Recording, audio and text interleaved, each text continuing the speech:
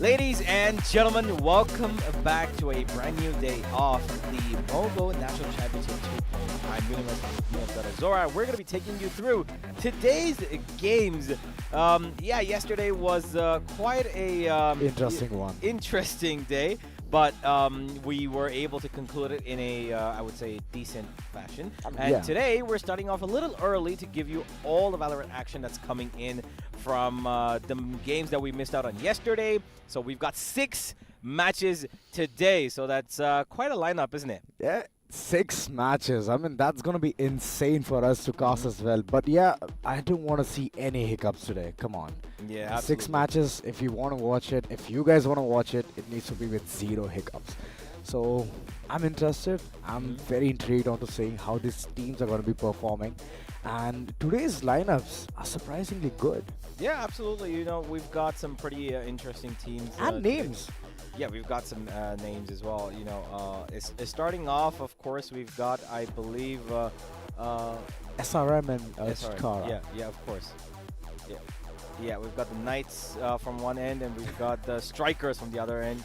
So we've got 2 interesting teams from 2 interesting universities. But of course, we've got 8, I believe, not 8, around 12 universities playing today. Yeah. And only 1 from each of these matches, of course, going through. It's a best of 1 still.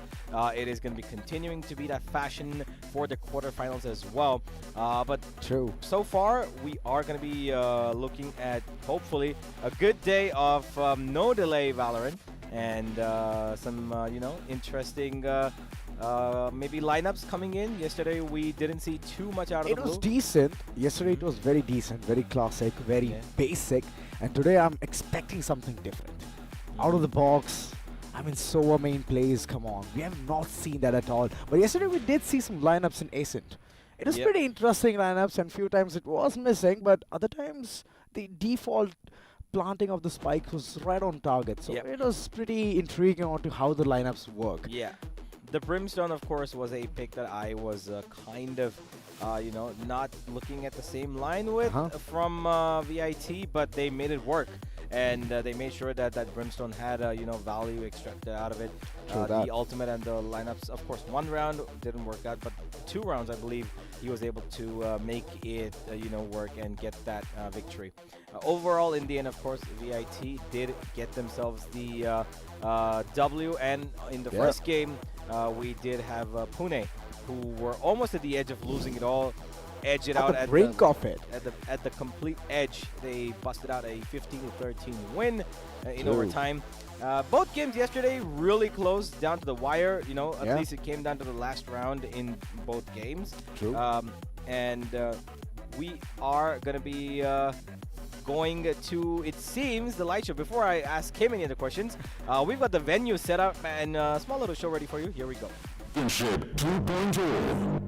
The battle arena is set, and only the fiercest competitors have survived the grueling qualifiers. These top 16 teams are ready to unleash their gaming prowess, aiming to conquer pixelated realms and secure their place in esports history.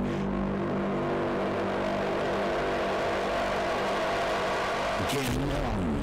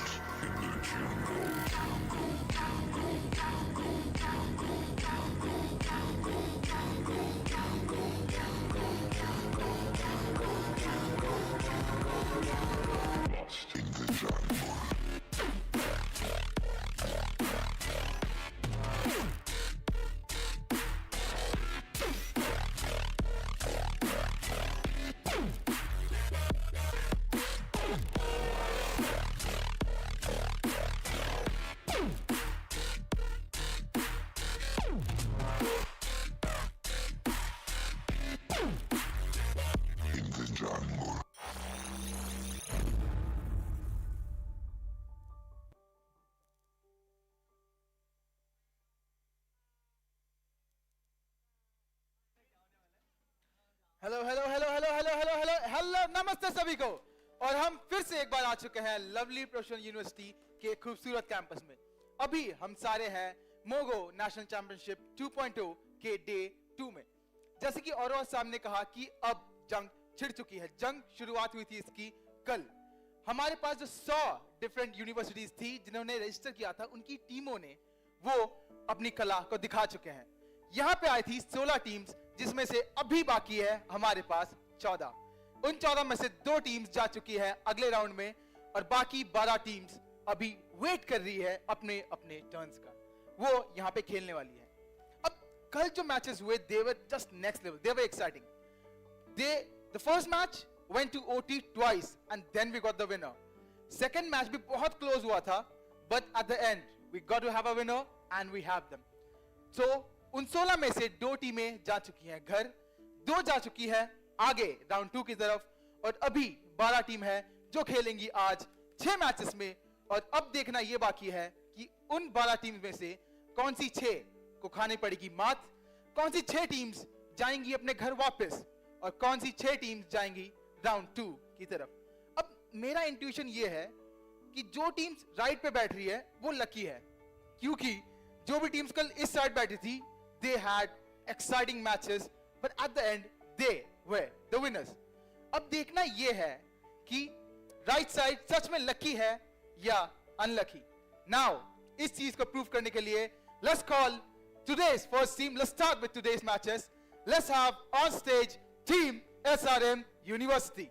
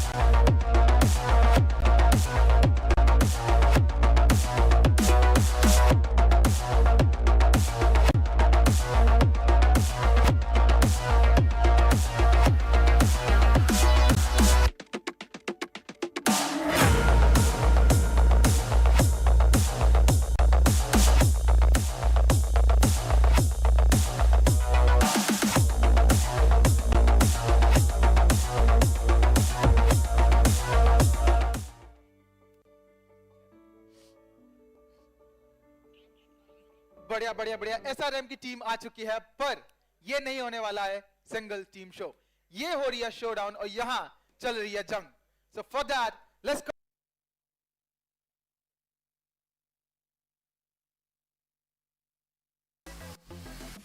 And welcome back. We seem to have a slight issue with the feed once again, but we'll get back there quickly. At this point, I guess we're all used to it. Yeah, you know what?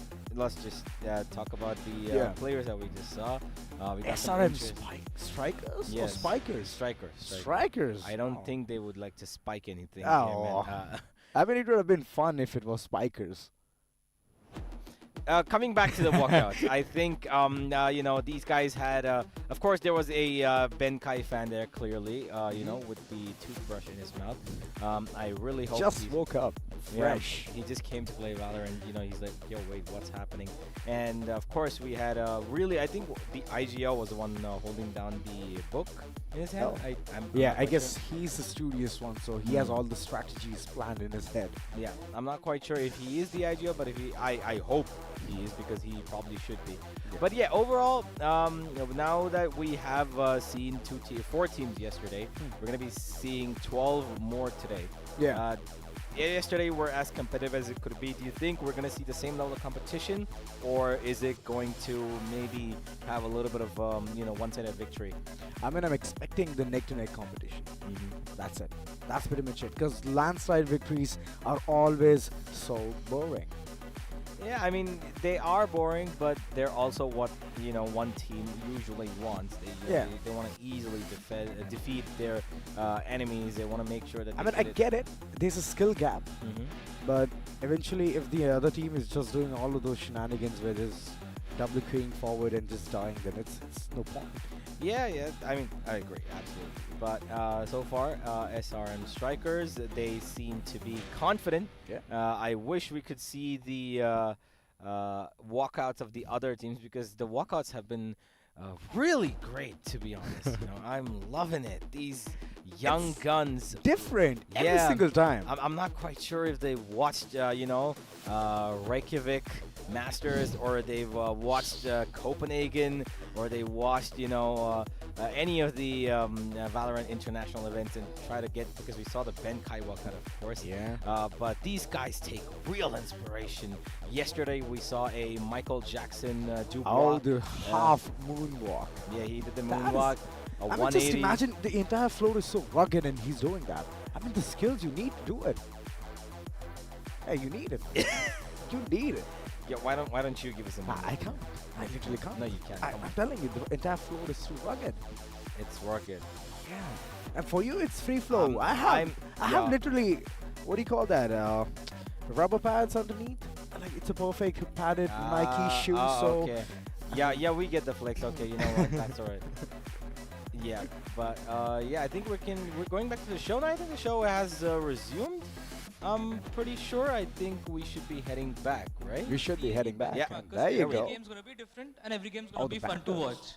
So I don't see any Ben match can be there in every single game. It's gonna change every single round.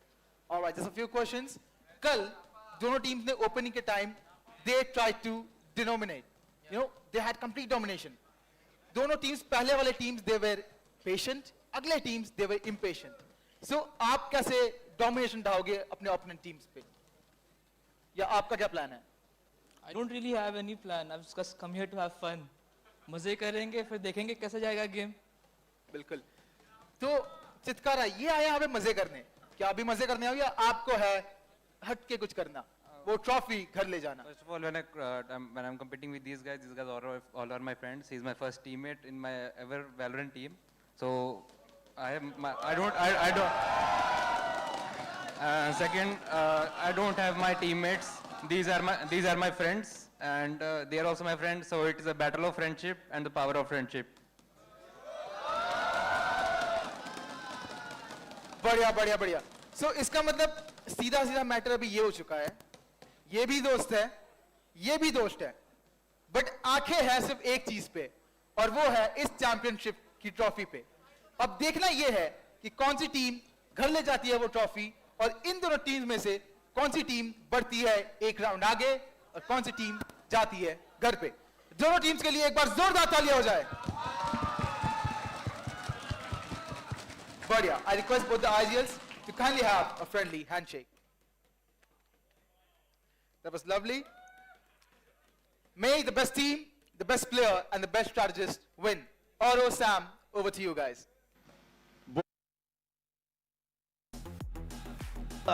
We're not Oro and Sam. Yeah. Thank you for remembering us, lovely host. But Universe Alzora. yeah, we're the new kid on the. Nah, he's the new kid on the block. I've been here for a donkey's years. But okay, anyway, let's get back to what is the matter at hand. Unfortunately, we couldn't see the walkouts of. Chitkara. Yeah, of course. Chitkara Knights. Yeah, the Knights. I'm just gonna call them the Knights. Yeah. Because, Go ahead. Yeah, but I believe that these guys clearly they believe in the power of friendship, much like RRQ. I'm trying to draw the parallels here between the VCT world and these guys, just to give them that little bit of competition, feel. Right? They are playing, of course, on a LAN stage, which is, of course, a feeling competition that you don't usually get at this kind of a level. But yeah. Fact of the matter is that this seemed like a more friendly banter, or I would say friendly talk between two teams compared to what we had yesterday. Yesterday it was just all out, guns blazing, right with words, right in the match. Everything was just going haywire. I mean, the first match was so interesting, so intriguing as well. 15-13, and Pune took it. And it's a BO1, so you don't have the second chance to even fight again. Yeah, it's one loss and you're out. Yeah, the 15-13 felt quite like 27-25. Not gonna lie. But it went so long. Like Yeah. it went to the second OT. Yeah. And I was praying it doesn't go for the third. Yeah, but either way, we've got our players setting up right now. Actually, you know what? They're actually just all set up. I'm pretty sure. There's going to be probably no delays, ladies and gentlemen. We should be heading into the game pretty quickly today because we've made sure that since yesterday, all of the technical issues that kind of kept popping up on our screens, we're going to get rid of those as much as we can.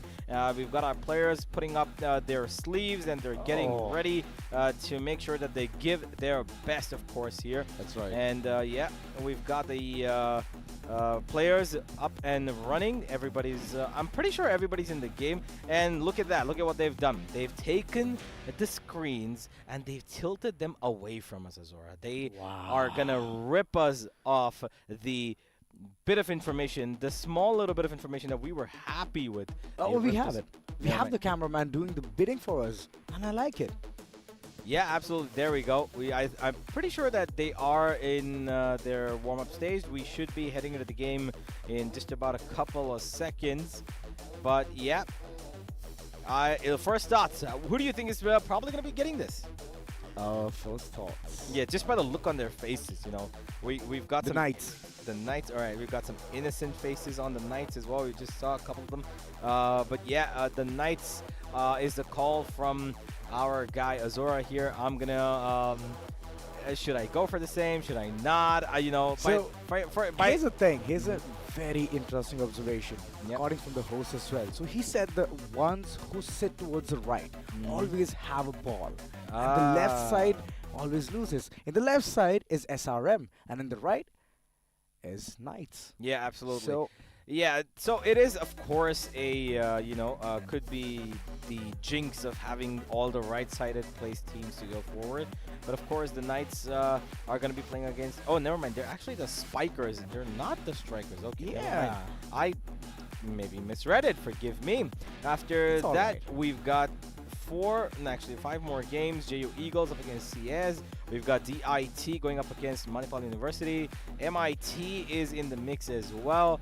And we've got quite a bit of matches. We will head back to that screen in just a second. We got the gray screen of that. We got a GSOD, but we should be back real soon. Yeah, but like you mentioned, the Knights, of course, they have that, sort of jinx of having the better luck of playing on the right side. That's right. I'm pretty sure they believe it as well. Because they, of course, would like to get all the good luck on their side as they can. And today's schedule looks jam-packed. We're going to see many matches, 6 matches to be very honest. And the first 3 right on our screen, SRM Spikers, against Chitkara Knights is going to be our first match. So interesting, so intrigued. Let's see what they have to bring. I mean, last time we did see 2 maps, which is Ascent and Bind. This time, what are you expecting? We saw Ascent and Split, my friend. Oh, yeah, Yeah, sorry. Split. Yeah, not Split. Bind. Yeah, Darshita wants to bind, and Yeah. I think you're in the same zone right now. Yeah, but It's yeah. a fun map. Yeah, of course it is. Yeah, I would love to see me some bind as well. The veto is exactly what we're waiting for. On the other end of the same schedule, we've got the last 3 games. We've got MIT going up against LPU Tigers. We've got the MU Sharks against the Panthers, and we've got a couple of Cheetahs going up against what I believe is the IIT. Yeah, that's Madras. Yeah, that's IIT.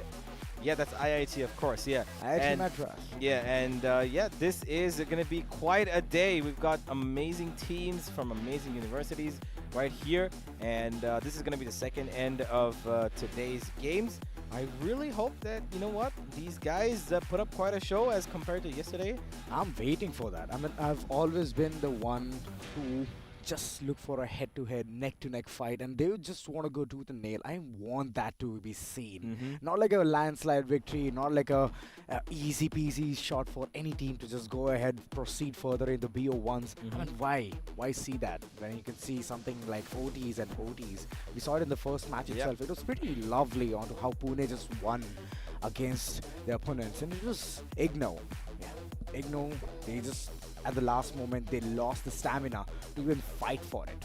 So these things, if any team is just planning on to go for a longer run, make sure you conserve your energy and go in straight. Yeah, absolutely. But Igno, of course, made their own mistakes, which led them to their own demise, honestly, yesterday. Because that final round where they were 12-11 up and they could have finished the game 13-11, we didn't need to see those overtimes come through. If the two players who pushed up A main on split yesterday would have just stayed put and played to their best gameplay that they had shown so far, on the defense, because it was really disciplined. But in the end, that overheat moment where you're like, you know what, we're gonna push, we're gonna take, we can take the control. Being greedy. You never know. I wouldn't say being greedy. I think they were just a little confident through, which pushed them to do a little something that they did not expect. No information, right? Yeah. They went in completely blind. They just put down a smoke, and both of them popped right out of the smoke. They did get 2 kills. They did. But there were trade backs as well, and it was really difficult for them to handle that pressure, because the minute they lost those 2 players, the other 3 who were towards mid and B, by the time they could come back to the site to retake it, the amount of map control that was established by Pune was far too good, and they were able to push us to OT, and the rest is, of course, history. And now we are awaiting the games to begin of today, as we've got 6 games, of course, like we've mentioned before. But if we are to wager a little bit of that right side seated luck, right? Okay.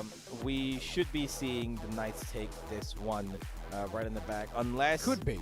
Unless, of course, we see the side of the Spikers find a little bit of a spike in their performance, because of course these are players that I've not seen them before myself, but I would really love to see something wacky come out of it. Definitely something wacky. I want to see a good meta as well. Last time we did see some kind of an action in the mid, in the A side, B side. The presence, the map control was there, but I want to see something different. Yeah. It needs to be like the explosive plays, like the W key gaming, right inside the site and going berserk with ghosts, with the best round, and after that the entire eco, just to prove a point that they're here for blood. Absolutely. I want to see that, and a good meta as well. Last time we did see a good addition of Sky and Sage, and it was a multiple heal which was going on, and it was helping the entire team being coordinated as well, being replenished with the health and then fighting back. So those things, I want to see it more, because it just builds the team's confidence, it builds the team's synergy, and that is one thing I love to see. Yeah, but we've got the map beta right now, so we can talk about it all we want. Let's go to the map beta and find out what exactly is going to be played. I believe we should be... I believe I've just heard it's going to be Ascent. Oh boy. Okay, interesting. We're going back to Ground Zero. I'm not quite sure if the screen's going to be going up. I've just been given a call. I think we should be going straight into the game, but Ascent is where we're going to be ending up. And again, Ground Zero. Any expectations at all? Do you think we're going to be heading down the same route as yesterday? I mean, I believe that it might be a neck-to-neck game, and I'm expecting some servers as well. It's going to be a fun pick. I mean, the information being relayed with the recon dot is insane. It's massive. All you have to do is make the perfect trajectory.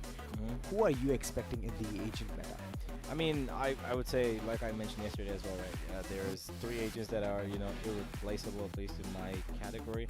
One is the Killjoy, I think, is a lot better than the Cypher. The B side? Yeah, either side actually. And either the Silver or the Fade, depending on your consistency of utility usage. And of course, the third one is the Omen, right? The 3 agents completely irreplaceable for me. If you want to move around, maybe you can with the you could bring in the KO as well. Like we did see the single initiator KO is something that you really don't see happening, because KO is the initiator who is basically the secondary duelist for the team. So him being there, is something that you usually expect on the fourth spot. But I think that's going to be pretty much, the standard issue. We're going to see the KO, Killjoy, Sova, Omen, maybe the Jet. If not, if we see a double duelist, a Raze and Reyna, maybe I would love to see that. A bit of Paper Rex-esque lineup. But what are you looking at? You know what? I want to ask you, do you think somebody might be crazy enough to go for a Yoru, Neon, something like that? Oh, Neon, not a good bet. Yoru can be a good play. I mean, I have expected a lot of gate crashes in that map. And back when I used to load in, I used to always see one person insta-locking Yoru. And I hated him because I wanted to play that. So yeah, keeping all of that beef aside, I would really love to see Brimstone come into the picture. KJ, like you mentioned, she's a standard pick in ASIN, because who better to hold the site with those turrets and alarm bots? And later on, just to manifest, just to make the entire thing very hard, is like putting those nano swarms into those first laners. I mean, you won't even get site access. And I do know a silver spot as well where you can just embed the nano swarm and it's just going to explode and affect a person, whoever is planting in default spots. These things are pretty interesting, and bringing KJ into the scene is going to be super good. But on the other hand, I would really expect a Sage. A Sage? Yeah, a Sage. Okay, Sage is something that we have seen before. Yeah, we have. I'm not gonna lie. Towards the A short position, she's really powerful. Towards B main as well. Usually used off for cutting off those mid pushes if at all they come through. Moreover, here's one more thing. Towards the B section, towards B main, she can easily slow down any enemy coming right in front of her. True. I mean, if she's in defense, of course. And if in attack, she can make some really good cheeky plays. Sure. I mean, talking about those 3 holes, if any defenders are just waiting and baiting one of those players to just move in, lure inside the trap and then go in berserk, I mean, that can be stopped so easily. Wall it up, shut the door, and you're done for. Absolutely. It is, of course, a useful agent, but the downside of the same agent is that you have no information in terms of how the Killjoy or the Cypher provides. The minute somebody walks in, the turret is activated. You don't need to peek. Yeah. But with Sage, you need to be able to peek. Yeah, you need to be able to proactive get that moves. juggle. Yeah, exactly. That jiggle is really important, especially if you're playing towards B. Your wall isn't going to stay up for too long. Yeah. It can only be, surmountable for a certain amount of time, especially if it's not broken. Otherwise, it's going to be spammed down. Every time it's spammed down, you're going to be worried that somebody's going to walk through. If a timing catches you off, you're practically good, good and dead. True. And that's exactly why she's not being played as much on this map. Of course, because Ascent is a map where you will need strong, hard sentinels to watch your back. Otherwise, there's always going to be timings that we've seen exploited multiple times. We saw it yesterday a couple of rounds as well. But yeah, Ascent, what do you think is the better site to start on? Do you think it's better to start on attack or better to start on defense? Better to start on attack and then capitalize on defense. All right, well, that's a good. That's exactly what I agree with as well. With the attack, in your hands, you should be able to at least squeeze some rounds in the first half and then later on go berserk.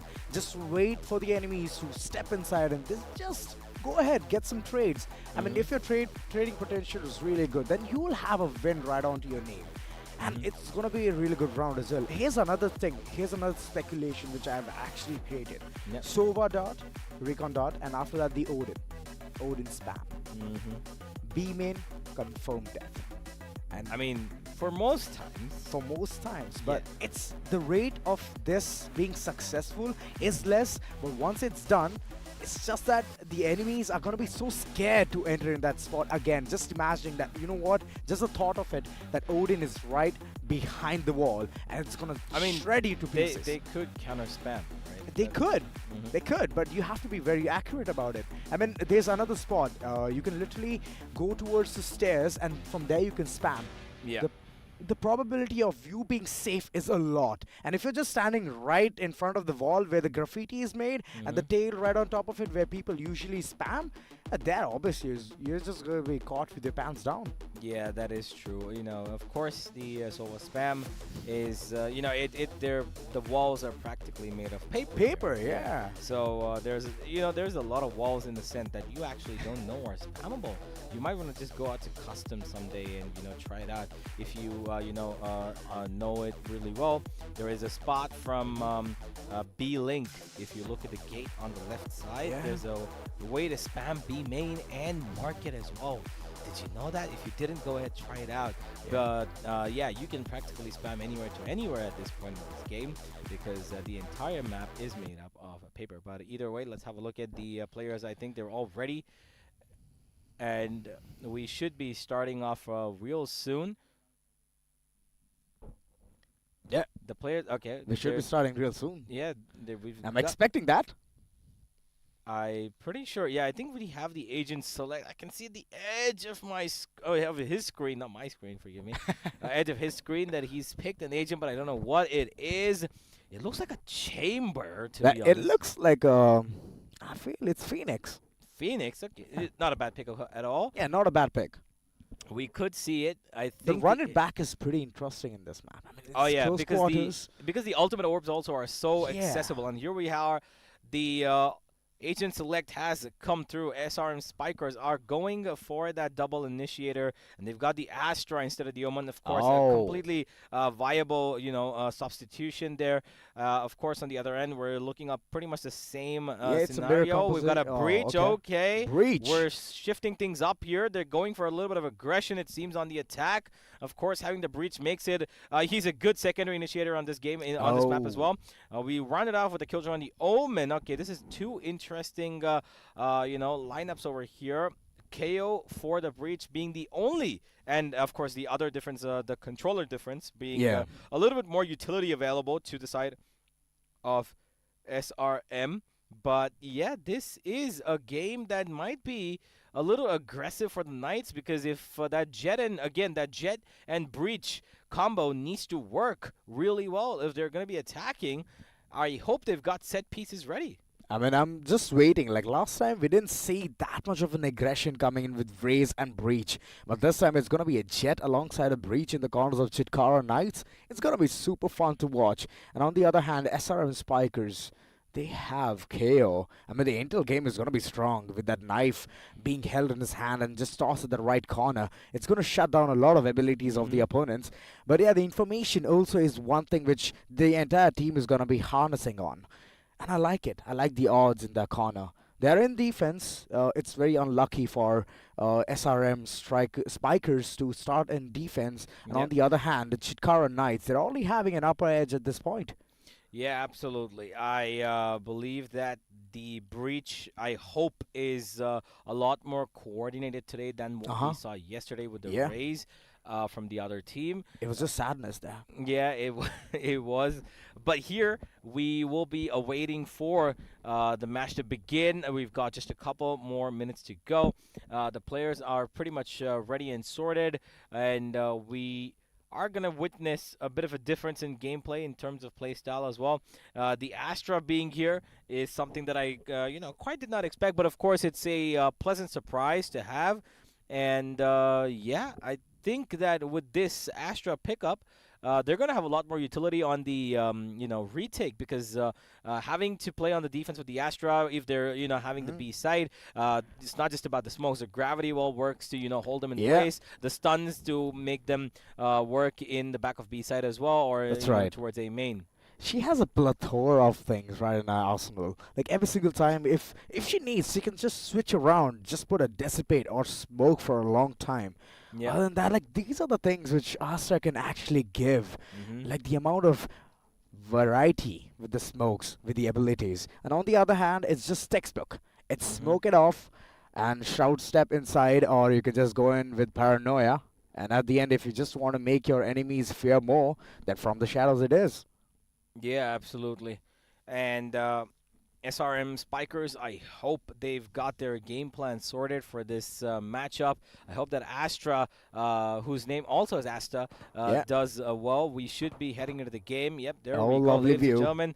We've got our first game of the day underway.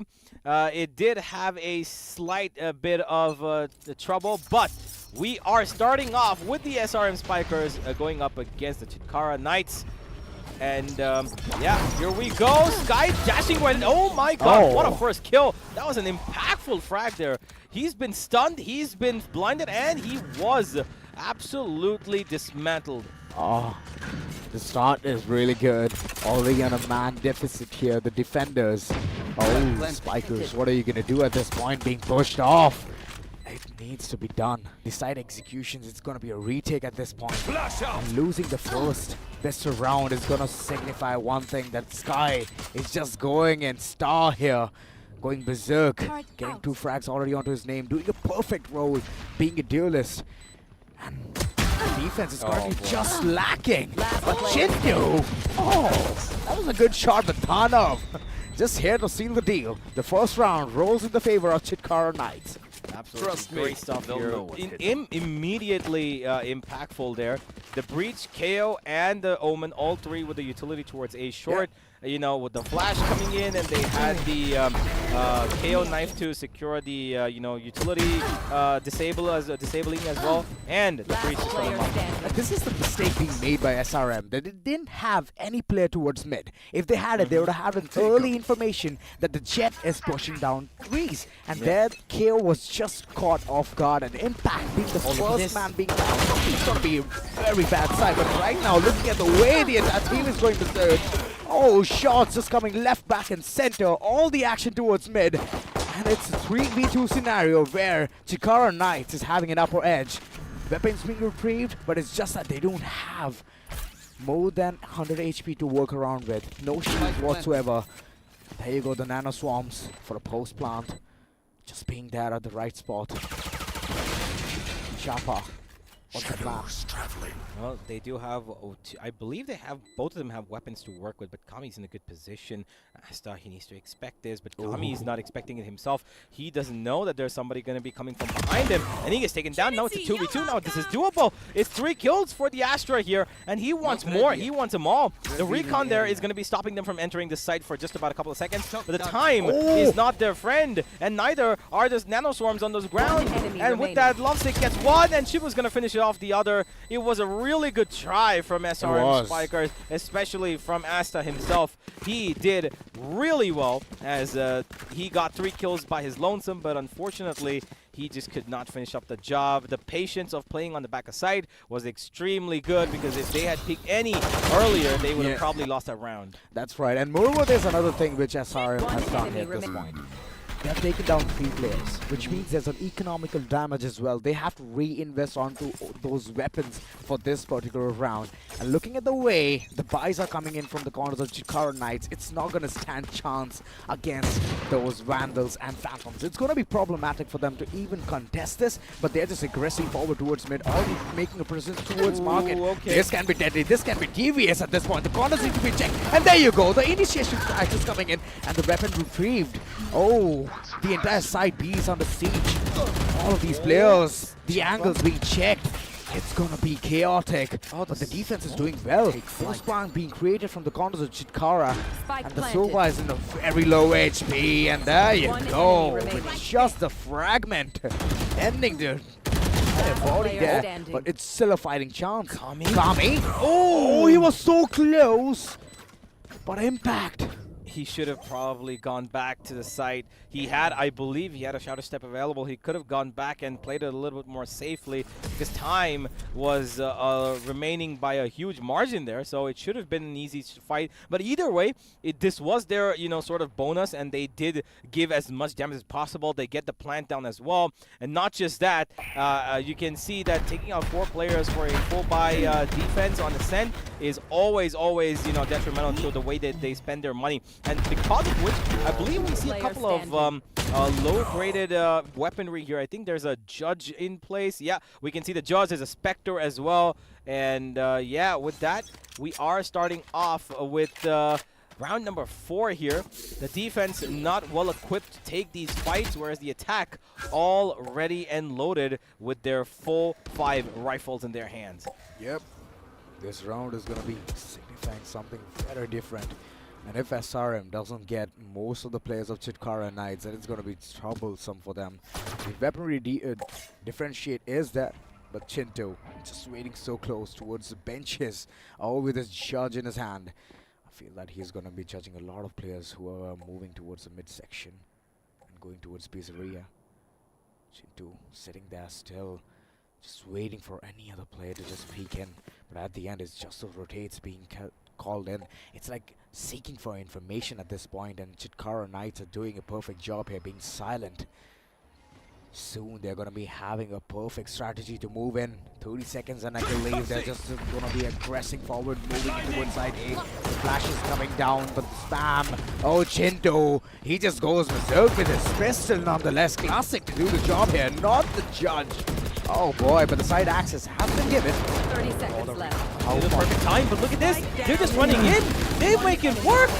What the hell just happened to the Knights? How did they lose that? They got blindsided. They got everything in their arsenal to make that work. They had the weaponry, they had the utility, but that one recon pushed them under heaven. The minute that recon came through, they saw that everybody's under heaven, and they thought, okay, you know what? This is our chance. We need to go right in right now. And they spammed their way through. Really good play there from the Sova, because he threw that recon at the perfect moment.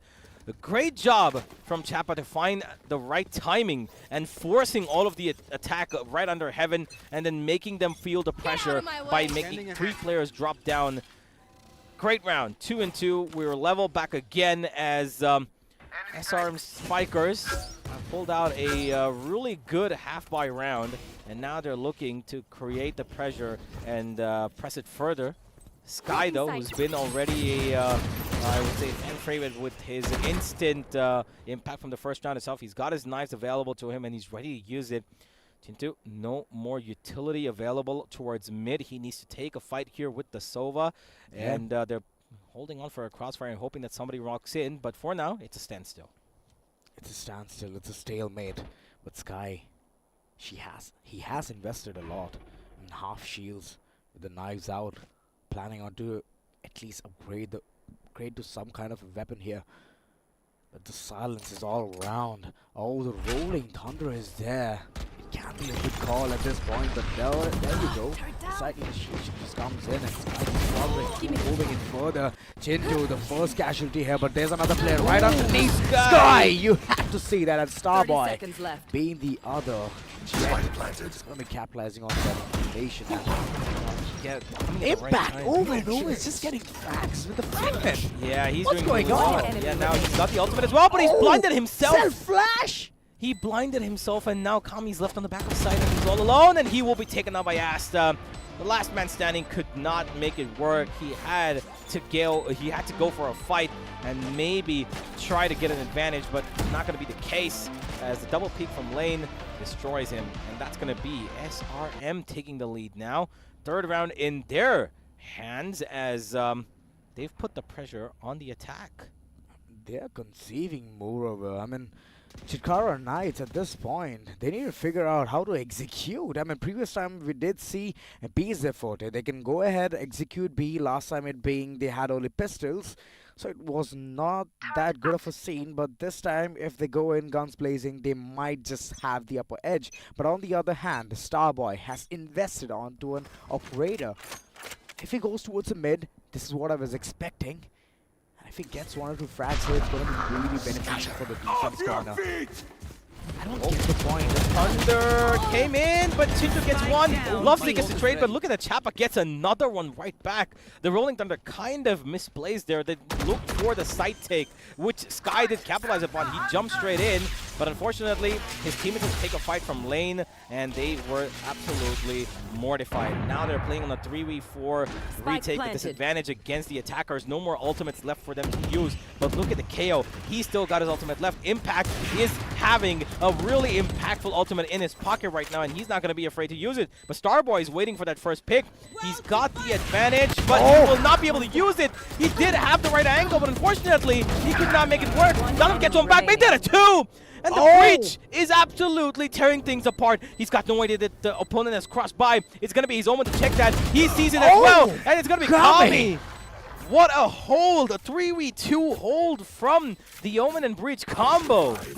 Oh, that was perfect. But that one frag, Sky just initiated from the corners of Chitkara Knights was very impactful. I mean, shutting down the Jet, having the operator was important, was vital, and that is a good sign coming in from their end. The attackers at this point are just having to prowl, and this is where everything just unfolded. Oh. Chopper, oh boy, he was actually having a really good angle there, but at the end he had to face defeat in the hands of Danav. Oh, this man is a beast. He was just stuck in one corner and he just stuck to his gun, stuck to his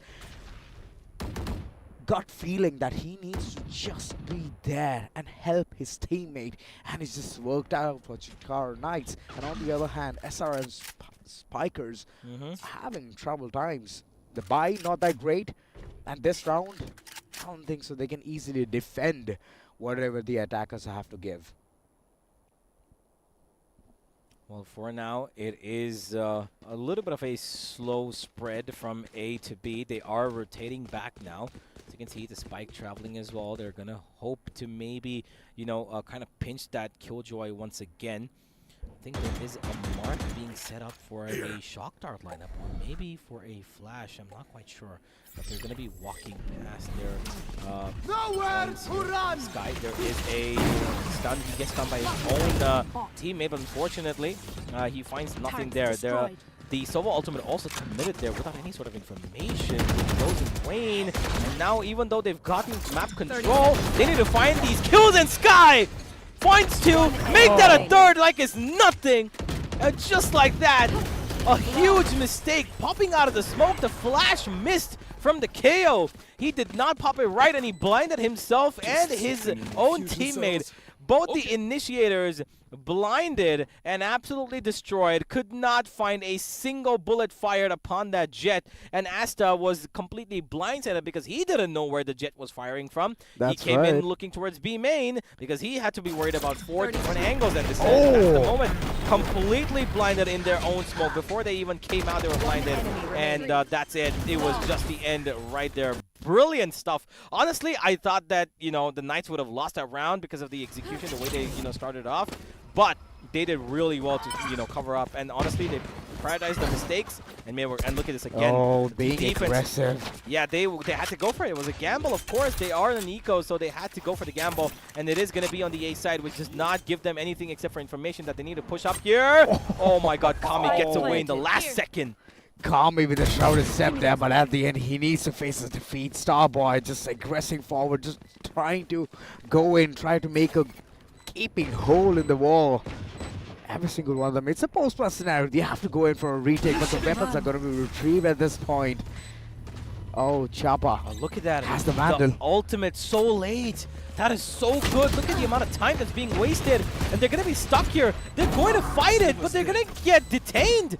And there it is. One player's got detained. The other one's towards spawn, and he's practically dead. Lovesick. Oh, boy. No, he's in Switch. He's in Switch. He's in Switch. Nobody even see. He didn't see him. Yeah, there was no information on him. But at the end, he is going to be going down as well. Oh, Chitkara Knights are doing really well at this point.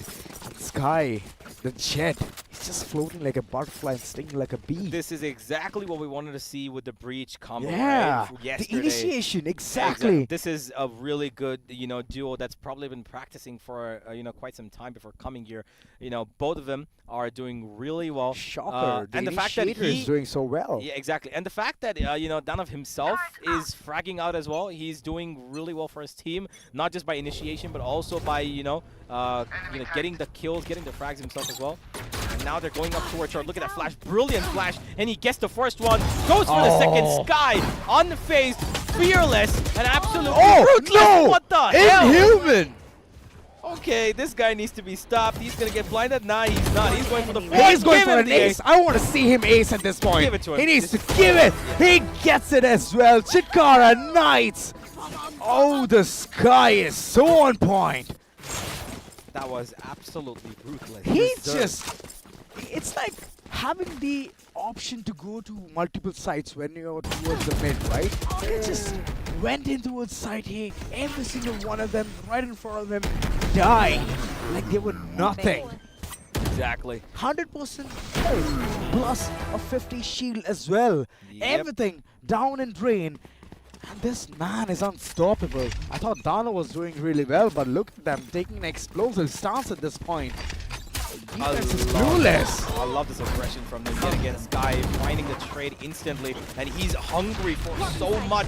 The stun is perfect. Sky, he knows that his alter ego's right in that smoke, and he gets him. There's no running away there, Starboy. Sky is everywhere, and he gets the plant down. His duo, his initiation duo down. He's got a flash. He's gonna go for the. He's gonna go for the aftershock. Gets that angle cleared up, but the problem here for the defense is that they've got no weapons to work with. Kami's gonna get one. Danav's looking for another. This should be a clean round. Number 7 coming up. Pretty nice and easy. Still a little bit of damage given here. Impact trying to maybe make things work. Stuck in that smoke. Maybe hoping for the fact that somebody just walks in his crosshair, if he's able to go for that ninja defense, would be amazing as well. Not going to be the case. Shibbo's going to hold it. The odds are very hard. Yeah. Oh, okay. Oh, Impact, hello? He's going to try to save that weapon. Nah, he's got no time. He's going to got no time. Nah, not going to happen. Chitkara Knights, 7 on the board on the back of a really aggressive playstyle, which has been working wonderfully for them as the pressure now on the defense mounting and mounting. It's so mounting at this point because they need to squeeze maximum rounds. Because this is a defense-sided map. Yep. And looking at the way the scoreboard looks like, it's already 7-3, so the first half might go in as an 8-4 or a 7-5. It does look like this is going to be If it's a 7-5, it's going to be easy for them to recover. Yeah, it is. But the problem with that is I don't expect, the Knights to slow down their pushes even during defense, right? I'm pretty They're sure confident. there's going to be, their first call is going to be probably go for that, Omen Flash and breach stun towards A main, take control. Sky dashes and updrafts up, finds one pick and then gets back instantly with the smoke off. That's seemingly what could be the pistol round strategy. They could do the same towards B main as well, but of course he will need support, so he might have the Omen running with him. Well, we'll find out because we still got a round left here, ladies and gentlemen. We should be heading back into the game. The scoreline here heavily favoring the attackers. They're hoping for a lot more. Sky and Danav absolutely doing a brilliant stuff here. The combination is amazing. It's just working so well. And right now we're just seeing KJ sitting at the last 2 spot. I mean, it's all right, but in the defense section, she might be doing a lot more damage, a lot for impactful plays, and so will the Sova do the same. I mean, the information being relayed needs to be on point, right? And he's helping the team to gain that.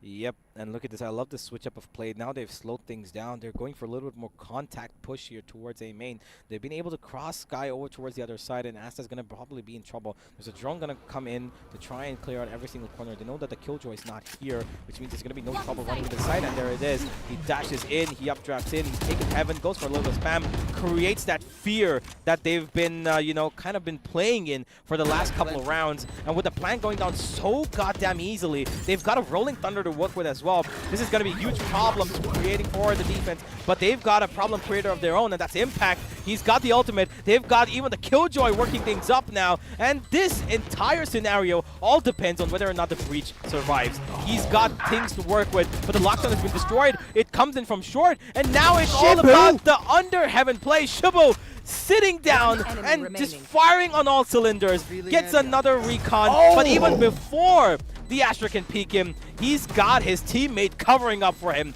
8-3. What a team performance here from the Knights. Team coordination on point, and every single one of them is having the initiation at this point. having their backs being watched by one another. This is the classic Valorant which I wanted to see. And Chitkara Knights is putting up such a good show. But on the other hand, SRM, they're having a choker at this point. They don't know what needs to be done. The site is being given so easily. They have the weaponry advantage. Why not put a KJ right inside A? I mean, understand what the switcheries are happening from the corners of Chitkara and capitalize on it. But looking at the way Sky is just regressing forward, he wants to gain information. He did gain it. He did make a fake play. And right now, Astra think that it's all about a take. Yeah, it is looking likely because of the rotation. You can see the Soul's already made his way over here. They still have, of course, the ultimate of the Breeze still alive. They've also got now the Hunter's Fury online, so this is going to be a little bit of an easier round for them. The retake scenario, the only thing that they've got is the Cosmic Divide, which can only be used if they've got at least 4 players alive. Otherwise, it's going to prove to be a kind of a problem to use that ultimate because you need to know where exactly that ultimate is going to be placed. It does cut off sound, of course. But it's been buffed. Yeah, it has been buffed. It has been buffed, but you need to know when exactly to use it. Look at this now. That stack of players towards A heaven, and on top of that, they're playing a really passive setup on B. They're playing retake practically. This is an A stack, but can this be broken? The door has been closed. The recon comes out. Sky's safe for the moment. No, his teammate is not. He still gets away. Oh my God, Chapa, he could have just gone for the spam. The Rolling Thunder to clear out that angle, and he finds Asta on that right side corner as well. The side control. The one and only ultimate has been absolutely taken out of this game, and now the Rolling Thunder is going to do the rest of the job. The Nanoswarms are going to do the rest of the job. It's a 3v4. Right. The retake looking highly unlikely. A 9-3 possibility, real heavy here. Yeah, that's right. False line being slept at this point. Slap on the enemy's faces. And look at this. Every single one of the defenses just falling apart. One by one, but Chapa, he wanted to fight. He wanted to sting.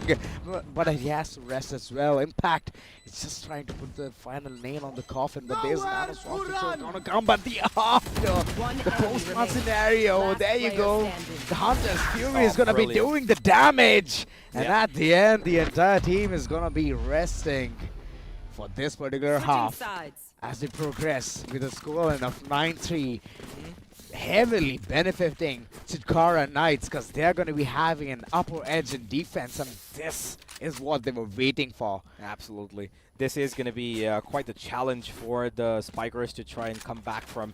You know, they did have a couple of moments of brilliance in the first half, but that was way too early. And the Knights putting up so many rounds in a row has been really, really demeaning. And as you can see, they are going for that mid push. They're going to take mid link, and they're getting a recon push up towards B main to try and hold on to that as well. So this is a really great pinch moment that they're going for. But is it going to work out to the best of its benefits? That's exactly what we're going to see.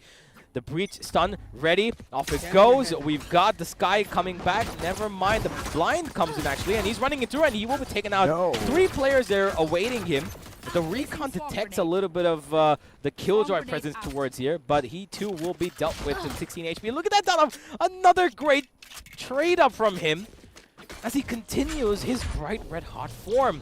Yeah. The A short switch has been made now, but they're running in basically on the back of Vibes. They're just going to try and make this work on the back of just getting a couple of picks, but they're trying to even get rid of this breach. They've got a Sova also to deal with here, and this is just turning out to be a massacre as everybody from the defense is making it work, but it still comes down to a 2v2. Trades coming in back and forth, the pinstripe kill switch, as now we've got Asta in the most brilliant position to turn this game around for his team. But will the Killjoy expect it? No, he will not. He won't be expecting that. Oh, way too low in his HP. Omen being the last man standing. It's going to be a post-plant scenario coming in real soon. There's no fighting chance because 2 players are being alive. The crosses can be maintained. But if he isolates the fight, he has a better chance of winning at this. But looking at the way, he just has one ability, which is Shrouded Step. It's not going to be helping him that much in this run. But Chapa is holding a very crucial angle there under Haven. The tap comes in, the fake comes in, but there you go. Getting those angles need to be checked, and Chapa, he was way too aggressive, already made his way towards the boxes. And with that said, a round rolling in for SRM Spikers. Yeah, finally, the silence breaker, the deal is on. And they might be getting the second round as well, because they have the anti-econ to the name. On the other hand, Chitkara, they are just going to be running around like headless chickens with those classics. Or if they upgrade to a Sheriff, I mean, they have a better starting chance, fighting chance. Looking at Shibu, he has invested. And Sky, oh, I like to see the frenzy coming into the scene as well. Yep, absolutely. But I have a very strong feeling that they might be just entering into a side B, like blind push. Yeah, they're not going for a complete, crazy push. They're taking their time. They want to play a little bit of contact here. They've given no sound. They've given no initial utility. Now it pops in. Got the recon coming in. The Jets dashed in, and this should be a pretty easy B-side take. The knife confirms the presence of one at least. The B-side is completely free. So this is going to be a 5v5 retake. Kami eats up a bit of that Spectre spray. Did not expect it to come in that way, but it has been softened up a little bit.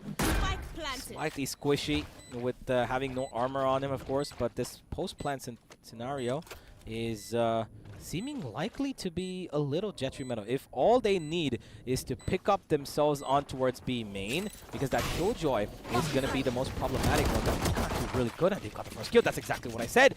Getting that Killjoy is what they needed, but now the spam could come in from the attack themselves. Their recon was really good, but nobody actually capitalizes upon it. Asta gets the first, and now we've got the defense running straight in. They picked up a gun as well, but I don't think it's going to be of any use. Lustig gets still one gets though. He's looking for more. He's watching his teammates fall beside him, but he's still trying to find as much as he can. Down of the last man standing. He's going to try and hold them off on the site so that he can maybe get them to die from the spike.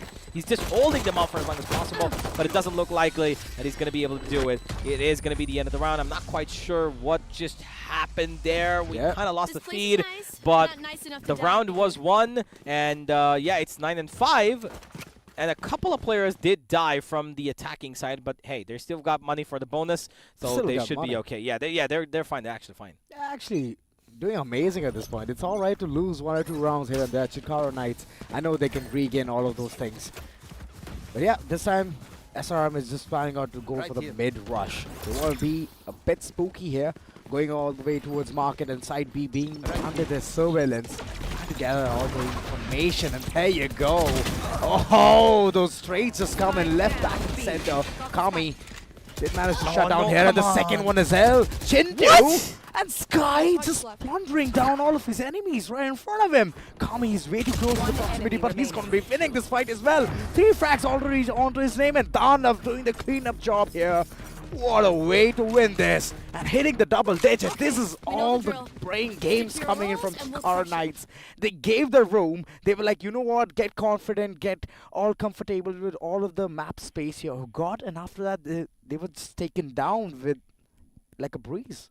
Well, it was quite a blind-sided, hole there. And Kami himself, sitting in that lane, finds the first. At the minute after he finds the first, he should be pushed away from that angle, but nobody's challenging him. We've got one Killjoy jumping into pit, into Cubby with a reloading gun.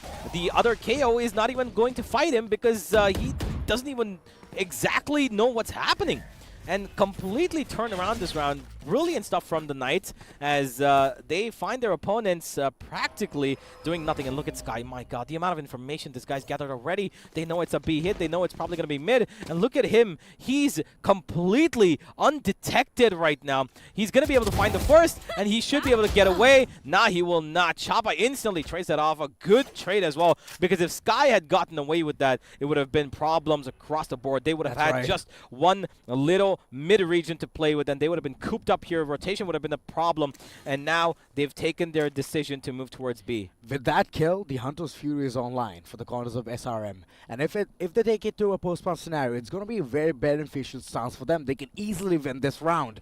And judging by the way Chitkara is just waiting towards the boathouse, I mean, they're not being aggressive. They're just playing on intel, but that flash, it's going to be taking down a lot of information. But Kami, oh, this guy's a beast. He's just slaughtering people left, back, and center. Last man, he has no clue, but Chintu, with just mere 4 HP, he did manage to shut down 2 players. And there you go, the Blades just comes in. And with that said, Danav, he came too close. Yeah, he came too close to the proximity. Right before the stun, he was able to find his other kill, but that came way too close for comfort. Donav does finish it off, but it is going to be a round that they would have hoped to not lose these many players. Sky getting all that information in the early stages allowed them to stack on B, and that's exactly why they found these first 3 kills. But this final kill onto a blinded killjoy, both of them missing that spray. Both of them missing that spray. The adjustment, the last moment adjustment just coming in from the corner of Chintu did give him a good stance to fight, but not for long. Yeah, not for long, absolutely. Oh, okay. It looks like an aim in aggression that could be coming in from Sky. He's waiting on the stun for the sound cue, but it doesn't seem likely because the attention right now from the attack is going in towards mid, and he's short. Exactly where they're waiting. Donav puts down that fault line. He's used for as bait, and he will be holding on to this angle for as long as possible, and he just swings out wide because he knows that his opponents are in an eco. They've got pistols, they've got marshals, they've got no confidence either, so they're gonna just run in through. Chapa's the only one who's probably getting a little bit of work done here, but he's got a flank, and he will be falling to that flank as the last man standing is in his own spawn, and he will be hunted, and he will be killed. 12 to 5. Ladies and gentlemen, this is now just a frag fest. It is. I mean, I thought it's going to be Sky taking the last frag, but Kami came all the way across and he got the frag. I mean, way to be greedy there, but yes, a good fight coming in from the corners of Chitkara Knights. They're just understanding what the opponents are doing at this point, and they're just on to the match point already. A scoreline of 12-5, and it seems like SRM has no idea what to be done. I mean, they're just clueless. Yep. No strategies whatsoever. Impact with 0 credits on his name, and everyone is running low. Like, if they lose this round, it's done for. And Donav already initiating things, getting a frag fest onto his name. Never mind. Three onto his name? Chapa, you need to invest onto that. Oh, you need to invest onto that ultimate. Knife, aren't they? They're going for the knife, aren't they? Oh, they are. The nasty ones, Never but mind. Kami, he doesn't want to go easy. Okay, well, an amazing win here for the Knights as they absolutely torment the side of SRM Spikers, who have been humbled, honestly. They will be exiting this tournament at the round of 16 stage. Unfortunately for them, the competition against them was way too good. Sky, Donav, and Kami absolutely running circles around this team, and they seem completely like, you know, it's just another day in the office. They're just, you know, so cool about it. I mean, no expression. Just some kind of a joy there, but they don't want to celebrate this early. They want to win the trophy and then celebrate grand. And this was a really good initiative coming in. Chitkara Knights just showcased such a good gameplay. I mean, this combination, this meta did work so well, and I loved it. I love the combination whatsoever. Absolutely. It was really, really aggressive. They made it work really well. This is the Breach and Jet, the Breach and Duelist combo. Yeah, that's exactly what we expect to see most of the times. And Sky, of course, really well seasoned in the way that he knows. He knows how to work that Jet, whether or not it's been... Yeah, exactly. It has been nerfed. The agent has been nerfed so bad. And Riot just wants you to explore the other duelists, but this guy is so arrogant. He just wants to play Jet because he has been playing all those hours with that agent. Yep. So yeah, you could see the hard work just being paid off, and the combination was so on point. Moreover, the mentioning of Omen, I mean, credit where credit is due. He just did a fantastic job being Omen. The smokes were on point, and even the flank game. Every single time we see an Omen, we see some kind of a gameplay coming in. For example, it's going to be a lurk gameplay, or it's going to be a backstab. Every single time he was there at the moment, and he just made it work so well. Yeah, absolutely. He did have a great impact. Kami was, you know, really good in terms of initiation as well, especially on the attack where the Breach and the Omen combo was actually used together. So that's a really interesting you know, combination that these guys put together. They're clearly practiced behind it, making sure that the stun and the flash is utilized for the Jet, because of course he's the only duelist, so they need him to find as much advantage in taking a fight before he even heads or dashes towards it. Before it's a 50-50, they make it a 90-10 for that Jet, and that's exactly when he moves in. And Sky was making it really, really easy for the initiator and this That's Mogo. right. But ladies and gentlemen, we've got the host on stage. He's going to be talking to teams. Let's go to him.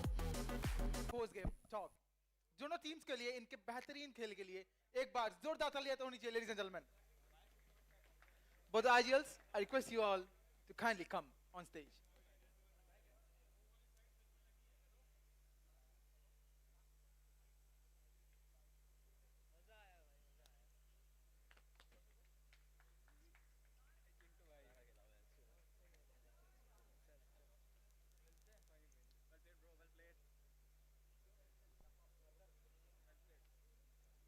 Competition अपनी जगह है but the friendship these guys has जैसे इन्होंने कहा कि ये दोनों teams दोस्त है so it was basically a match between friends and friends but at the end of the day किसी एक टीम को चला जाना है घर और एक टीम जाएगी अगले राउंड पे वो टीम है चितकारा यूनिवर्सिटी और एसआरएम हमें छोड़ के जा रही है they are going back home they are leaving the stage of Mogo national championship 2.0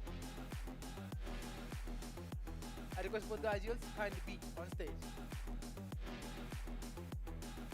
तो चितकारा जैसे आपने कहा कि ये दोस्त थे आपके तो क्या वो एक बैक ऑफ द माइंड कोई ऐसा चीज था कि दोस्त है थोड़ा इजी लेते हैं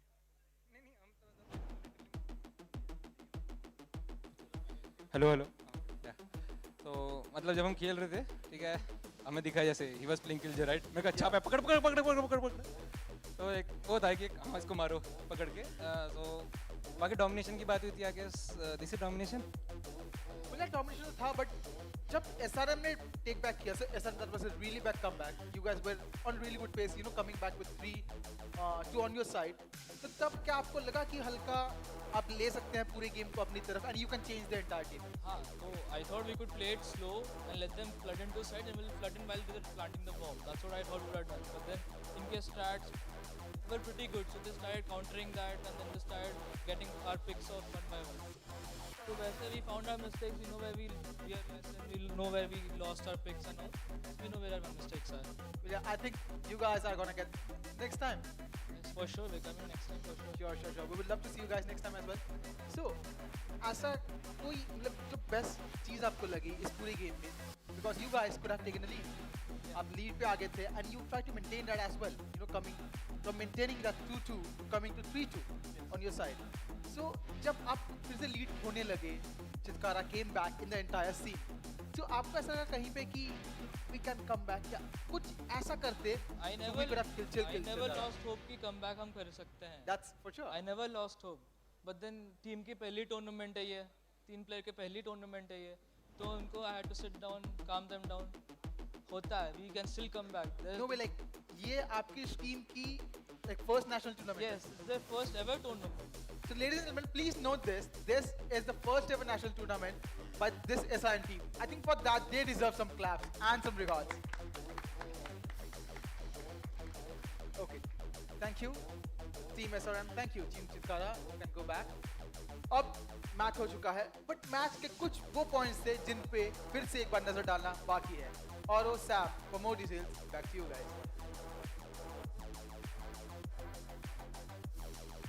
It was quite a game and quite a interview as well. Yeah. They, of course, feels bad for the SRM Spikers, but unfortunately, the experience that was brought on by the Knights, the Chitkara Knights, was really high level, and they're going to be going ahead to further participate in the quarterfinals. But for now, I think that this, of course, is while it's a learning curve for them. I hope that they come back again and keep grinding and do better, and hopefully find themselves in a better spot. But let's have a look at the stats as well. Of course, 13-5 overall scoreline. Real landslide here. But it was Sky and not just Sky, man. Come on, Sky, Donovan, and Kami, all three players doing absolute wonders here for their team. The 353 ACS. Absolute dramatics. But on the other hand, SRM Spikers, they did try the level best, but they couldn't understand what Chitkara Knights are bringing onto the table. And that's one thing which Chitkara Knights had the edge on. Like, they always surprise their enemies. And every single time SRM was wanting to win the round, they unfortunately were blindsided. But yeah, kudos to Chitkara Knights. Honestly, congratulations. Danov should be the MVP, at least Yeah, in my he eyes. should be. He's 21, 8, and 16. ACS. Yeah, the ACS is 316. I think Yeah. the only reason is that Sky got, I think about 6, 7 first bloods. I'm not quite sure how many. Oh, yeah. We'll have a look at that in just a bit because, of course, he is the match MVP as well. The first round itself, when he just plundered down towards midsection and went Yep. towards free, I mean, I could just see what this entire game is going to be all about. And Sky, I mean, he deserves it, but I feel that Danav, he did a really good role being a pseudo duelist or being an initiator in this part. Yeah, absolutely. He did have a pretty, Shibuya and, of course, Lovesick had a rather, conservative role. They didn't have too much to do today except for, just help out their teammates get towards that, frag. And, of course, here, 7 first bloods for this guy earlier in the match. Lovely. Of course, this is exactly why he is the MVP of this game. Overall, real great performance. Close to 2 KDA at 1.8, actually. KD ratio and 350 plus ACS guy. This is a player you need to watch out for. Whoever is going to be playing him next, the team that qualifies from the next game that we're going to be having pretty soon, you need to watch out for this guy because he is a seemingly real strong beast on the server. He gets that jet, he could tear you apart depending on the map. Of course, I want to see what else he can do, right? Great first impression, man. Indeed. I mean, he's been doing really good. And yeah, like you said, you have to watch this guy if you're playing against them. Chitkara Knights, what a way to just seize the victory here against SRM, and SRM was just left there scratching their heads. But this player, man, it's just wonderful. I mean, I want to see more heroes like him. Yeah, absolutely. I would love to see as well. I think we might end up seeing it in the next game as well. But of course, Sky deservedly is going to take this. I wonder if he actually plays Sky itself, right? Like it would be. Yeah, no. I wonder. It would be a name change and a agent change as well. Yeah, I would love to see if he plays this guy. But hey, that's just for the memes. We do hope that he continues on his good form, and. We should be having a real quick switch up to the next game as well, ladies and gentlemen. I'm pretty sure that the next game is going to start off real soon. Yeah. It is going to be, a lot better, I hope, than this game. I think it's going to be a lot more competitive. This one, unfortunately, had a team that just could not match up to the other. Base of Chitkara Knights.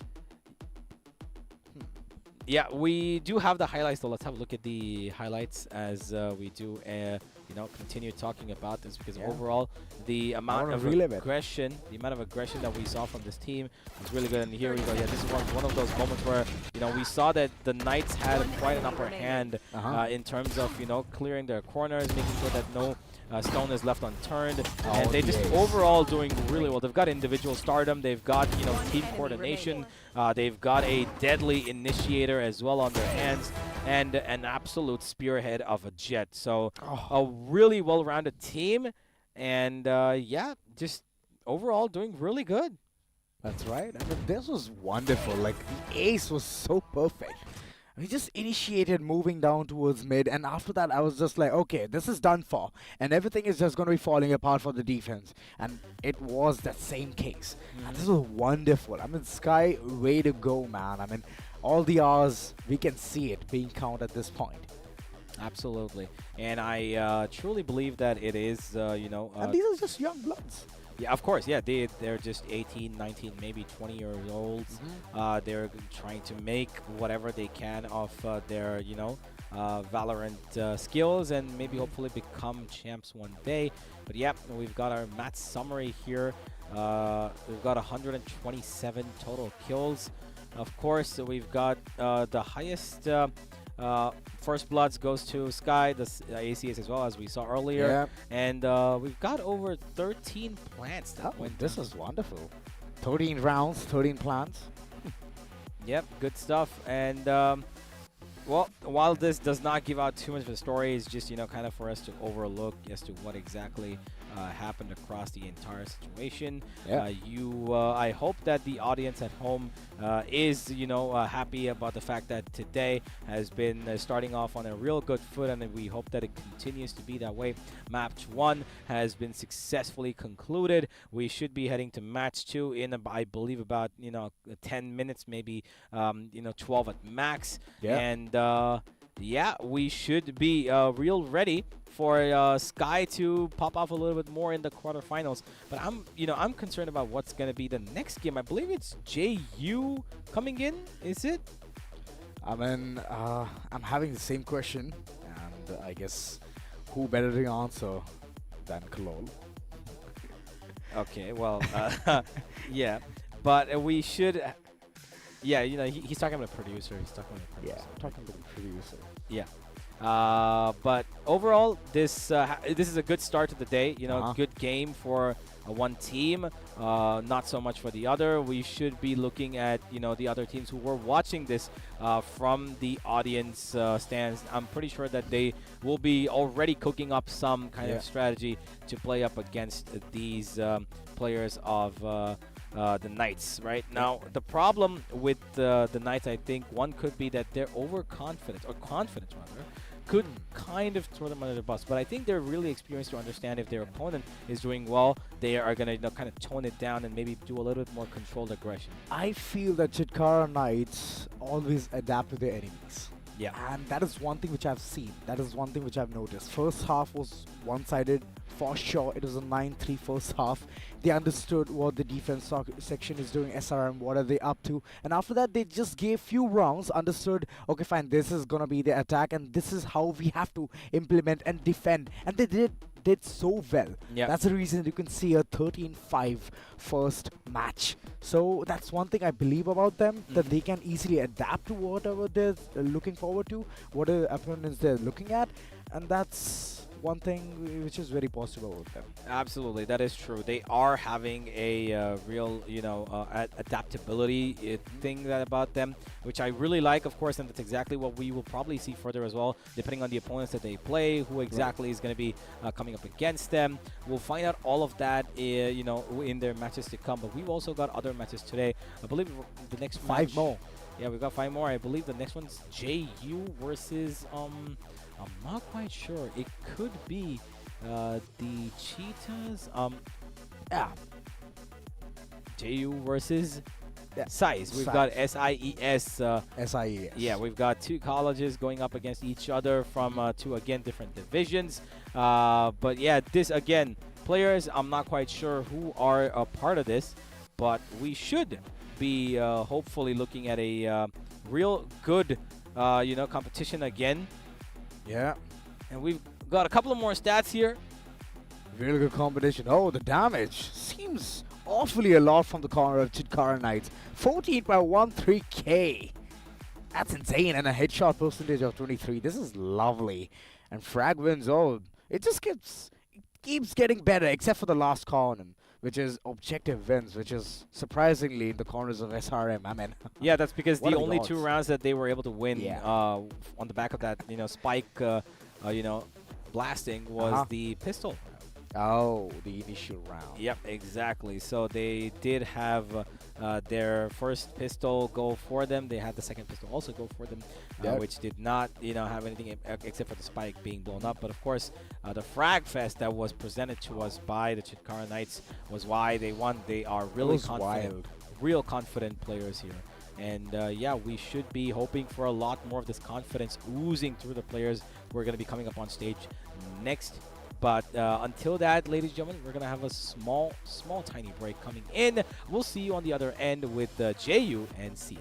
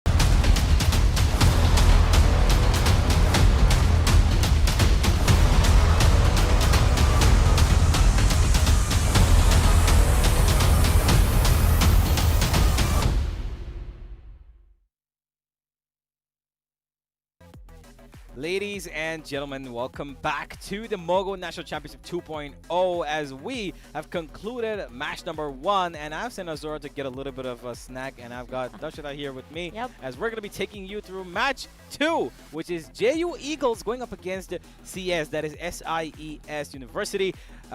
Interesting two teams. I'm not quite sure who is what in these games either. I'm completely blind about the players. I don't know what exactly or who exactly they are, but they are coming on that stage right now to make sure that they show what they can do. Can they be just as good as the Chitkara Knights who just went by? Because my word, that was a brilliant performance. Oh yeah, definitely. I was just behind the screen looking at what all is going around, and Chitkara, what an amazing play, especially the Jet and the Ace. I just can't get over the fact that, you know, we witnessed that Ace coming up from that one specific player, and it was actually amazing. To start things off, it more or less felt like it could have been anyone's game, but again, after few rounds rolling up in the favors of Chitkara, it was pretty done.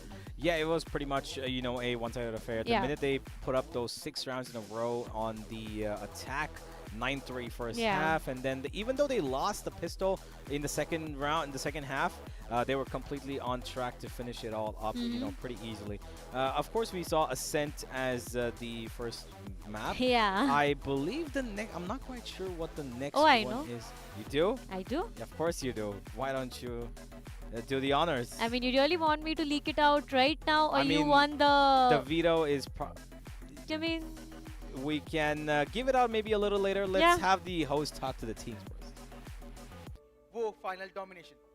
अब ये देखना है कि ये जो domination है वो आगे चलता है कि again we go back to OT. तो अभी तक हमने देख लिया OT, हमने देख लिया domination, और मेरा जो intuition था कि this side is lucky, वो मुझे कहीं ना कहीं थोड़ा सा आते हुए दिख रहा है.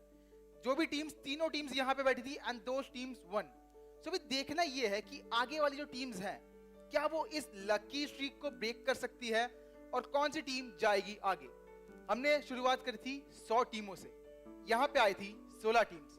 अभी हमारे पास है 12 टीम्स जो आज खेलेंगी. उन 12 में से भी 2 टीम्स के हो चुके हैं मैच.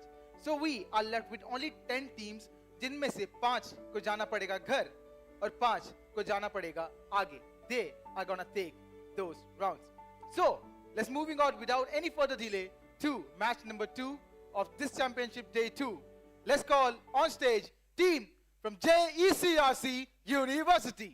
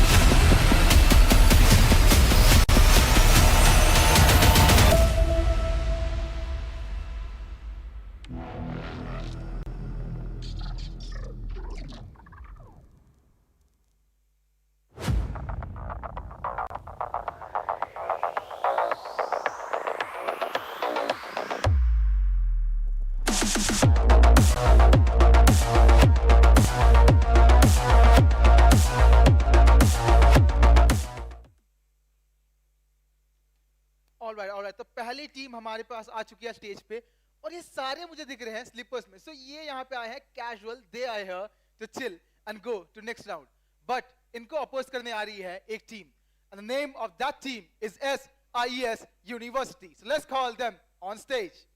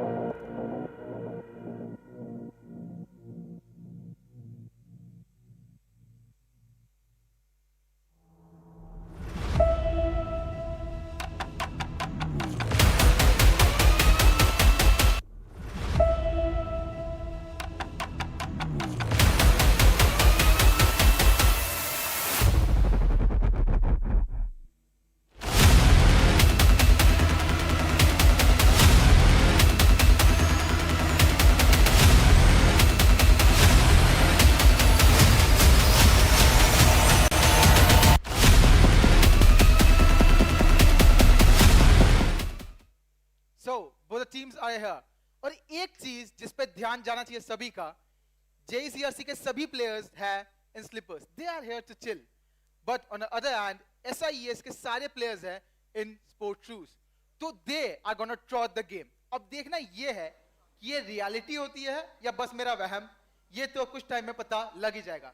But इसके पहले, before we start the match, I request both the IGLs थोड़ा पास आ जाए, थोड़ी बातें करते हैं. So, starting with SIES and JCRC both, आप दोनों ने देखा कि पिछला वाला match, it was a domination. Chitkara ने पूरी तरह से dominate किया. जैसे आप लोग की हाइट मुझे dominate कर रही है. So, jokes apart, आप लोग का क्या प्लान है? Like, do you think SIES आप dominate कर पाएंगे इस मैच को, and you gonna continue that spree? I mean, we can't really say anything as of now, but लग नहीं रहा है खास. वो सब गेम में पता चल जाएगा. देखते हैं, आ जाओ. Okay, let's see. Just remember one thing. Whatever happens, you'll always remember this name. Okay. Okay. I think that's enough before the pre-game talk. क्योंकि इनका mindset मुझे पता लग चुका है. They are gonna kill the thing. They wanna go ahead. और दूसरी team, whoever gonna lose, they are staying back. So let's jump into the game. But before that, कौन सी team यहाँ पे? We are here with two teams. आप लोग कौन सी team को support कर रहे हैं? Let's hear it out for SIES University. और उनके opponent team, let's hear it out for JECRC. So, इनका पल्ला लग रहा है भारी, but ये तो वक्त ही बताएगा which team is gonna go forward. I request both the IGLs to kindly have a friendly handshake. पता है scene tense है, but एक friendly handshake. I request both the teams to kindly take their seats. So setup are ready, teams are ready. Now let's jump into the game. Tanya, Sam, over to you guys. Well, that was quite a intense, eyesight battle. They had a straight up battle with not just the words, but even with their, deadly line of sight as well, which, oh my God, scared me. Damn, oh my God. I mean, for a fact, I love the way these players are so confident with their entries, the way they've been walking on the stage and just dominating, somewhere trying to take down their opponent's confidence with the entries itself, maybe?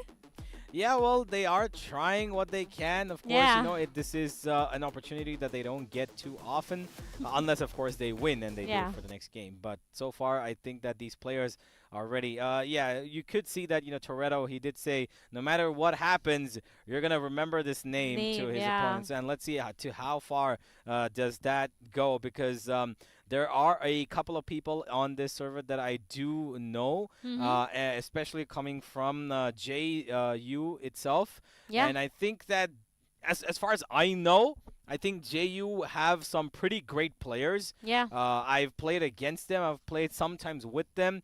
Especially, I believe the man sitting second right here in front of us, the first one right in front of us. I've played, I believe, against him. I think I've seen him in other competitions as well. Razor, who is honestly a really good player. I think he plays the flex role for any team that he's played so far. We'll find out what exactly is going to be his role in this team, because, of course, it does change depending on what you play with different teams. Yeah. But SIES showed a little bit of extra confidence. The IGO was confident. Can they stand up to it? I mean, that's a big question, and he already made a big sentence on stage itself. So right now, all they need to do is get into the server and make sure to dominate. Make sure to do things that, make their opponents remember their name. But as you're having a prior discussion about the map veto itself, now that we are soon going to head towards the match, I have a strong feeling. Okay, I have this very strong feeling that it's going to be my favorite map. So you already know what's happening. No, I just have a good feeling, I said. Okay, I mean, I'm going to take that as the leaks for what it is. And it seemingly looks like we might end up on bind, ladies and gentlemen. which if it is, then of course there's going to be some really interesting compositions. Are we going to see a double controller, or are we going to see the chamber pop in for one of these teams, or are we going to be witnessing a double duelist of a Reina Raze or a Raze in Yoru maybe, if at all, because of course Bind is the only map where the Yoru is famously played. So far, though, I think everybody's just ready to get loaded into the server. They're just getting all of their setup ready and done. We should be heading into the agent selection in a couple of minutes. But first impressions, Darshita, what do you think who do you think might take this victory? Oh, Toyota was pretty confident. I feel it was. So you're going to say SIES? Yeah. He was pretty confident with the, marks that he was stating on stage. So confidence does speak, right? So if that's the case, it might be them. But as you said, right, you have played with some of the players coming from the other team. So anything and everything can happen once again. I do see some insights. Oh, well, for now, they're just into the training, killing those bots out there and, practicing their aim so they can quickly get in the match and take down their opponents in the same way. But, yep, talking about the agent selection, if in case it's a bind, I do expect a Viper. Yeah, of course. The Viper is kind of staple, right? Of course. And if you want to go for that double controller, you pick up that Brimstone for the same purpose that you pick up the Viper. The lineups are, really a thing of beauty on this map. Across different regions of this map, you have different ways to actually build up lineups. And the beauty of this map is that every time you are, having that control established with one controller, that's the Viper, especially towards A, you always have that wall go towards A short. You have it, stand up for you to take that U-haul control, which till date, there's never been a counter. There's no counter to that Viper wall that comes in. Nobody's, because you don't know what's on the other side of it. Right?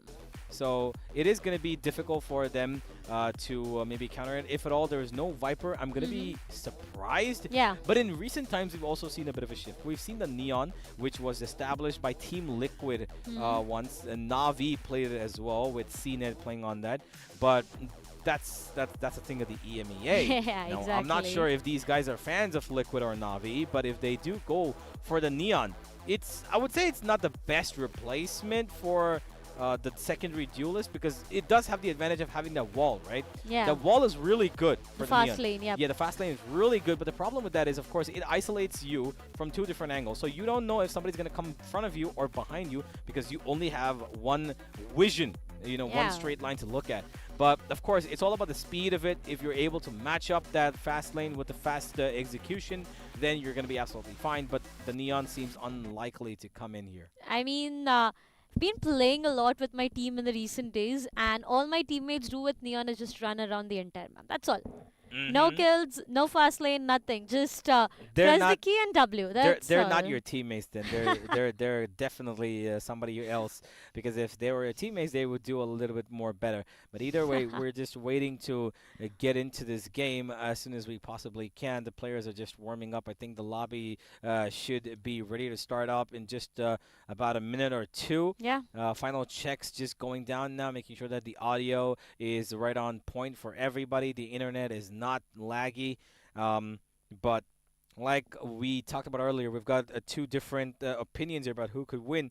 You said that SIES seeming confident, but I'm going to stick to my guts about JACRC, because they seem like they are, people who've got a really, strong core of the flex players that they've got. I think that their players are going to be really good with the way that they function around the map. If it is bind, I believe that they will be really strong on their defense, because I think that one of their players is definitely going to be picking up that Cypher. I would love to see a Killjoy. I think the Killjoy is better, but the Cypher's camera on this map is really strong, right? You never know where it could be placed. What do you prefer? Do you prefer the Killjoy or the Cypher on bind? The Killjoy, I feel. Well, I mean, I will be playing Killjoy, is what I mean to say for now. But again, as you said, right, to completely have one complete site under control, Cypher would definitely be one of the best picks. I've been playing a lot of Killjoy recently, so that's the reason that, I'd be sticking very loyal to Killjoy. But yep, we are finally at the high time right now that we get into the map veto as well. And the very first ban that comes in is Ascent. I mean, I don't really get the fact of banning Ascent as the very first map itself. I really feel sad for that. Nah, I love it. I don't. Um. I enjoy seeing Ascent getting banned No, right up okay. front because that map deserves to be outside the play pool now. And of course, we've got Fracture, which has been banned up as well. I'm pretty sure Pearl, which I believe that that's again something that's a mistake. Pretty sure that's supposed to be Breeze and and Sunset. yeah. But either way, if actually, I'm not quite sure. We should find out if that is actually the case.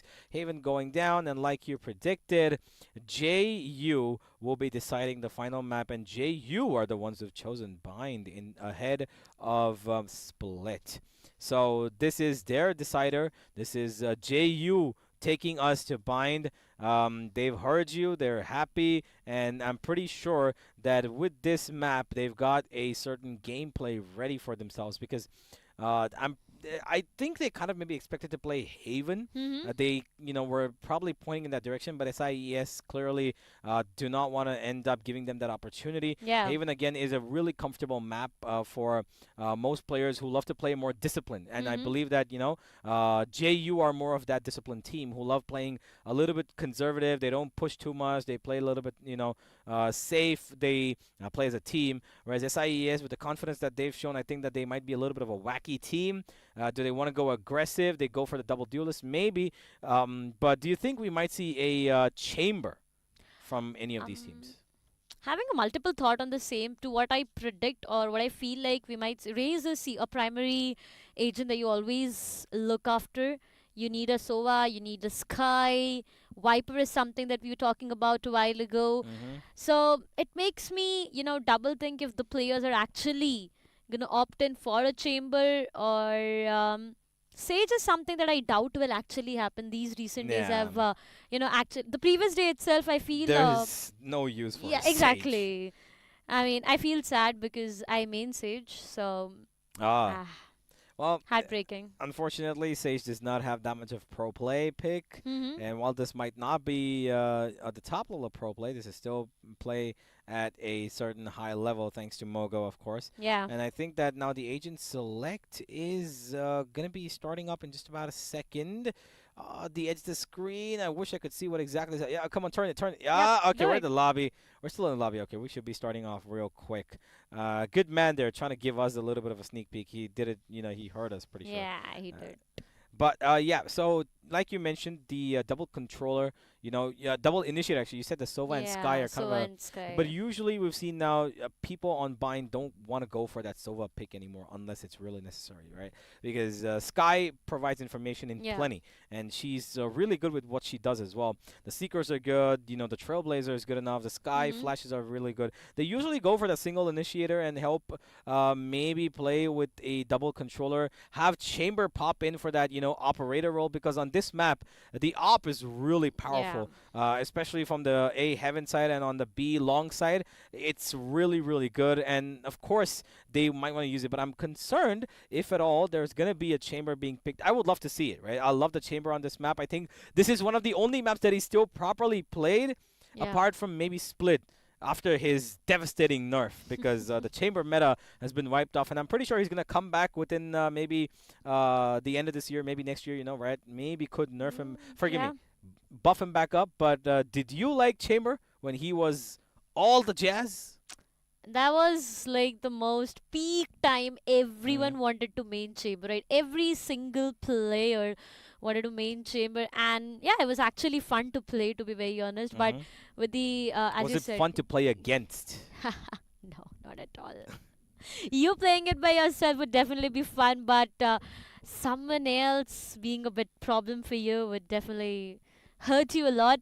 Same happened with Jet as well, right? We've discussed a lot of Jet nerfs coming up, and it kind of hurts as well for the Jet mains. I've seen players being very loyal to Jet. I mean, that's a different kind of loyalty that comes up. I mean, she's still viable on most maps, right? Even though she's got only one updraft and like we just saw in the Sen, we saw both the teams pick up that jet, and they did really well with that jet as well. And of course, yesterday we saw in Ascent again, both the teams picking up. Ascent is a map where Jet is just a stable pick because she just has a viability that nobody else got. And of course, we would love to see the Chamber do it, but the Chamber cannot jump up in the air. Exactly. He can't do an updraft. He doesn't have a smoke. He just has a teleporter, and that teleporter is again limited to a certain range as well.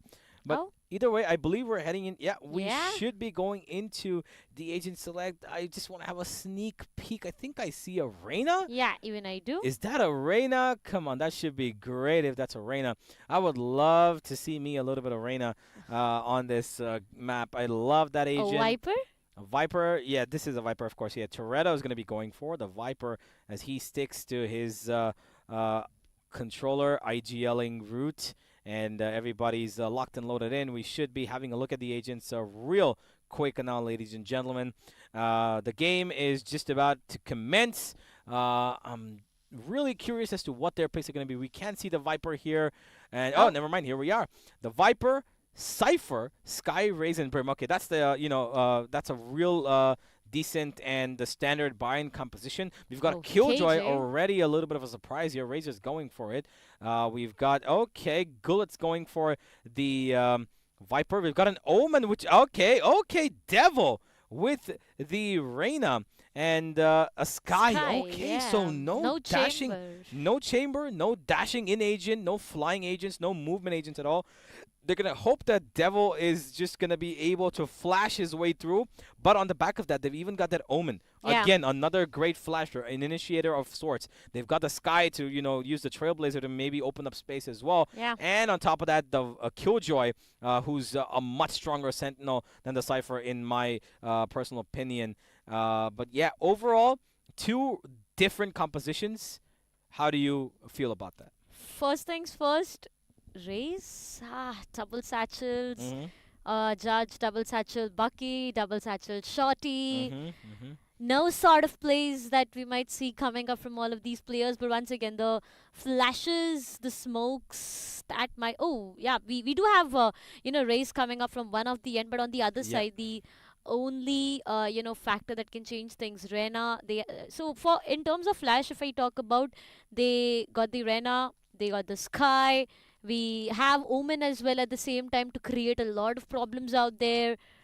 Viper once again. I mean, all I can feel right now is it's going to be a roller coaster ride. Anytime up, anytime down. Yeah, absolutely. JU Eagles are starting on the attack as well, so this is going to be a real challenge for them because I believe starting off on the starting off on bind on the attack and going for no movement duelists is a real risky, rather bold move, I would say, because if you don't have somebody jumping in, it is definitely going to be a problem because like you said, that shotgun with a Judge, you have a double satchel, you run in. We'll find out as we already entered the game, ladies and gentlemen. We've got Winedine 6'9". Real interesting name here, going up with Ren. And Razor was already on the first one. We've got a trade up from Tensai, but Gullet takes him out as well. And the flank here from all three members of the defense. Real big flank, and they've actually gone past the Killjoy turret, which has been disabled, of course. Do they expect a triple flank is the question. Now, this grenade has given up a little bit of information. Winedine is ready for this. He knows that there is information to be relayed, and he will see two people. I'm not quite sure they know that the third is there, but now they should be, depending on the footsteps. They're waiting. They've got different angles to worry about, but Patrick gets the first RTK. Devil gets two, and he gets away. He heals himself up, and the last man standing cannot do anything about it. JU Eagles with a great start. Unfortunately, we missed the first 10 seconds of that round. Exactly. But, well, nonetheless, JU Eagles, what I seemingly told would be a problem for them, they've not let it affect them in the first round. Quick round, I would say, rolling up from their end for now. The site was completely open. I would say just two players. 3 on the backstab is what we actually saw coming up from their end, which means the site was pretty much open for them to go in for that plant. And again, with the very first round rolling in for them, they would have an advantage in this round. JU Eagles with Bulldogs and a Spectre. I mean, I would always prefer a Bulldog over to a Spectre any time sooner, but once again to start things off towards the B side, the B long is where the execution looks like, and the initiator playing the most important role. The flash is coming on point, they got the side for themselves to start things off, but look at Toretto with the double for himself. finishes with a classic. Perfect headshot coming up. Oh, 2 versus 3. He made perfect use of that grenade right next to his opponents. He made sure that his teammate's grenade did not go in vain, and he gets a third! How is this guy just spamming the classic and finding kills back to back, and Ren shuts him down on 2 HP himself. My word, that was really close for comfort. 3 weapons down though. Toretto doing a really good job there of economically kind of diminishing the powers of this JU squad. This third kill, man, that shouldn't have happened. Devil should have taken care of that. But thankfully, Ren was ready for anything that came, finds himself that kill, and now they're a bit of an... They've got a Bucky. I think that Windane kind of wants to maybe teleport towards a short. He could go for that play. And that seemingly likely would be the case as well. They're just maybe hoping that a smoke could help them out. Never mind. A bit of presence towards showers here, Mr. Meister. Again, a beautiful name for another player. They're going for the white wing, and he gets taken out. It's a team flash! It's a team flash! And he goes down. My word, that is a problem and a half there. Kabu, you did not want to do that, my friend. The flash was too late, first of all, and it just did not work out. On the other side of the map, they're getting the kills, they're opening up the site, and they've got the entire control of the B site. What just happened here, Dashda? A lot of mistakes. One mistaken entirely change of things, and that's what exactly it's looking like. SIES just 2 players is what all they have. And once again, to emphasize on the fact that it was a full buy round coming up. I mean, the economy is something that might just be a problem for now. But yeah, they're saving. Yeah, exactly. They had no other options to do right now. I mean, as said, right, it was a full buy round coming up from their end, and they have lost 3 players already. That means 3 weapons down. Also, JU Eagles, I feel small investment made, got the entire round 3-0 to start things off. The best possible way that they've actually got this round for themselves. JU Eagles on a good start. Time is ticking, and there's no hunt. Oh, no, there is. Devil. There's going to be one there. Patrat, will he be able to find one? That's Kabu who finds 1 or 2. Devil, he takes him down. 1 now, more weapon denied, but I feel that's completely okay. The economy is pretty stable coming up on the sides of JU Eagles, and they'll comfortably go in for a full. I mean, the only reason he was on the hunt was because he had Spectre, and he's like, you know what? Even if I die, it doesn't matter here. I'm the Reyna. I can provide. You can provide myself even with a half shield and play the next round. But he's got money for days. He's gonna have no problem. But the problem that did arise in this round was for the side of the defense. They just could not hold on to their weaponry. That first team flash kind of gave away the bag there, and they rotated so quickly. The B side was left with just the 1 player. The one and only Cypher who was there got absolutely destroyed. And with that, it was the entry that they got. Another fight over here, a little bit disgusting, but it still ends up being the fight that will be won by SIES. JU Eagles, they did go for the double peak. It just did not work out in their favor. The Sky, Kabu, of course, he cannot heal himself, so he's going to be playing a little bit more of a passive role, or maybe wants to be as the bait for his team. Whereas on the other side of the map, practically actually everywhere, right now, JU Eagles exploring other options. What can they do here? Where do they approach? Do they go for that low Sky fight? Maybe try to find that kill on the easier end?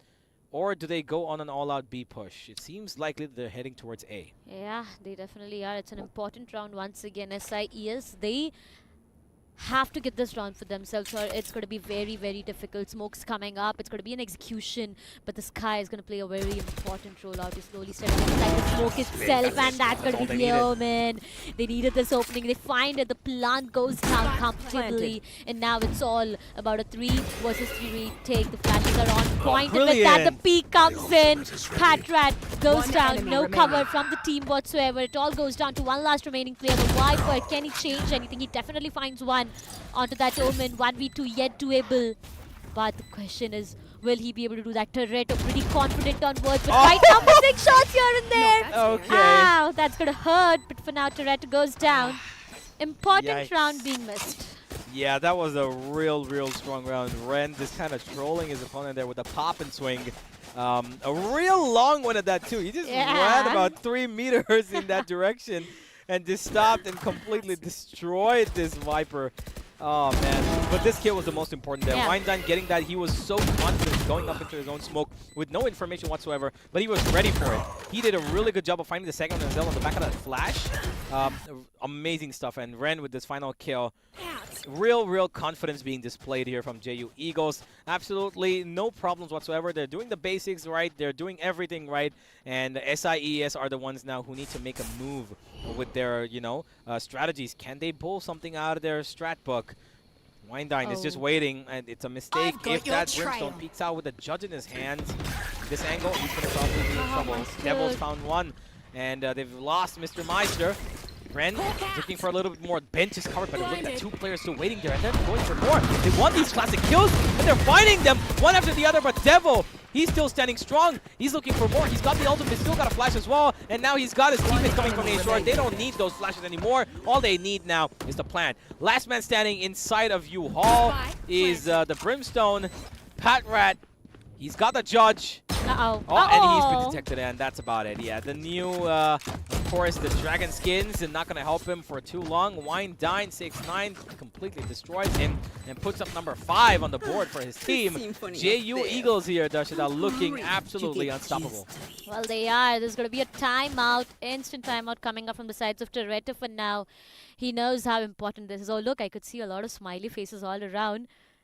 Happy, there's a lot of discussion. Look at them, look at them. They're like, they're like, oh my god, what the hell are these guys doing? I mean, more or less it feels like a normal day at office for them. Yeah, like I mentioned, right? These JU players are, some of them are real good.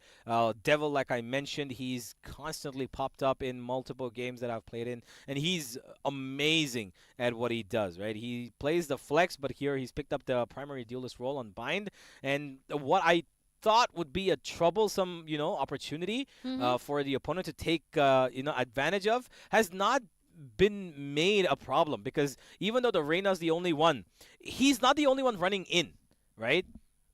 And on the other side, you can see that while there were smiles on one end, there's complete stress on the other. They've lost their momentum of that, banter that they had before the game started. For now, it's just that Squirtle, the toy, the soft toy, that's the only thing smiling on the side of the defense. A lot of tension, a lot of problems. 5-0 is definitely not the scoreline to start things off with. Because again, there's like, 2 full buy rounds being denied, which is a big loss to economy. But Devil, before even he could make a further move, he just needs to go back a bit. There's going to be a very fast push coming up. Look at that, all of these players rushing forward, trying to take their opponents down. The Molly just might delay things for a bit, but again, the smokes is going to prevail. A lot of vision coming out. Patrat, he finds one out of that Viper with one more. He shuts down Winedine, and now I feel JU Eagles are into a lot of problems. 3 remaining player from there, and the Reyna does have the Empress to work around with, but will that be activated? You know how difficult it is to kill Reyna on that Empress, right? Yeah, but he does need a little bit of information right now. He's got no flashes as well. He knows that there's at least 3 players here. They need to get away. Tape Razor! He finds 2! Out of nowhere! He gets one more, make that a 3rd for Devil! And he doesn't even need the heal. He knows that he's completely covered up. And now it's a 2 versus 2. There is ultimate. There are ultimates available on both sides, but it is old Devil who's running riot here. Apart from his teammate Razor, 0 and 5, soon to be turned around 0 and 6. It was a 5v3, ladies and gentlemen, and now it's a 2v1. Toretto's been heard. He will be dealt with as well. Razor's ready for this, and he will flick it straight onto his head. The dome will be broken of his body as the number 6 finds itself on the board for JU Eagles as they just keep soaring the high skies. Oh, if you are Patrat right now, you need to be a bit sad. To start things off, he got 2 important frags for his team, right? 2 very important frags, but then coming down to Razor, he just completely turned the table around. Toretto being the last surviving player in a 1v2 situation. I mean, I remember he had an operator to work around with. He switched back to a Vandal. But things did not work back in his favor. Right now, JU Eagles are looking good with 2 of the ultimates ready. With the Empress itself, they do have the Viper Spit, but you know what? The team SIES, they don't have the economy. Sheriffs is what I can see right now, and there's going to be a Showers push coming in. But little do they know that JU Eagles have already planned to make a B execution coming up, and look, B side. I feel it's like completely open for business, and they might just soon head in, find those players and shut them down completely. Oh yeah, they've got it all sorted. They've got the Viper ultimate as a bonus measure to make sure that even though this is an eco, you're not going to be losing it. And there comes the teleport. He gets run away from here. Now it's practically a 45. Ren needs to be careful. He's got a flash to use and he's going to pop it up. He's going to get stunned as well, and this is a really good push from them. Now the Viper's going to deal with, but Devil standing on top. He is reigning as the god himself as he finds two. He will be taken down, but Windine is here, and he's going to be making sure that the dinner is served. It's hot, it's fresh, and it will be taken into consideration. Toretto playing around with his own alter ego as Gullet takes the final man down. 0-7. And wow, what a help them. I thought they didn't need it, but it did help them out. Neural Theft was invested, to be very honest, but things are not looking good right now. I mean, as you said, it's just a soft toy who have a big smile on his face, but the players are not at all looking comfortable. Mr. Meister especially, I mean, he's just down with 1 single kill on his name. Cabo with 2, Toretto and Patrat with 4, and there's going to be 1 player with 6 as well. But things are not looking good. 0-7 is what the scoreline is, and that's not how for his team. He gets those numbers for his team, but again, I don't know how JU Eagle, they just turn the tables around and they just make sure to take the entire control back to themselves. Arena still has the Empress to work around with. The Viper definitely has been denied, but for now, as they've lost one of their players, they will calm themselves down. They'll wait for the right opportunity slowly and steady. Now, on the other side, they have 4 ultimates to work around with. The Viper's Pit may be the most important one. Yeah, but the problem right now for the attack is that look at the read that's been coming up from the defense. Yeah. SIES have actually stationed now 3 players towards B. They made that rotation just a couple of seconds ago, as I noticed on the map, and they've done this really well because they know that this is probably going to be a B hit. They've left Devil on towards A short. He's probably going to be trying to do a little bit of damage there. If this is going to be a fake, it's going to be big, but no. Windine tried to maybe teleport in towards his own smoke, but he missed that teleport position, and he's going to be losing his life. A 2 versus 4 now. Devil, he's got a whole army to deal with right in front of him. 30 seconds left. Not going to be blinded for now, but he will be looking for a fight, which will be given to him, but not when he wants it. Razor gets 1, though. He's looking for more. Razor looking for another. Finds 2. Will not go down without a fight, and it is the first round finally coming in from SIES, as we will humbly remember how Brazil got destroyed by Germany a couple of years ago.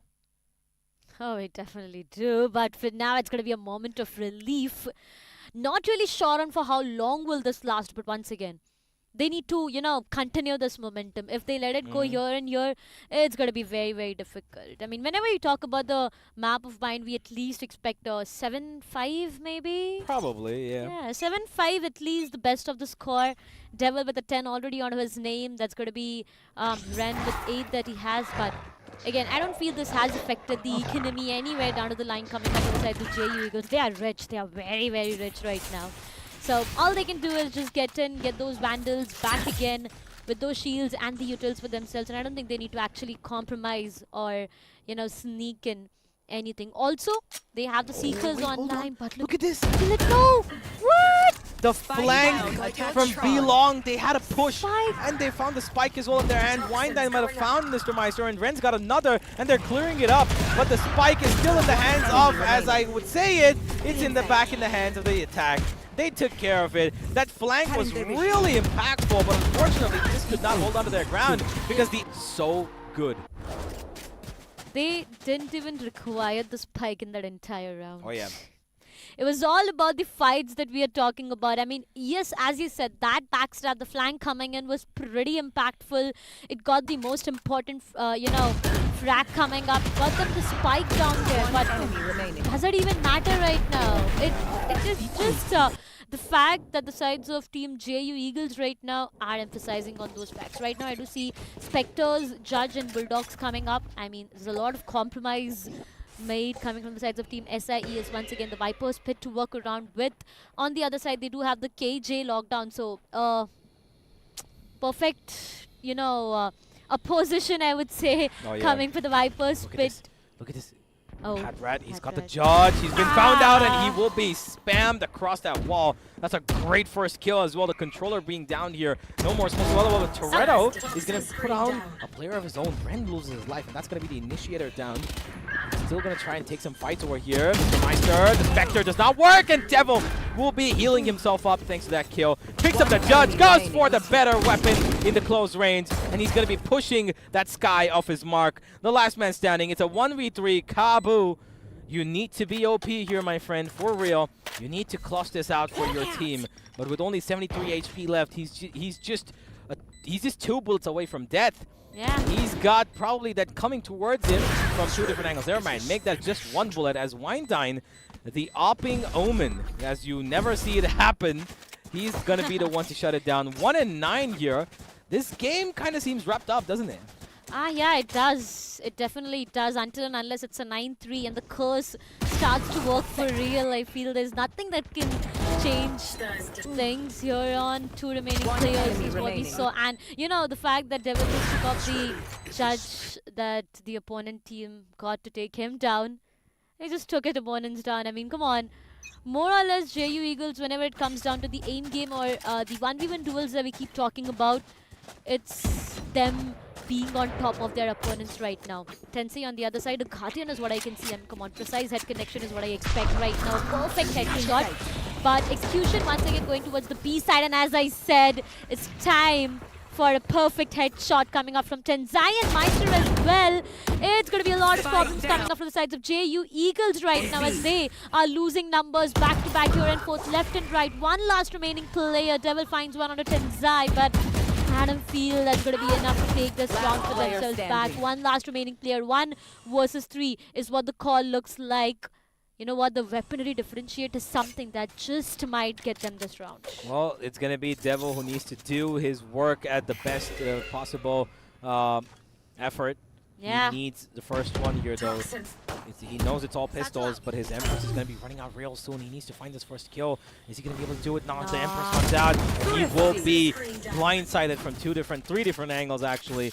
JU Eagles lose out on a second, as now we have a final round coming in that could end up being either a 10-2 half that would probably solidify this game, or even 9-3. Honestly, JU Eagles, I am pretty sure this game is theirs for the taking. Yeah. They're not, even if the 9-3 scoreline comes in, there's going to be no curse that's going to break them. And there have been a lot of story, you know, rolling around the numbers of 9 and 3. But let's see if that's the case right now. Viper's Pit not being invested for such a long period. I don't know, every single time the Viper gets denied for every single thing. But as we know, it's going to be the last round up here, right back towards the Shahs itself. I do see the Viper's Pit being invested. So for now, B execution is something that they might just look forward to, or if they be the stubborns, you know, out there on emphasizing on the same side itself, this might just be very difficult. Devil really steadily, oh no, Kabu. He just finds Devil. Yeah, he got really lucky there, but look at this Brimstone push-up. He's playing inside his own Viper's orb, but he wants to probably find a kill. He's got that Judge. He gets away as it all dissipates away. And now they're heading in towards showers. This is really risky, but the fact that they're actually going for this is huge. They want to flush out this Viper. They want to clear these angles. They want to try and make this work the way that they can. Gullet, he's looking for an opening, maybe to spam down, but Toretto, he's ready for this. There's all 4 available here. The spike, the flash comes in from both the players with availability, and they will find the 1 kill on the back of a trade, but it's still a 3v4. SIES do have 2 ultimates available, 2 big ones at that as well, but the Brimstone can deny it all because the time is not their friend. 20 seconds left. They need to go for the plan, and there should be coming the ultimate. There it comes. There's a grenade as well to follow up, but that triple fight on the back of side, brilliantly done, the team effort. But here comes Tensei out from the smokes, and he will take down these attackers at the right time. What a play. I did not expect that to happen because the smoke was actually almost perfect, but he had a real small ledge to come out on top of and fire all of them down. The very first half comes to an end with a scoreline of 9-3. We've been talking a lot about 9-3 right now, but it all goes down to the fact on who is going to get this pistol round for themselves. Now, if it's the sides of JU, I feel the job more or less is done for. If they want to write this comeback story, they need to get the pistol round for themselves because it's going to decide the fate of everything happening around. I just do see Tensei on top with, you know, what 12 kills for themselves. Rest all the players still on single digits. They need to step up right at the same point. Team size. This is going to be a very important pistol round coming up for them. If they lose onto this win and get the double digits for the sides of JU Eagles and the advantage in the upcoming round, it's going to be very, very difficult. For now, everything seems to be pretty at peace. I mean, there's no sound cue given, there's no information given. Maybe a last minute execution or maybe the very first pick is what they're waiting on to. Yeah, it is a spread about though. You can see that all the players on the attack, they've taken up an angle for themselves to hold on to, making sure that they get a little bit of information, not commit too much. There is a concentration towards B more than towards A. So I think that's exactly what they're probably going to end up doing as well. B might be the site they want to execute.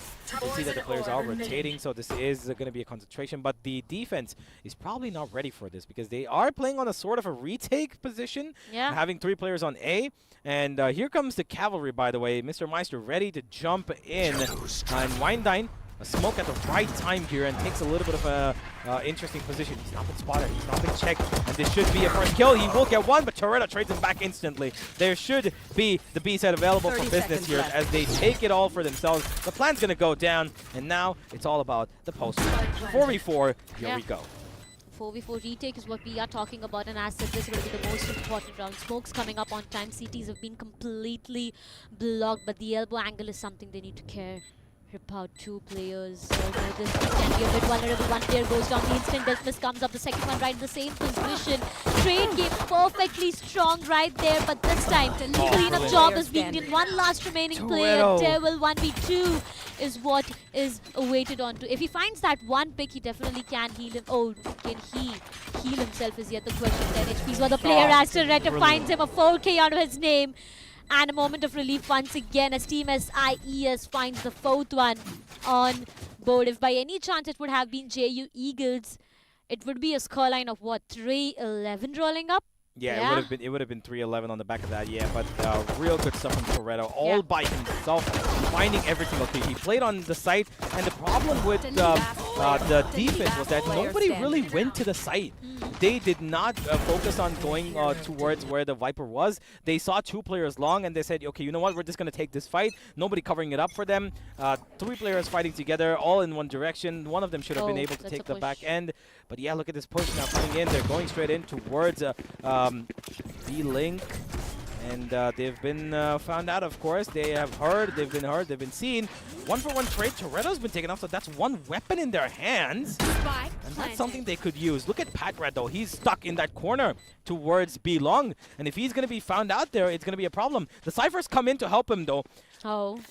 And even the Sky Kabu's here. This is going to be trouble for Patrat. He needs to find that first kill.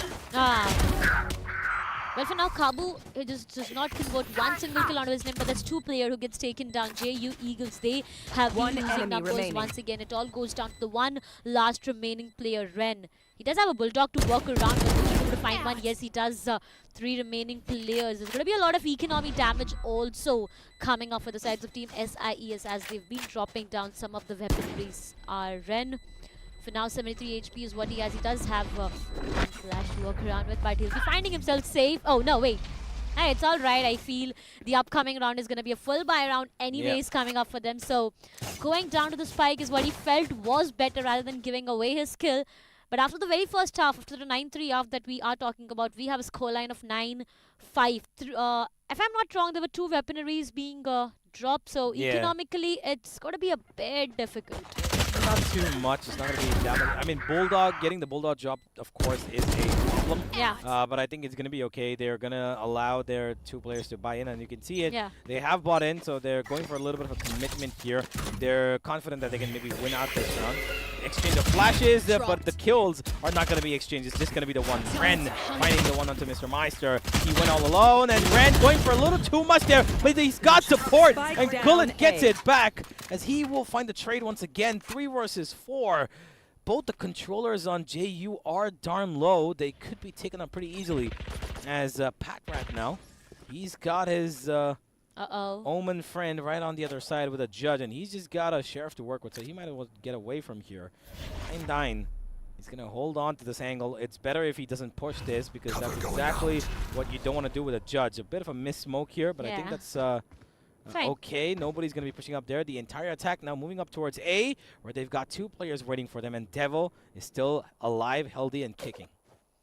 Definitely is. 2 players very low is what can be seen right now, but the fact that they do have those Spectres is something that might just be a big problem here. Devil, he's holding the best of that angle, and even one single mistake can be very difficult. The flashes are completely on point for now, but hey, the Cypher needs to be very, very careful. Devil misses those shots coming up with that Phantom that he had. And it's going to be Devil who needs to say a goodbye for now. 3 versus 3. The spike gets planted. The post-plant scenario is what we're talking about. But here's the thing. The Omen and the Viper, they are almost down. It's just like one single bullet that can just take their life away. Slowly and steadily. Razor. Oh, he knows the Cypher traps are right present there. But does he know where the Cypher is? Yes, he does. Finds one. Gets traded there and there. 2v2, yet doable. One last remaining player. It goes down to a 1 versus 1. Wine Dine. Will he be a dinner? Oh, yes he does for Patrat out there. The last moment clutch coming up, and that's going to be Team SIES once again taking this round back home. Yeah, absolutely. Really important round for them to win that one, and with this, they've established a bit of control. The fact that they won this round means that they can probably come up to 9 and 8 now, and you know, diminish that lead from 6 to 1. They've already gone halfway. I mean, they will need pretty quickly. But either way, it is going to be another round to survive, another round to play with the economical weapons, Sheriffs and Classics, and Ren is taking up a little bit of extra control here. On the other side of the map, Mr. Meister takes a bit of damage, but he will find his kill completely. Toretto holding onto the back lines as he will be traveling with a spike towards B. And this call has already been made, and that's exactly what this stack here. But this stack doesn't matter if the Vandals are just going to be spamming through the boxes and smokes and whatnot. Cabo keeping the right angle, holding on to make sure that nobody crosses in that smoke. Spam, and they do find him anyway. And that's going to be probably the end of the round. Done for sure, but not too much as JU Eagles still are looking at a really strong attack coming in from their opponents. Damage economically, no, but mentally a lot. 3 kills coming up with Sheriff. Oh my god. I mean, okay, Red, I really feel you right now. 18 kills, top of the leaderboard is where he is finding himself. But here's the thing, now it's going to be a full buy coming up from there end as well. I do see an operator being invested with half shields. I mean, yep, a bit of compromise made, but I feel, you know, 1 bullet, 1 kill is what operator is all about. So, might just be a fair deal coming up towards the long. It's once again, and as said, 1 bullet, 1 kill, and that's going to be coming on the name of Meister for now. The duelist gets taken down, and now it's all... Okay, the location gets compromised out there. Yes, he does. Toretto was sneakily trying to get in, but right now Ren finds him.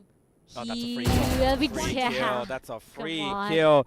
And this is going to be a problem because now Ren is in the position to cut off these rotations, and he shall. He's been spotted. He will be getting a little bit of damage, but he gets away. The flash is going to make sure that nobody pushes through, but on the other end, Patrat's found 1 other kill. Gullet's gone down, and now Devil's going to be the reason to make this round successful, and he gets 2, and he makes it happen. Ren's the only one left, and he's going to try and wait for this opponent to walk in towards him, but it doesn't seem likely. From the Shadow's been activated, and the Omen's been teleported here, but the problem is that the spike is so far away, and it seems like it's just going to be a savior. Cabo's just going to let it sit there, and he's going to sit here himself and wait for these last 30 seconds to buy down, because JU Eagles have done enough to get this round sorted. That one little mistake of being spotted in the last second was what cost this round. The Viper, Toretto, not aware of the fact that there's somebody on site, and just like that, ladies and gentlemen, double digits up for JU. 10 seconds left. For a fact, if Toretto wouldn't have been spotted out there, I feel things would have been different. I mean, maybe he was trying to be the sneaky one and trying to not get compromised out there, but for now a successful save coming up on the sides of team size. But here's the thing, JU Eagles have got those double digits for themselves, and from here on, all they need is 3 rounds to end it here and here. But on the other side, talking about the sides of team size, for now, they need 3 rounds to an equalizer and 3 more rounds to end it all, which is a huge run. I feel Mr. Meister can, actually do better in terms of the 1v1 duels that we keep talking about. Yeah, absolutely he can. He's not been able to give out his impact. Like, he can just dash in towards that U-Haul position with the Judge, and the Trailblazer with the Sky, but he's not doing that. They're not setting him up for success as much as I would have liked to see. But either way, I hope they realize it soon enough. Right now, it seems like to be a B hit. The Trailblazer going in, covers up not too much ground here. I've got your trail. Follow it up. There go the trail. There goes the cabbages, as I like to call them. R2K Devil go find one, and Mr. Meister finally getting the entry a little too late, but he's lost his 2 teammates because Gullit is taking them down one after the other. He's not stopping, and neither is Devil. Patrat to get 1 trade though. He's got the ultimate online now, so the entire B side could be cleared up with that 1 orbital strike, or he could go for that U-Haul push, which is going to be really, really huge. If he goes for that ultimate, it might be the end of the game here, but will he think about it? That's the question. Ren, he's got his Trailblazer. Still, he's got a flash and another one recharging as we speak about it. But these 2 attackers, they're going for a little bit of a round around the B site. They're going towards elbow. They want to fight towards spawn area. And he spots it out, and Meister's following him there. But will the Omen be ready for this? Windan's holding a real passive angle. That's a good thing. I really appreciate it. I appreciate the patience from him as he will be taking care of it. And now the plan's coming down as we will find this to go to a post plant. Oh, well, yeah, it's going to be all about the post plant right now. 2 remaining players is what it is. And the orbital strike comes into play right away. Ren finds one onto Meister. And now it all goes down to 1 last remaining player. 1v2 is what the call looks like. Patrat, will he be able to do that? His location gets compromised. He's trying to find one onto Gullet, but he gets taken down instantly. A 3k coming up from the sides of Gullet, and the round rolling in for them. The 11th one on board, ladies and gentlemen. JU Eagles, they don't want to stop. Yes, few rounds here and there, they have been making mistakes, and there have been rounds that did not work into their favor. But for now, it feels like they are on, back onto that circle of getting rounds for themselves. Absolutely. A timeout coming in here now for the side of SIES, and a deserved one as well, because they've let their opponent slip too far away. Yeah. 2 more rounds before it all ends. 1 more before it becomes almost improbable to chase down.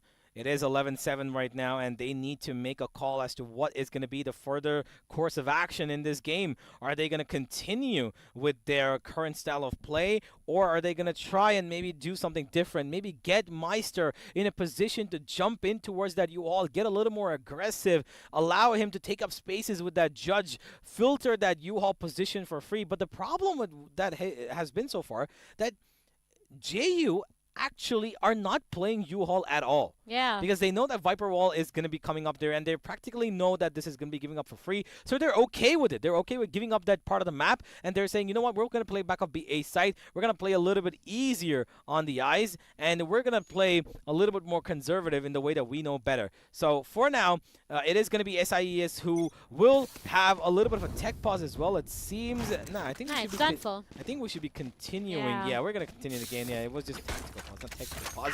But here we are. 3 ultimates available. The Viper one as well. And consistent of that, they need Mr. Meister to jump in with that showstopper and clear out some space on this A side. If at all, that's what the plan is, because it looks likely that it's going to be the case. An early flash for information. Agreed upon that they need to play a little passive here because they know there's multiple ultimates available. And here it comes. Ren getting away from the smoke, and he won't get shot down. Real good awareness here from Meister as he finds one. Immediately upgrades his weaponry as well. The Viper Spit thrown down, and this is a winnable round for the side of SIES.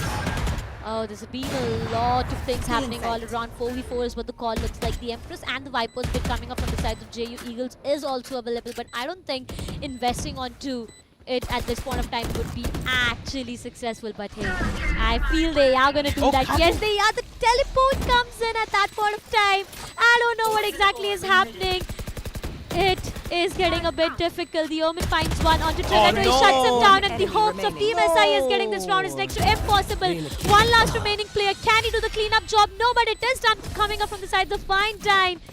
Ladies and gentlemen, JU Eagles with the 12th one, the match point on board. Oh boy. So much has happened. The consequence of that round was what? Yeah. Abu going into that TP, right? The minute Yeah. he jumped in, Toretto became really aware of the fact that somebody could be on site. So because of that, he turned around from his A-short position. The Omen comes in from behind. He finds that kill for free because the amount of distraction that's being caused by the Viper of the defense. The minute he puts that down, Toretto was like, oh, you know what? I need to go to site now. I need to put down my snake bites. And he got confused whether should he look at the flank or should he look in front of him. And that's exactly when Wine9 strikes and he finds himself the perfect timing. Every single player taken down, and Devil's positioning also perfect here.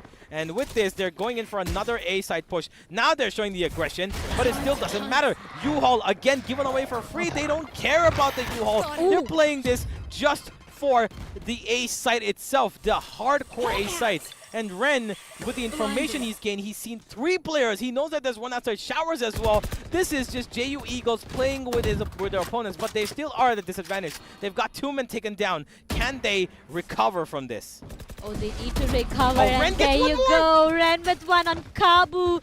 This means there's going to be a lot of problem. No Sky, no information, no flashes whatsoever. JU Eagles can definitely take an advantage out of this entire situation. But on the other side, the B is completely open for execution, and the spike gets planted. Talking about the post planted Toretto. He finds one onto Guldars. He finds one more onto Ren. This is doable. A 1v3 is what the call is. Look at Toretto down to 15. I mean, he's done a lot of damage, but Razor, he finds one before even he could peek onto the second when he gets taken down.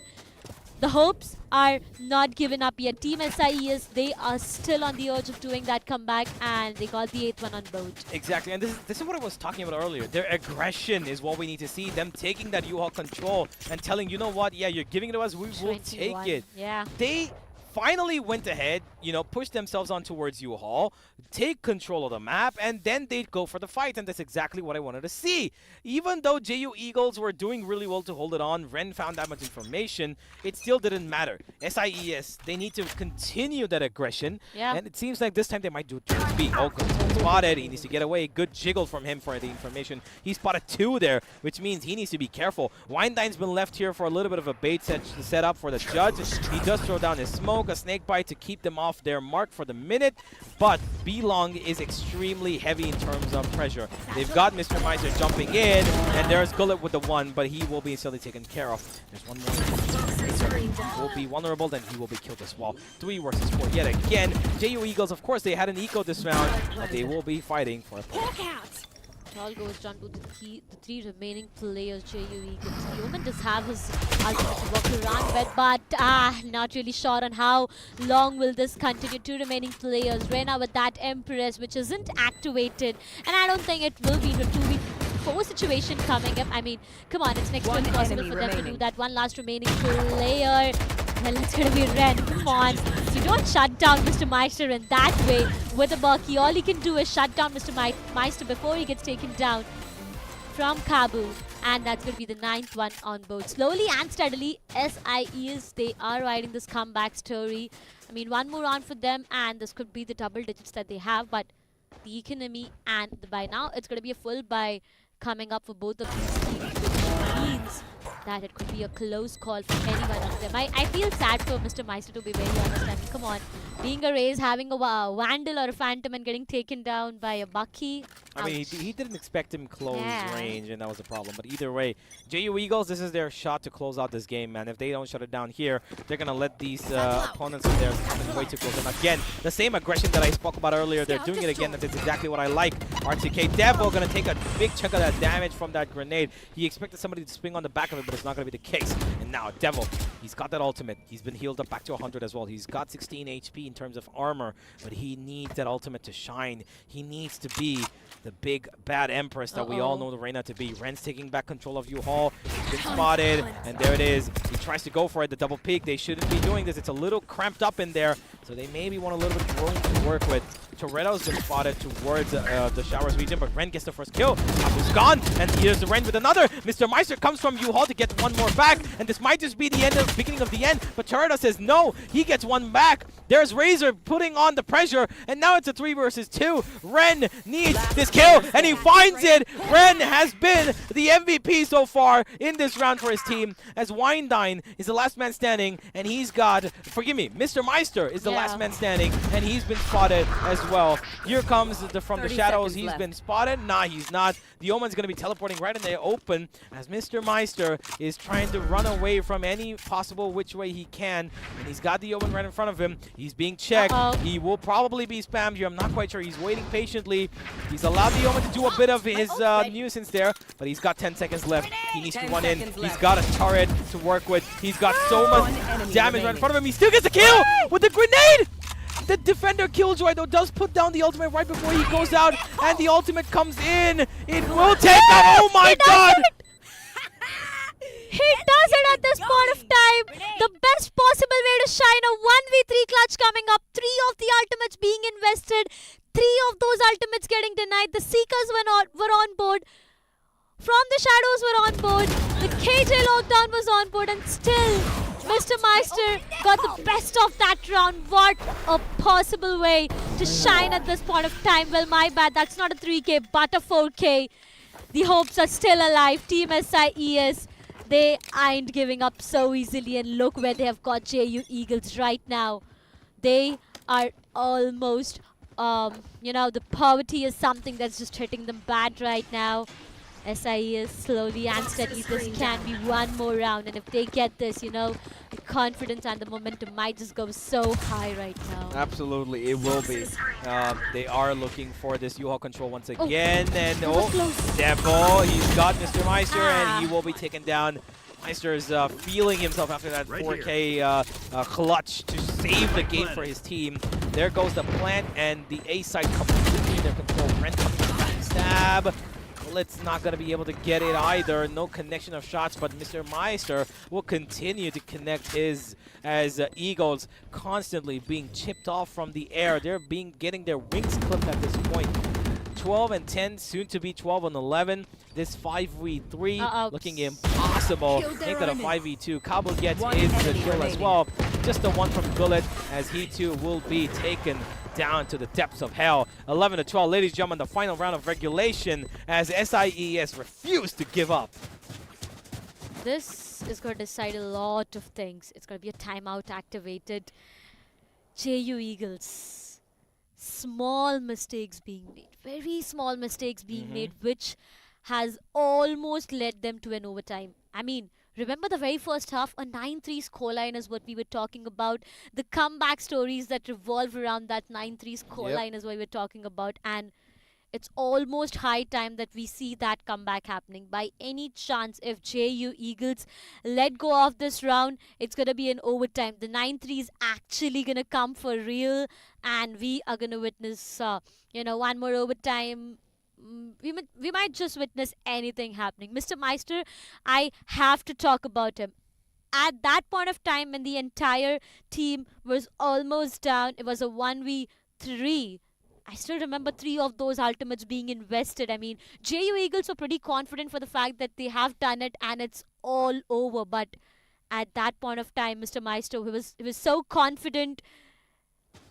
He just went against all 3 of those players. He got a 4K and he got that round back. So the problem with that round was the overheat from the defenders, because they thought it's over. They thought it's a 3v1, and they just were impatient. They should have just let Mr. Meister go to the site and get the plan, and then play on a retake. It doesn't matter. It's the last round for you. Yeah. Now they're stuck at the absolute ultimate of the point of this game, where they need to win this round. It's a win or miss. If they miss this, they're going to give away a lot of trouble. The bullet, though, such great positioning. He's still not been found out. And there's a Viper's Pit that's probably going to... No, he's been found. No, he has. No, he hasn't, actually. He's going to get away with 1 kill. He found Cabo there, and that's going to be a 4v3. He's got the advantage for his team, and now he's going to be taking down 1 more. No, he's not. It's a 3v1 once again. It's Mr. Meister. It's yet again the same lineup. Can he do it once more? A 1v3 required of this man yet again.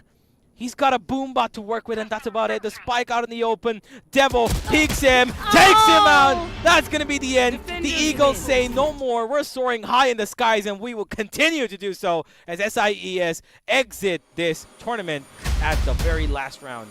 Well, you have to give it to SIES right now. The way they've been performing, the way they've actually pulled us off from a 9-3 to a 13-11. It's been so amazing. Mr. Meister, though he hasn't been able to pop off so much in the initial rounds itself, but to end things with a 4K under his name at that one round, I mean, you have to give it to these lads. But again, it all comes down to JU Eagle, the way they got this back. I mean, that one single round. 2 rounds where it was a 1v3, and you know, Toretto, I feel a bit sad for him right now. Pretty confident to start things off, but I think it's just karma at this point. Yeah. A lot of talk, but unfortunately, he did try. He did Yeah, try. he did. He did try, but unfortunately, it just did not turn out to be the way that he would have hoped for it to go. And just like that, we should be heading towards our next game. As ladies and gentlemen, with this conclusion, we finished 2 games now, and this one was again a lot more competitive than the previous one we saw. It could have been a landslide victory if JU would have kind of, you know, mended their corners a little bit more. They just had a couple of rough edges that they did not smoothen out, a couple of mistakes here and there, unnecessary overextensions, slight overheating moments, but in the end they were able to make it work in the direction that they wanted to. 13-11, a win nonetheless. They will take it. They will, definitely. Very close. I mean, there's the saying in English, right? Too close yet so far, and that's what is going to hit the sides of Team SIES right now. Yep. And आपको JU नहीं पता Eagles. क्या I हो रहा feel है, but at the moment I have goosebumps on my body. JU Eagles का पंजा जो पहले कस चुका था, SIS ने ऐसा कमबैक किया कि they could easily take it to the OT. But JU ने अपना पंजा कस लिया है, they have won the round, और वो निकल चुके हैं round number 2, और SIS को जाना पड़ेगा घर. अब JU और SIS दोनों के IGL से बात करते हैं कि आफ्टर गेम कैसा लग रहा है. प्रेशर JU पे बहुत था, क्योंकि ये हो सकता था a comeback for SIS, ये हो सकता था एक OT, और SIS ले जा सकती थी the entire match. दोनों IGL से बात करेंगे, और अभी देखते हैं कि मिड गेम उनके दिमाग में क्या चल रहा था कि वो जीते.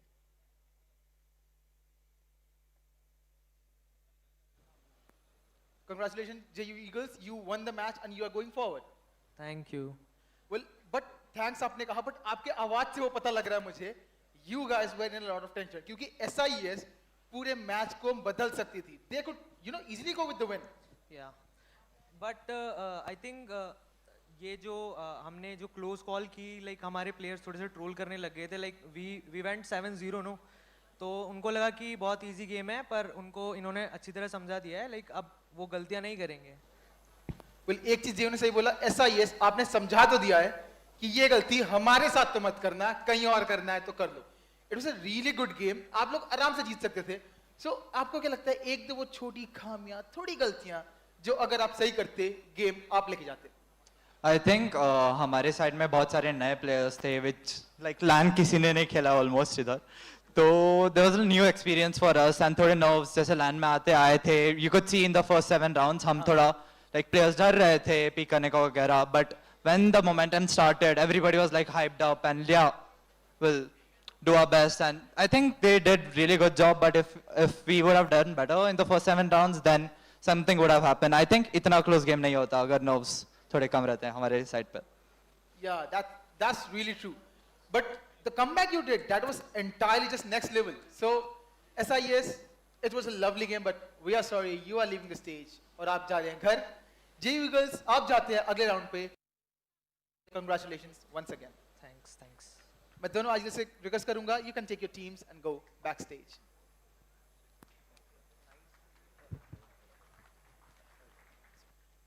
गेम का अंत जो भी हो, रिजल्ट जो भी हो, बट ये हैंडशेक ये दर्शाता है कि they are friends. At the end of the day it's all over, you know, sportsmanship. So वो छोटी खामियां, वो गलतियां तानिया और सैम आप लोग को डिटेल में बताएंगे. Yeah, well, ladies and gentlemen, here's Tanya. I am Sam. Yeah. We're the real ones you gotta deal with, right? we're the desk that gives you the real deal. But either way, we have had a really great game. So, Tanya, how did you feel about this game? Well, Sam, I really enjoyed watching what all happened in the overall match. But here's the thing, small mistakes could lead you to big problems is a clear-cut story that, you know, we have witnessed in this overall map. Very small mistakes made here and there. I mean, coming from the sides of Toretto as well, we heard him saying that, you know, there were few players who were new, who were experiencing all this for the very first time itself, and this might just be one of the reasons why, you know, they weren't able to give their best, but coming down to the experience that they had, I feel this is one of the biggest LAN that we are witnessing on a university level, right? Yeah, so absolutely. They would have the best of their times there. Yeah, I'm pretty sure that they were feeling a little bit nervous, right? And of course, you could see it. You know, they were really serious in the first stretch of those runs in the first half. They weren't really comfortable. They were having no idea as to what was happening. They did have a decent amount of a comeback happen, but if we look at the overall statistics, Ren, again, like I mentioned, he was the MVP of multiple rounds, and let alone the entire game itself. I think the biggest comeback here was of Meister. He was 7-15 at one point, and he's come back to be the MVP at 19-20. Amazing stuff from him, but unfortunately, it just didn't turn out to amount to a win. And on the other side, if you look at the overall team performance of JU Eagles, Devil did really well as a Reina. First half, he honestly did really well. Second half kind of slowed down his momentum. Windine kept a pretty consistent role across the entire game. Did have a little bit of a overheating moment, but he was still okay. Yeah, great game, real close. Could have delivered probably a little bit more from the side of SIES, but JU Eagles will take the victory. Definitely. I mean, very true for the fact that Meister had the biggest comeback story written right from the #5 that he had in the you know, leaderboard to the one that he is right now, the MVP. But yep, talking about Ren right now, I mean, come on, he's left Devil behind. He has 3 more kills than Devil, 3 more assists than Devil coming up. Ren definitely has to be the MVP, the player of the match that we are talking about with the 313 ACS, the KDA, a good KDA to maintain again, 26 kills, 17 deaths, 10 assists. I mean, he was playing Sky, so the number of assists definitely goes on increasing. 3 first bloods, I mean, all he has did, I feel, towards few rounds, Curtis Showers, pop the flash, peek, and take his opponents down. Yeah, pretty good actually. For 3 first bloods for a initiator, you know, is really good. Usually expect maybe 1, probably 2 out of them. Yeah. Getting 3 first picks in across all the rounds that they played. Really well played from him. He was more of a clutch player. He was more of a mid-round player. I believe that he did really well in terms of handling the pressure from the opponents, especially with his utility. His utility usage was so good. Information that he relayed on with his flashes, with the Trailblazer, absolutely brilliant. And overall, he had so much composure. You know, top to bottom, he made sure that his team could trust him, could depend upon him, could pivot around him, and he overall did a absolute wonderful job. He gave a great performance, and with that, we are at the conclusion of match number 2. Quick matches today. I mean, I'm really enjoying. I mean, this was not that quick, but yeah. And enjoying the matches, right? Compared to yesterday, yeah, these were quick matches. Come on, I mean, it was the very first day itself, right? So everyone was just trying to settle down, feel themselves, but today seems to be the best. I mean, talking about the matches as well, close-cut competitions is what we are witnessing, and the upcoming matches are going to be very, very interesting. I'm actually, you know, giving it a second thought if we could see Bind once again. What are your thoughts? Maybe. I'm not quite sure, but we do have a third map coming in pretty soon. I believe it's BIT versus, not Manipal?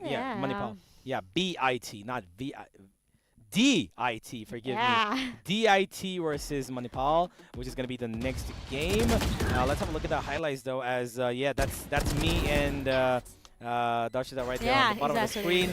That's exactly what we are looking like right now, right? And overall highlights, of course, we can see the first half domination, but the second half is where, of course, we saw a lot more of the fierce competition.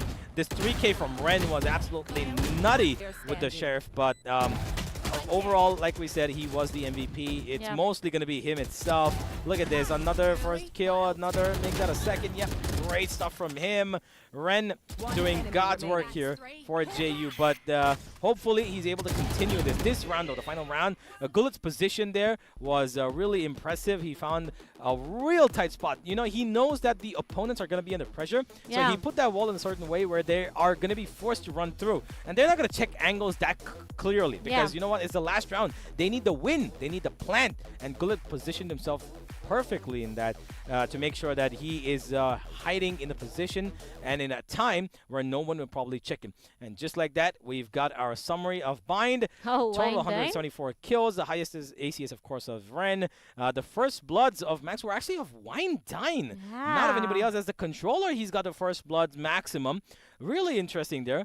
And of course, there is a total 18 plants compared to 13 of last game. Of course, the rounds were lesser there, but yeah, Bind, pretty good map. Yeah, that's the only reason I love to witness Bind and to play Bind at the same time. I feel Wine9 had a fine dine today with 5 first bloods that he had on his name.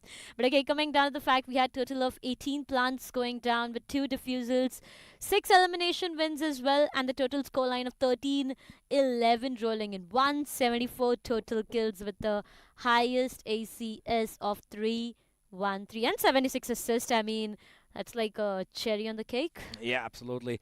The ADR really good here, and I believe with this, ladies and gentlemen, we should be heading into a little bit more of stats. Let's see. We will see how much damage has been dealt from either side in just about a couple of seconds. But overall, this is, you know, what Bind practically look like in the form of numbers, as I believe even though these numbers, you know, are prevalent over here and we've got only the members of JU present here, it doesn't tell the story of what the 11 rounds that SIES put up, because Toretta was doing really well.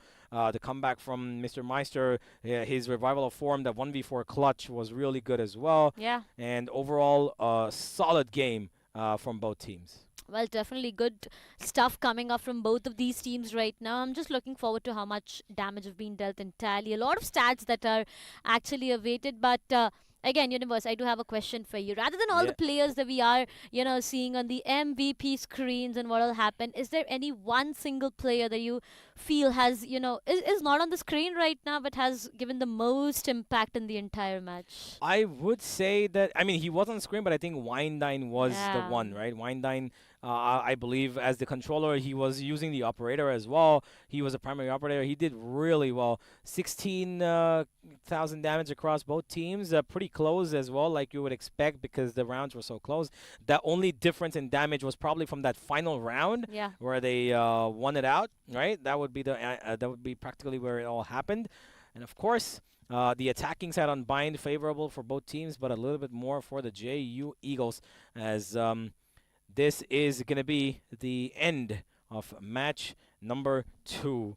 And Bind, pretty much done and dusted. We hope there's going to be another Bind just for your sake. But overall, I think that there should be a little bit of variety. I would love to see me a little bit of Haven. We haven't seen Haven yet. Yeah, we haven't seen Breeze yet. I don't expect to see Breeze unless we go to a best of 3 or best of 5 for semifinals. But if we see something out of the blue, Haven maybe I would like to see, you know, in the next game. But we'll find out. But if a Bind comes in, more joy for you. I mean, obviously, the love that I have for Bind is something which I cannot describe in words right now. But as you said, a little bit of twist and turns is what all we need right now, right? So, Haven being a good map once again, attacking favored, I would say. 3 different sides, a lot of openings coming up for the attacking end, and you know, coming down to the defense side, I feel they need to have their eyes onto a lot of things. I mean, 5 different players and 5 different openings, and that's where things just get a bit wobbly. So, there are a lot of speculations that we do have right now, but for now, it's high time that we head towards a very short break, and I'll see you guys very soon.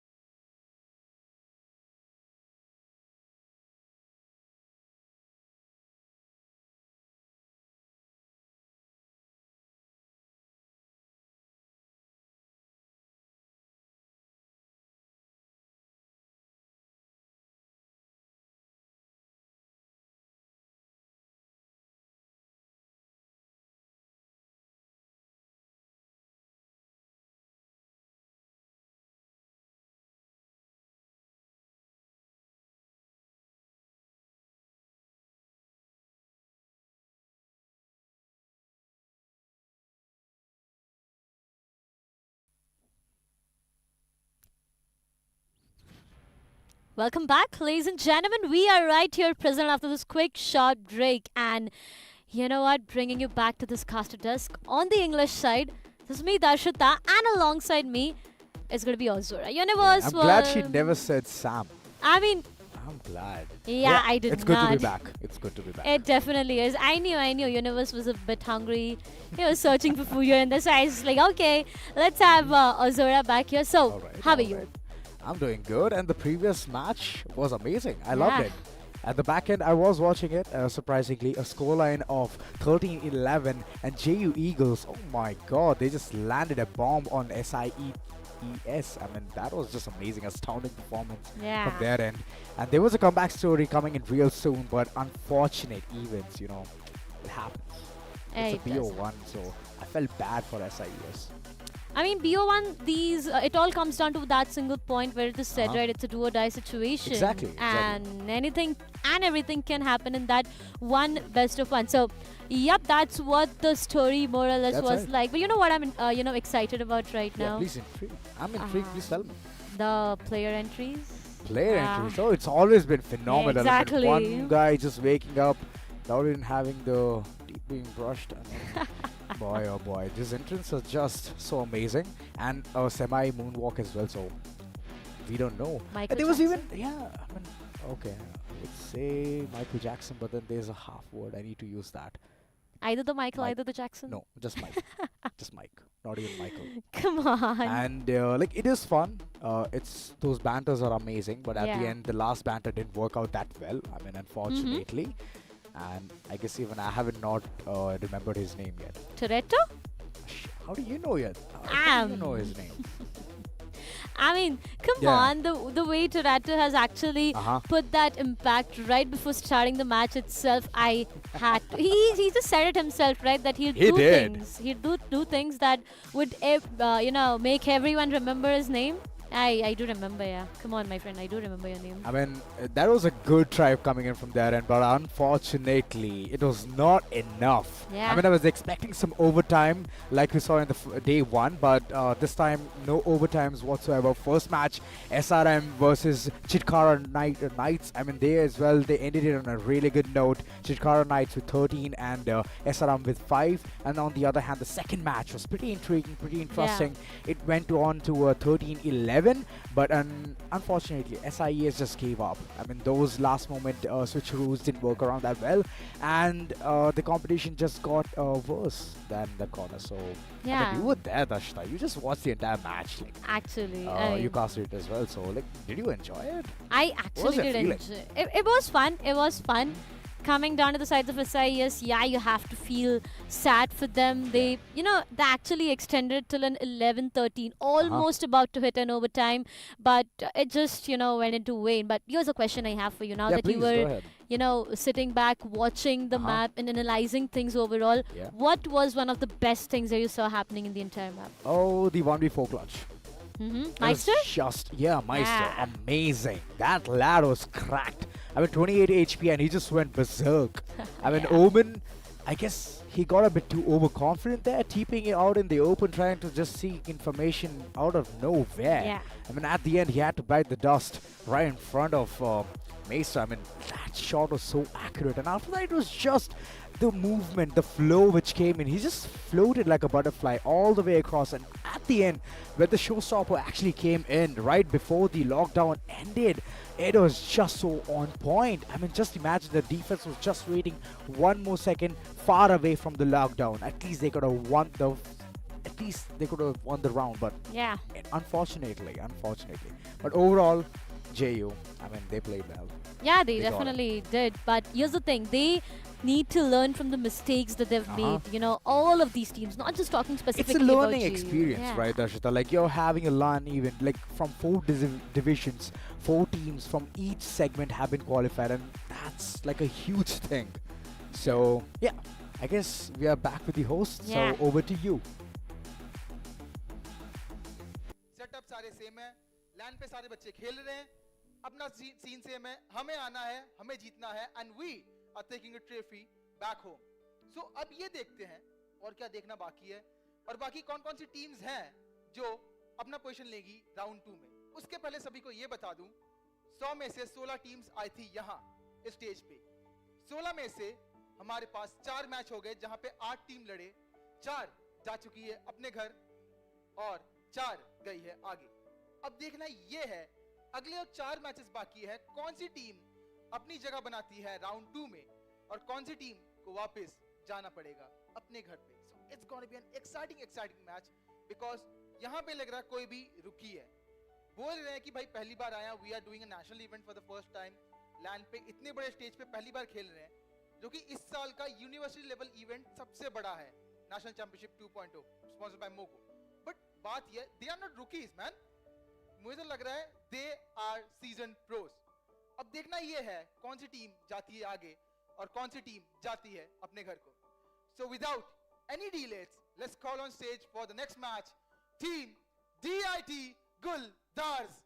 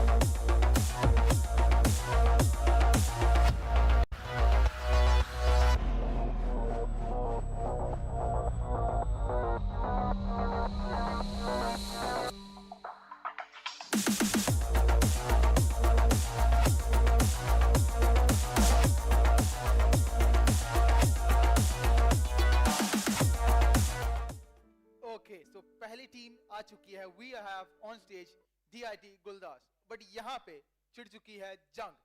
So इनका सामना करने आ रहे हैं team from Manipal University।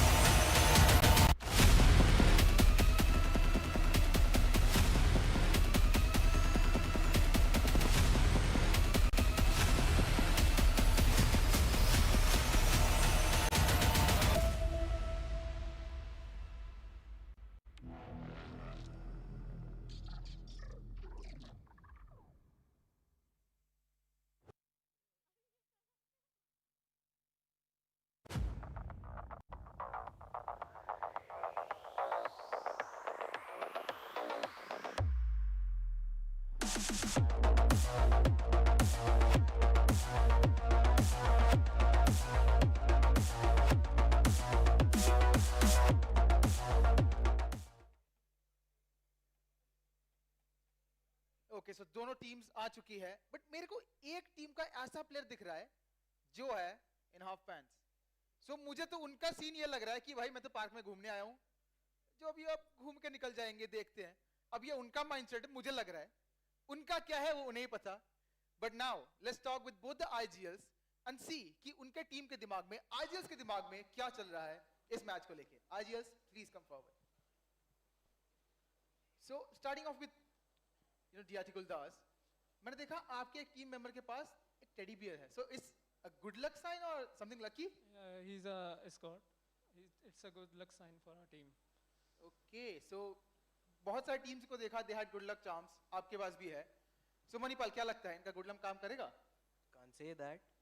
We're just here to enjoy, tap some heads. Definitely not here to win. So you're not here to win? Not here to lose. All right. See, सीधा बात ये है, they are under a lot of pressure. इनका ध्यान यहाँ पे नहीं है, इनका ध्यान है गेम्स पे। इन्हें मतलब ये है, we sit on our PCs, we hop into the game, and we get those shots हमें स्कोर करने हैं और हमें जाना है आगे, ये इनका माइंडसेट है. सो विदाउट एनी डिले, बस एक सिंपल सवाल. हमने यहाँ पे डोमिनेशन देखी, हमने यहाँ पे देखा ओटी, हमने यहाँ पे कमबैक का बढ़िया शानदार मौका देखा जो फुल हुआ नहीं. बट पॉइंट ये है, आप लोगों से हमें नया क्या देखना मिलेगा? Can we see from any you guys comeback, या हम देखने वाले हैं अ कंप्लीट डोमिनेशन इस मैच में? आप लोग क्या कहते हैं? फर्स्ट मणिपाल. सस्पेंस अभी है, खत्म नहीं करते हैं. Let's see what happens. Guldars. बिल्कुल वेट करना पड़ेगा आपको, अभी तो मैच तो स्टार्ट होने दीजिए तो पता चलेगा. Okay okay. सो भाई मुझसे वेट नहीं हो रहा, सस्पेंस ये लोग बढ़ा चुके हैं, आप लोग समझ रहे हैं. सो बिना किसी डीले के हम चलते हैं डायरेक्ट गेम की तरफ. I request both the IGLs to kindly have a friendly handshake. IGLs, please take your seats. अब देखना ये है, सेटअप रेडी है, प्लेयर्स रेडी है, लकी चार्म भी है, कोई आया है गार्डन में घूमने. अब DIT गुलदास का गुल खिलता है या मणिपाल उन्हें बेहाल करती है, ये तो वक्त ही बताएगा. Tania, Oro, over to you guys.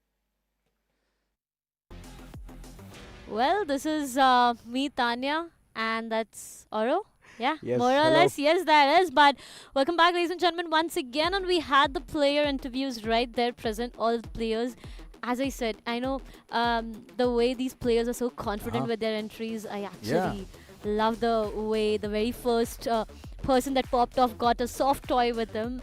That's straight up priorities. I mean, it just gave me the VCT LAN vibe. Yeah, like exactly. Getting those toys. And there's actually a toy which is very interesting. It's an octopus which can rotate from front to back. It's like a flap. Yeah. And on the top, it's a happy face. On the bottom, it's a sad, angry face. You can just switch around and you can showcase what kind of emotion you're undergoing. So that's actually good. I right? have But it. he has a puppy right there.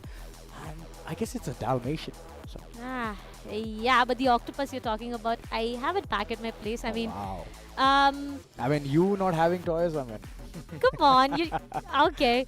I'm sure I'll get it tomorrow, but here's the thing. Right now, what I am excited about is the match to start. As the That's host right, even itself, I'm interested in yeah, that. as the host itself said, who is going to take down whom? Because both of these players seems to be quite interested to jump up directly into the match. No time wasted whatsoever. But That's yep, right. do you have any expectations in terms of the map veto? Map veto, Haven.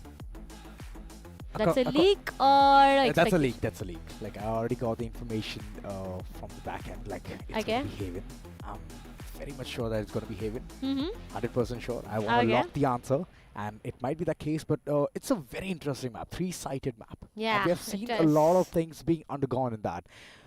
So this map, this match against DIT and Manipal. Manipal, yeah. We have always seen them being so much cautious about the game. Like every single one of them I see in the chats, like, you know what? I want to see Manipal. I want to see Manipal. A I want lot. to actually know Yeah. what the entire fuss is all about. So we're soon going to be jumping inside the game, and I want to see the gameplay as well. So that's one thing I'm interested to see. Right now, Universe, my friend, I really feel bad for you because, you know, a while ago when I was alongside him, he was quite excited to witness the map of Haven happening. And Oh. now if it's Haven, Universe, you know whom to blame, right? You're the person sitting besides me. But as said, right, there's a lot of Manipal University supporters that we have in A the lot. chats. Yeah, so DIT, where are the supporters? Come on, I want to see a few of them right in the chat spamming their, you know, team name and Exactly. supporting them. The support needs to be there because it's such a huge event. It's a national event. Yeah. And a 2.0, which means a second version. The first one has been flawless, has been amazing. And the second one has been conducted at LPU. So, I mean, the first day was a bit interruptive, Yeah. but the second, it's going with a really good flow. And with some amazing and interesting matches. We did That's see a right. one-side affair few, you know, matches back. The very first one, Chitkara University. Yeah. It was a pretty one-side affair. I mean, 13-5 if I'm not Yeah, wrong. 13-5. Exactly. Beautiful start, beautiful Yeah. end. Like I mentioned in the first itself, they starting in attackers and they are just going to be dominating once they have the role swap. Because Ascent is a defender side map. Yeah. And Heaven, on the other hand, I feel that the attackers have the upper edge. Mm-hmm. And whoever starts first with defense might win this. Well, yep, but for now, all we have on our screens is the map veto going on. Let's see if you've logged the correct answer or no. You said it's gonna be Haven, but I see Pearl and Bind. TIT, why would you ban the map of Bind? Is not even there in the pool. Come on, that just might be exchanged with Breeze and Sunset. Why? I mean, it's standard rules of Riot that having okay. I feel it's completely fine for now. Sunset and this thing inside the map. Yeah, the Breeze. Yeah, I mean, it has been a wonderful map. Like, come on. you can just. There we go. We are going to come down to the one last map. I really, wish to shout that you have won the 7 lakhs of prize for you, but come on. It's the Haven map that we are going to head towards directly coming down to being the decider. Now, we've been having a lot of discussions about Haven being the attack favored map, but do you think starting off on the defense side, I mean, whatsoever team starts on the defense side, how many rounds do they need? At least 4. And if they're having a very tough time, then 3. If it's going to be a 9-3 swap, at least they can recover it in the pistol round itself. But overall, I would suggest 5 rounds at least in defense, whoever is starting with that. After that, it's just going to be haywire for them. And if you're in attack, then I believe that you have to literally win every single round, because you never know. Once you head towards the defense, you will never understand what the attackers are doing, because it's 3-sided map. So it just gets tough to analyze, to understand the probability, the possibilities of the enemies to even go inside either of these sides. I mean, B side is a very open approach, like you can literally la-di-da your way inside B, and then here's the thing, the post-plan scenario will be very tough, because a person can come through mid, a person can come through B-link, A-link. A-link, yeah, exactly. I mean, the most vulnerable side I feel would be the one in between. A lot of openings all around, and that would be really very difficult. But right now, to what I see is the players just setting up, and I have all of these right in front of me. Right. Okay, there's bots being killed. I mean, every single time the practice, the range is, what we get the insights about, and I feel sad. But yeah, here's the thing, agent selection. Agent selection. That's a very interesting question. I would like to see a Jet or a Raze. Reyna in the midst as well, if it's going to be a duelist. And if the team opts for a dual initiator, it's going to be more beneficial, because the information game will be so solid that they can literally thrive on it. And Cypher is a mandatory, as in Sentinel. And alongside, I would really like to keep a smoker being Omen. Brimstone, nah? Nah. Brimstone, it's just that his smokes are not rechargeable. That's the problem. And the max he has is 3 smokes. 3 sky smokes. That's it. Yeah. And after that, it's just radio silence. He cannot provide the post-plant smokes anymore. But the benefit of being Omen is that it keeps recharging. Keeps recharging over time. And that's one thing which I really appreciate Riot to even create such an agent. For now, I'm really... How about you? I'm sorry, I didn't ask you the same question. Please, I want to know your thoughts onto what will be the agent selection. The double duelist is something I'm looking forward to. Triple would be very vulnerable, to be very honest. Okay. I mean, if the time, if it was underrated, I would have just been like 5 duelists locked. I would love to see that. I mean, I remember we've been doing this the previous, right? Phoenix, Neon, Raze, Reyna, and Jet coming up in the same team. The Neon just creating a havoc, running here and there in the entirety of the map. But yeah, triple duelist next to impossible. All of these teams seem to be playing on comms rather than just doing the W gaming, which comes up with triple duelist, right? If you are opting in for 3 duelist, you have to showcase your aggressive side. That's right. You have to build that pressure on the team right in front of you, and that's where you get the rounds for yourself. So that's the thing that comes along with triple duelist. But yeah, as you said, I do expect the same comp coming in double duelist with the smoker. Double duelist or double initiator? No. Sova, yup. I would say double duelist again. I'll stick back to double duelist once again. Cool. Going up with Sova, it's going to be an important pick. KJ Cypher, what do you think? I would say KJ is a really good agent to be picked because she's versatile. She has the nano swarms for a post-plant scenario or even to stop the attackers to move in towards the site. Second, the alarm bot, the best friend of hers. And the third, the turret, the information seeker. Every single time you see a turret, you have to shoot him first because he's going to gun you down slow and steady. Sixth player, right? It's like a burst fire, and in that burst fire, if you're just caught in the cross, you're done for. I mean, I've always said the KJ's turret is a sixth player to the team. Oh, hitting that's a bit too much. I mean, that's a bit too much. It is. Come on, you've dealt with a lot of damage, and then you face a turret, and it's done for. But again, yes, the investment of KJ is going to be important. Chamber. We've seen a lot of chamber plays in this place. We have, but it's a debatable discussion once again. Like, it is. It can come up, it cannot. I remember me and Universe having the same discussion about chamber being invested onto the map of Bind, and we did not see any chamber pick coming up. So coming down to Haven, I feel it's gonna be a bit risky.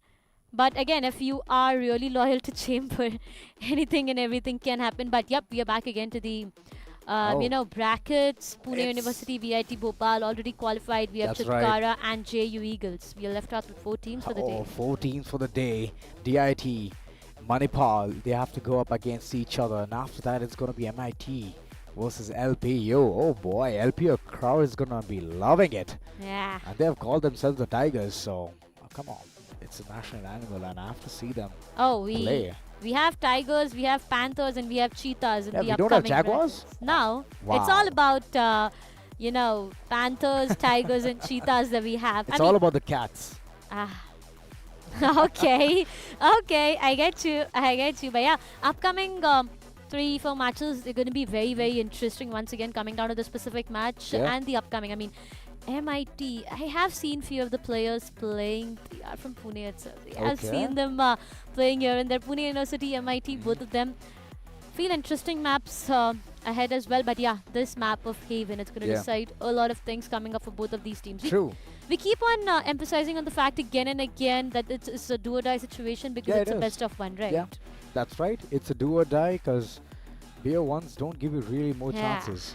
Once you're done, once you made a mistake, if the enemies capitalize over it, you're done for. And you're just going to be wiped out, said adios, tata bye-bye, and then it's just going to be better luck next time. It's going to be 3.0, which you have to wait at that point. So I mean, they might just exit from the college at that point. So yeah, that's more or less going to be the thank you post coming up on the pages of Instagram so soon. But yeah, I just remember, if you guys haven't followed the Instagram handle of Mogo, you're going to miss out on a lot. I mean, there are times where you're busy and you cannot keep yourself updated with the matches. So you just can go quickly and follow us on our Instagram to keep yourself completely updated on who is qualifying and who is going to learn a lot of things. I've been saying this a lot, right? It's either about learning or winning. Yeah, it's either about learning or winning, and learning curve is a bit too much. Like, you can get it, you can understand what is going on, and with that, we're just going to be heading right inside because we cannot wait for this match to begin. Our players still locked and loaded, trying to just access their site, access the account. Nonetheless, all you have to do is click on the play button. Play button. Oh yeah. Do it. Not on YouTube. This is Riot client. Yeah, click the play button. Yeah. Just do it. I mean, it's actually very, very tempting because I myself want to play a Valorant match right now, but it's just that I have to cast this one, so I'm just going to be enjoying. We might just do that post-event as we were jamming before, right? Yeah, definitely. Jamming till AMs and AMs of time. Okay. Just an insider leak. But yeah, it's going to be Manipal up against DIT. What are your expectations? Who's going to take this one? The soft toy which just came playing in the start itself gets me. Okay. So just because he has a soft toy, you think he has a soft corner to win? Maybe. Come on, there it is. Yeah, there it is. Yeah. And he is witnessing his owner play. Oh, wow. It's not even alive, Darshita. Can you have that? Can you take a moment to sink that in your brain? I mean, I do have the special attachments with the soft toy, so people having those attachments can feel me. I feel that, I guess, You have been gifted a lot many soft Yeah, toys, is what yeah. I feel. A lot many Exactly. memories of. Okay, I won't even enter into the topic. Coming down to Valorant. Coming down to Mogo National Championship 2.0. It has been a crazy Yeah. previous day, and today it has been in sync. I love it. Oh, I definitely do. I mean, it's just going so well. I don't want to jinx it. You already did, I feel. I mean, No way. whatever we casters say, it gets jinxed for real. But for now, all I am looking is at the insights. If I could see anything on the screen of those No sneak players. peek whatsoever. The What? cameraman not even looking at us, like not even understanding what we want at this point. I want him to listen to us. Oh, yeah, there we are. Damn it, it's Discord. It's okay. I mean, the more patience you have, the good, the worth the wait is, right? So Yeah. you'll need to have those patience. I mean, we had it the previous day, and you remember the very first Oh. match Pune University Yeah. played. They Yeah. just took it to the overtime, and they witnessed one hell of an amazing Oh, match. It was such a messy round. Yeah. Over and over, rounds restarting. I mean, the third round was played 3 times. So you can imagine Pune was like, okay, if there's going to be planned another side to be executed, we are ready for it. And that was the same thing which they just witnessed at that point. Just holding, choking the opponent's Igno, and they just nailed them. Nailed them towards the A shot itself. A long, Yeah. whichever the hall is, they was just found dead. So... I mean, It was just them doing the cleanup job, piling bodies Yeah. here and there, left and right, all around. But hey, for now, I'm excited to witness the map of Haven. 3 different sides is what we are talking about, with a lot of entrants and a lot of choke points, Yeah. right? But again, a lot of comeback stories is what we have witnessed in the entirety of see, previous. here's one speculation. Yeah. If there's a defender playing an operator Mhm. towards C long, Yeah. never peek it. If you peek it, you're done for. Unless you Ah. have a really good cracked aim. That's one special condition. But other than that, don't peek it. And yeah, like I've seen Jet players, Jet mains always being at A long most Mhm. of the time. And A long has always been the center of attention if they're having a split push towards mid and A short. Mm-hmm. But yeah, other than that, C long, it's just that if the weapon difference is there, then they like to exploit it. And the entire routine of entering towards side Cs, even those garage doors, if you know how to exploit it, if you know how to nail the coffin, then you can just enter barge inside and just get those kills, frags, and then enter towards side. Post-spawn scenario done for. Defenders caught off guard. Defenders don't know what to do. They're like, okay, fine. We need to play well in the next following round. We need to re-strategize. Yep. We need to get our homeworks done. I mean, Yeah. I feel these players had enough of time to actually sit back with the team and, have discussions. I've seen a lot of coaches for the Chitkara University as well a while ago. The Yeah. coach was right present there with the entirety of the team. So, yep, a lot of teams do have the coaches around them to help them out and to, just sit back with the team and tell them what went wrong in the entirety of the map. So all this is actually going to help them. And the fact that we have this biggest university level LAN happening right Yeah. now, it's just giving opportunity for so many teams. I mean, I remember when we started off more than 50 days ago, we had 100 plus universities. I'm sorry, it's 52, Darshita. Like yeah, 100 52 plus days. universities Yeah. just going neck to neck, and after that, 4 divisions, 4 teams from each division's qualified, and that's where we can see a pool of 16 teams at the Yeah. end. This has been an entire perfect journey for all of these teams to just come along and just experience this LAN. I mean, these young lads are experiencing LAN at this point. Exactly, We yeah. haven't done yet. We haven't. I mean, you have, but I haven't. I want to see my first LAN as well. Come on, give me the opportunity to do that. Hopefully very soon, very, very soon. I definitely pray for you. Damn it. And I'll be hoping to be alongside you at the same time. But yep, here's the thing. These young guns, these top 16 teams who have made it to the LAN itself, they will have to be so proud of themselves. Yeah, right they now. have to be. They're representing their own universities, so that's one thing they have to be proud of. And I can see a sneak peek. It's Astra? an Astra coming into play, which means the team coordination needs to be on next level. So, I mean, this is fun. Recent things which are happening around Astra is something that she can hear, she can react to. But yeah, until and unless she comes out of that astral form and then react to it, I feel there would be a lot of time She has been buffed as well. I mean, now she can come out of her astral form much faster, much quicker. She can hear what is going on around her. This is amazing. I mean, Riot, it took you so much time. 7.05 was the patch where they actually brought this into action, and I like it. It took them that much time to realize that Astra needs a buff. And even the wall, come on. The ultimate. No sound barrier right in the middle of the entire site. Post plant is just made better now. I mean, just imagine you're not able to hear anything. You just go, you walk off through the wall, and that's a big surprise waiting for you. Just imagine the opponent is standing right beside the wall, just waiting for your entrance. And once you're done, you're like, okay, I cannot hit a 180 shot here, but I have to give away my life. So that's one thing which Astra is really going to be effective in. And I feel that everyone is locked and loaded. We don't know the agent select yet, but it's going to be fun. Yeah, they're going to be catching us off guard. I mean, alongside Astra, if we have the pick of Race coming in, there should be a lot of combinations, right? I mean, the Gravity Pool and the Paint Shells coming up. How about SIES and the Paint Shell? Yeah, there's a lot of things happening, right? With the combinations going all around. Permutation combination, they have been learning it in mathematics. University students, hashtag.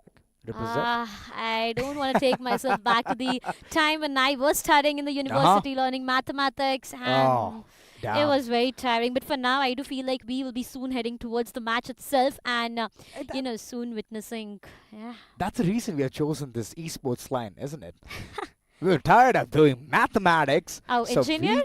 Yeah. I'm an engineer. I'm a computer science engineer. And I've chosen this field because I love it. Oh, I just realized you can treat people really well. Wow, I've told it in day one, so I guess you just heard it. Heard me saying that. And right now you're just bringing up this. Oh, and this is unexpected. Oh, and I love this pick. Like I mentioned, Fade SIES alongside Paint Shell is going to be a deadly combination. But same goes with Astra's Gravity Well. It's a good combination coming in from the corners of DIT. Something different is what I can say. A pseudo-duelist in the form of Breach. It's going to be fun to what they are going to be bringing onto the table. On the other hand, it's Manipal bringing picks left, back, and center. Oh, standard. I like it. They just want to go classic. They want to go loco at this point. DIT. I mean, come on. There's a lot of combinations can be made. As at SIES, we have Gravity Pool, we have the stun coming up. The KJs, can be one of the best options opted in. As said, a lot of discussions being made, around KJ and Cypher. One team will be opting towards the KJ, the other going in for Cypher. We have Ermin, Soa, Jet, and Sky. I mean, that's completely opposite. 10 different agents with 10 different players. Oh boy, that's something different, but I love those headsets. Oh, lovely.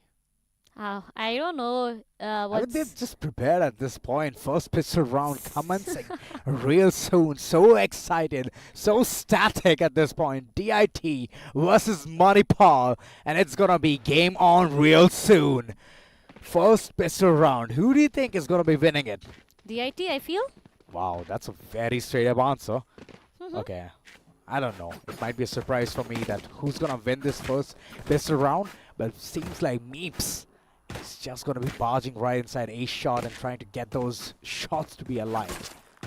Oh, wait. Manipal University is starting things off on the attacking end. And we have DIT on the defense side. Now, coming down to defense, good comp coming up from their end. I mean, the reason that we have 10 different agents right in front of us is something that I do understand right now. The map of Haven, it's going to decide a lot of things for both of these universities, right? That's right. I mean, I'm expecting at this point that the attackers seize many round, because moving forward, it's going to be a tough time. It is going to be. I mean, coming down to the second half itself, on the defending sides with the composition that they have, they might just face a lot of difficulties. I mean, and also standard. the map. The map. But here's one thing. They're just going basic. They don't have anything extraordinary compared to the way I guess DIT is playing because they have a really good I mean, not a good composition. It's just that I've never seen this. For now, pistol gun. Oh, what? To start things off, what a beautiful shot coming in. He takes down one, and that's going to be the Jet done and dusted. Manipal University, the only duelist that they had in terms of Jet gets taken down, and now it actually gets them into a lot of difficulties because it all goes down under the shoulders of all four remaining players. The execution towards one single side is something which is not yet clear. I mean, I do see them near to the A sides, but the trades happening in the favors of, DIT is something which might just get them into a lot of difficulty. Slowly and steadily, the Sova making his way towards the A side. He is pretty fast with the footsteps that he is giving all around, but at the same time, he needs to give that information. The reveal comes up on time, but I don't think he is going to he will be able to find anyone, but the fate pick comes up with Omen taking her down. Oh my god, look at Little Bot and look at his perfection with the ghost coming up. It all goes down to 2v2 situation. Manipal University with one last remaining player. Little Boy to start and to end things off. He finds the first one. He puts the last nail into the coffin and he gets the very first round. Well, oh we boy, have I know, I get it. I mean, you all have a very strong intuition there. Yeah. And a good start nonetheless. I mean, Lil Ball is just on point, just went in guns blazing. Lil Bot, or L Bot, I would say. That is just a side execution, which Manipal was so desperately wanting it, but the defense section, DIT, is just on a prowl at this point. They'll have an eco as well, an anti-eco at their favor, bringing in all of those bulldogs and specters, so we can expect a lot of run and gun at this point. But on the other hand, it's just those deagles, and oh, Kink, he's investing in his half shield as well with the sheriff in his hand. I mean, this might bring in a lot of output as well, but I don't expect that because it's against the Spectre. Come on, you have little to none chances to stand against it unless you hit a perfect headshot. More or less, it's just a race between the RNGs happening and the perfect headshots coming up. So, who's going to take it home is yet a question. The answer is a statement which is not yet made, but yeah, DIT.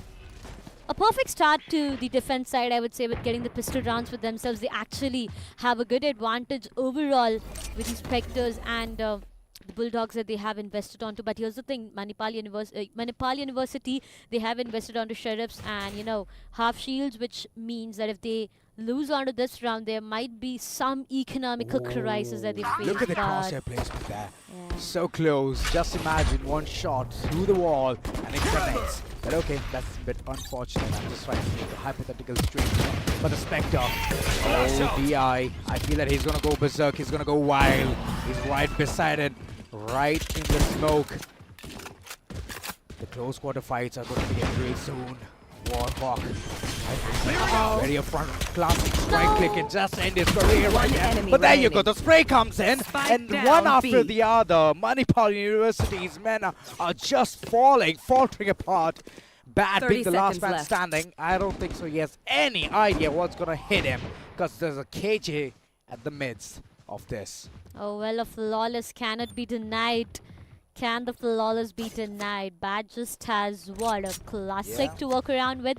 He definitely, he definitely can do that bad stuff coming up, but no. Nevertheless, it's gonna be DU who finds one onto Bad. He shuts him down there and there. And DIT, they get the second round on board. Also, as said, investing onto the previous round would make them face a bit of economical crisis. And I do see a Guardian coming up in plays now. Here's the thing, half shields is what they are looking onto with Vandals and Phantoms. There's been in the recent times itself, right, players have stopped investing on the full shield as compared to half shield, as it gives them advantage in the upcoming round. See, here's the thing, they can buy for another round. This is all thanks to Boaster. I mean, those tactics, those brain games, only he can provide at one point, and everyone is trying to just mimic it, and this is working. But on the other hand, DIT is just going to be working around things with their bonus weapons. So it might be a tough time, but the aggression is on. So close, Lilbot already weighed. He has made his way towards the lobby. One player tucked in the corner. Does he know it? Little does he know, as the snap comes to Warhawk. He could have gone big, but Lilbot is just doing it bad. Yeah, he definitely is. 3v3 post-plan scenario is what we are having our eyes on to. Will this post-plan work for them? This is a bonus round coming up from the sides of DIT, and if they win onto this one, it's going to be way too difficult for Manipal University. The chances of them winning this is, it's difficult. It's very, very difficult. Astro walking onto her own death right now, gets taken down instantly, and now it's just next to impossible. Two remaining player will make it one for now. One last player. He finds one of the meets. He takes down Kink as well. The time is not his best friend. He needs to be very, very careful trying to defusal, trying to take him down. But you know what? The Omen will just pack him into a gift box and send him back for the upcoming round. DIT lose onto their bonus, and the 2-1 scoreline rolls in. I mean, it's all right. It happens. They have the economy for this round to just bring in all of those big shot weapons. But on the other hand, it's a good initiative coming in from the corners of Manipal. Finally, the silence breaker.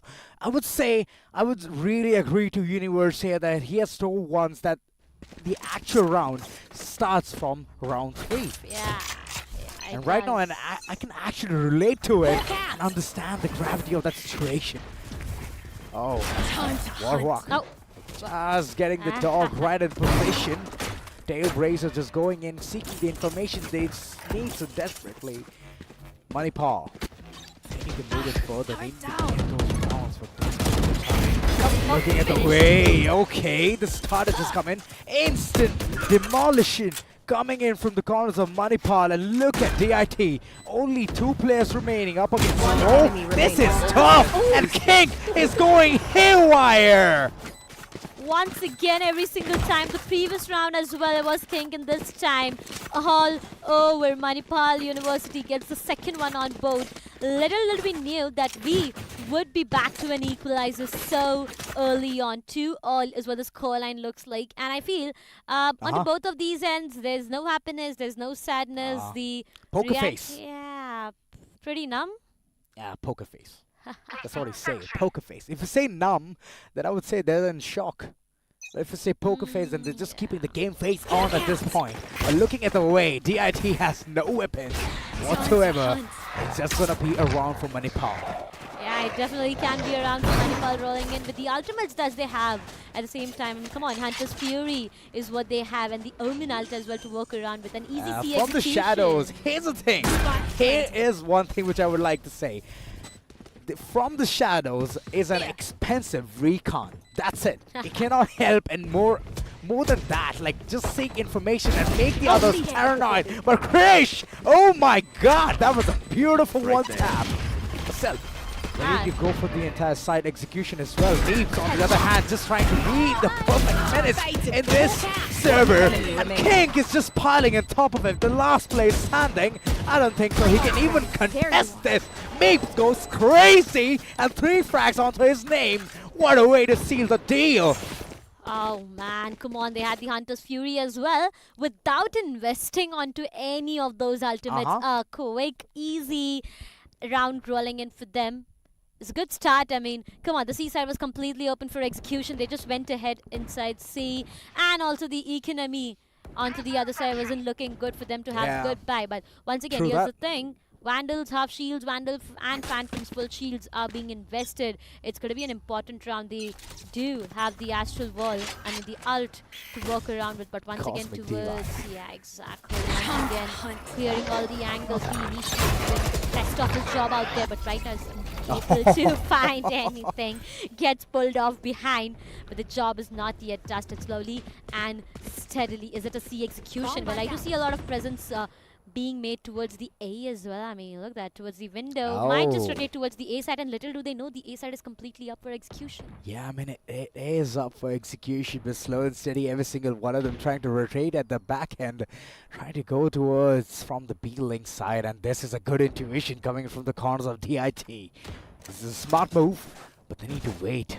They need to calm down. The spike just slowly, steadily moving in from A long. And it's going to be an execution coming in real soon. But there's a thing.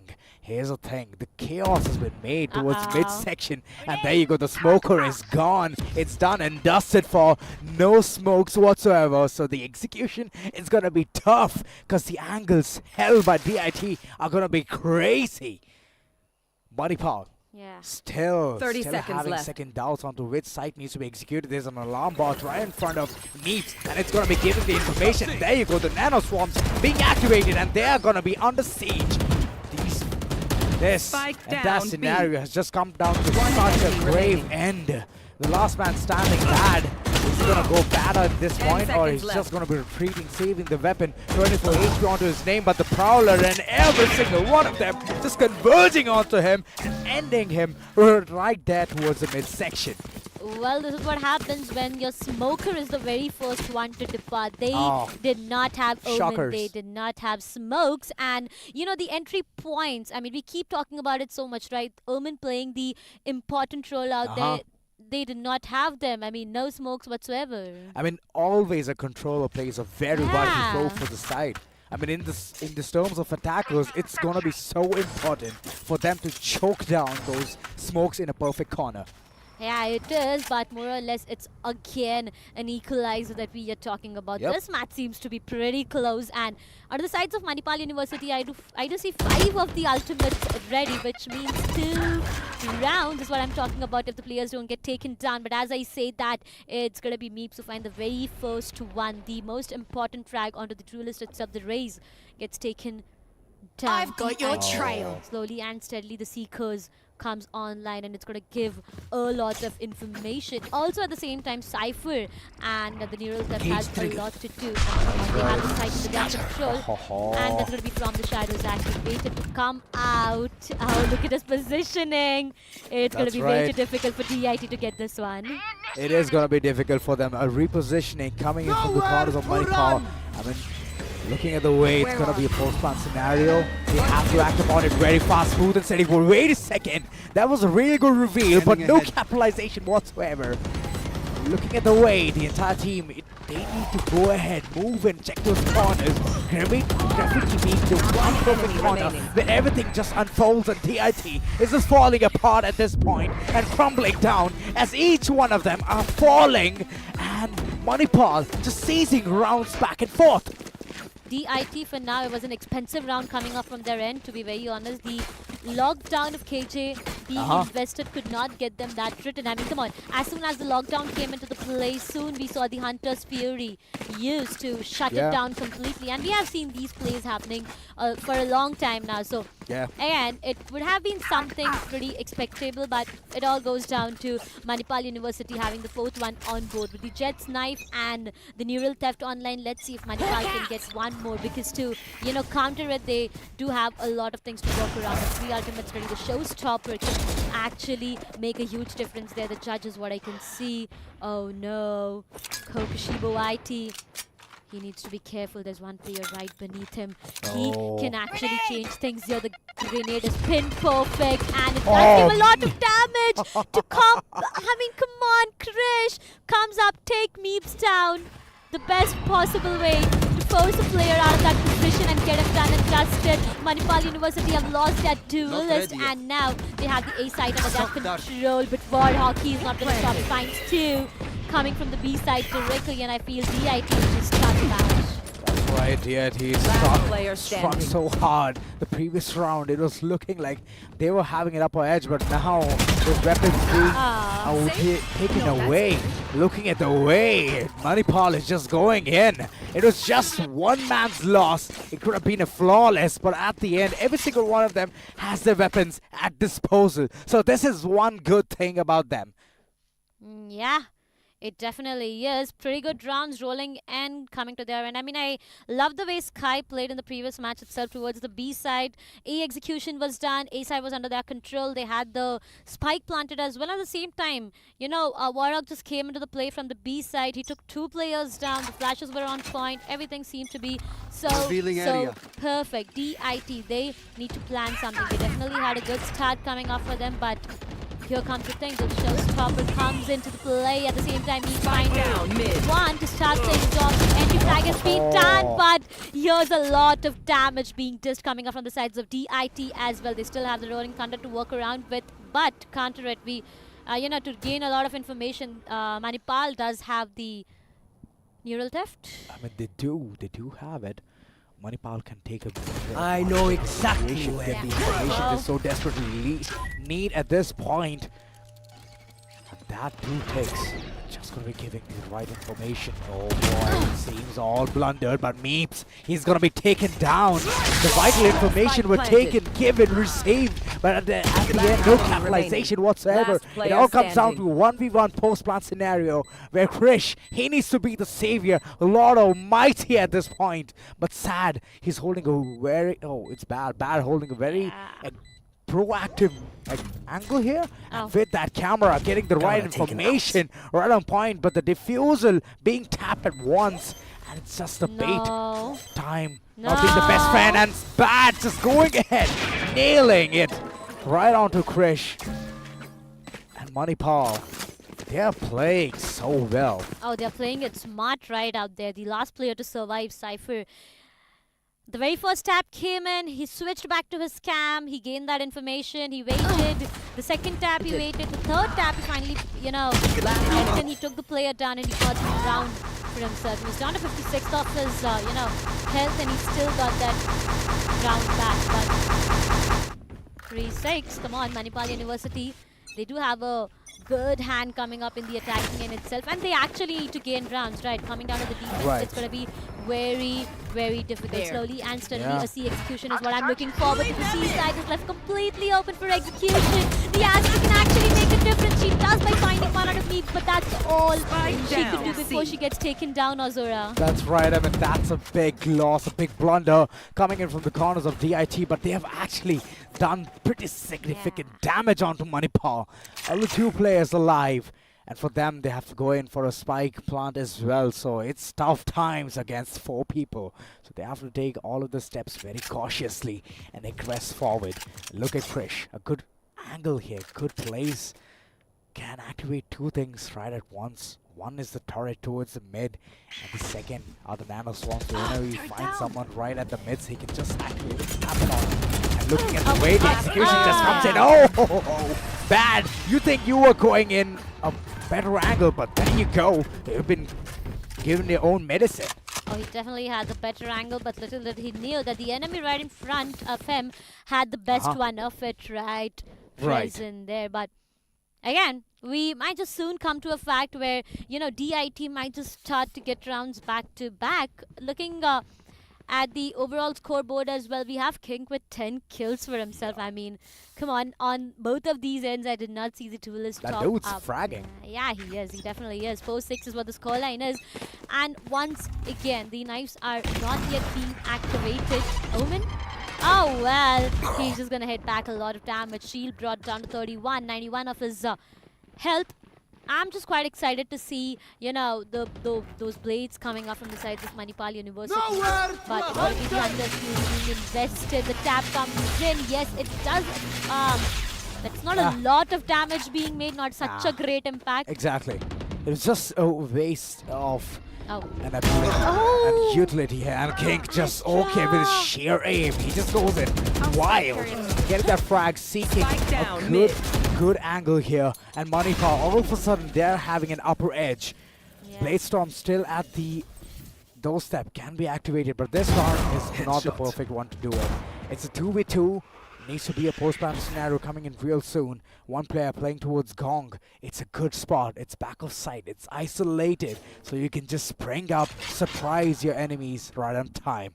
But looking at the way, King is just aggressing forward, moving in towards the seaside. I mean, this can be a C execution, but the information has been relayed with the turret being destroyed. And Meeps just going in for a post-plant, a long plant nonetheless. All they have to do is go away to C-long and guard it.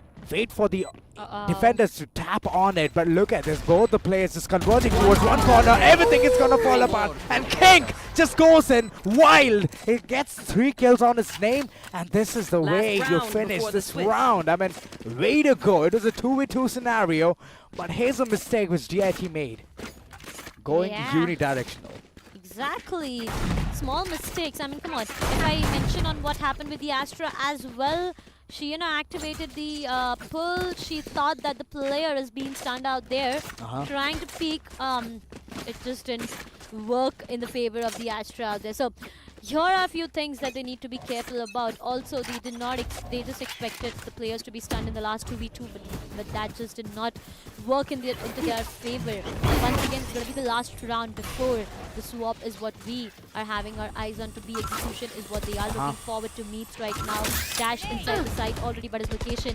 Oh, it does get compromised with the boom bot coming in. But hey, the paint shells are enough to take away Omen and his life. Oh, Kukushibo. Good shot there. Kokushibo just trying to go aggressive. But wait a second. Way to shut down that.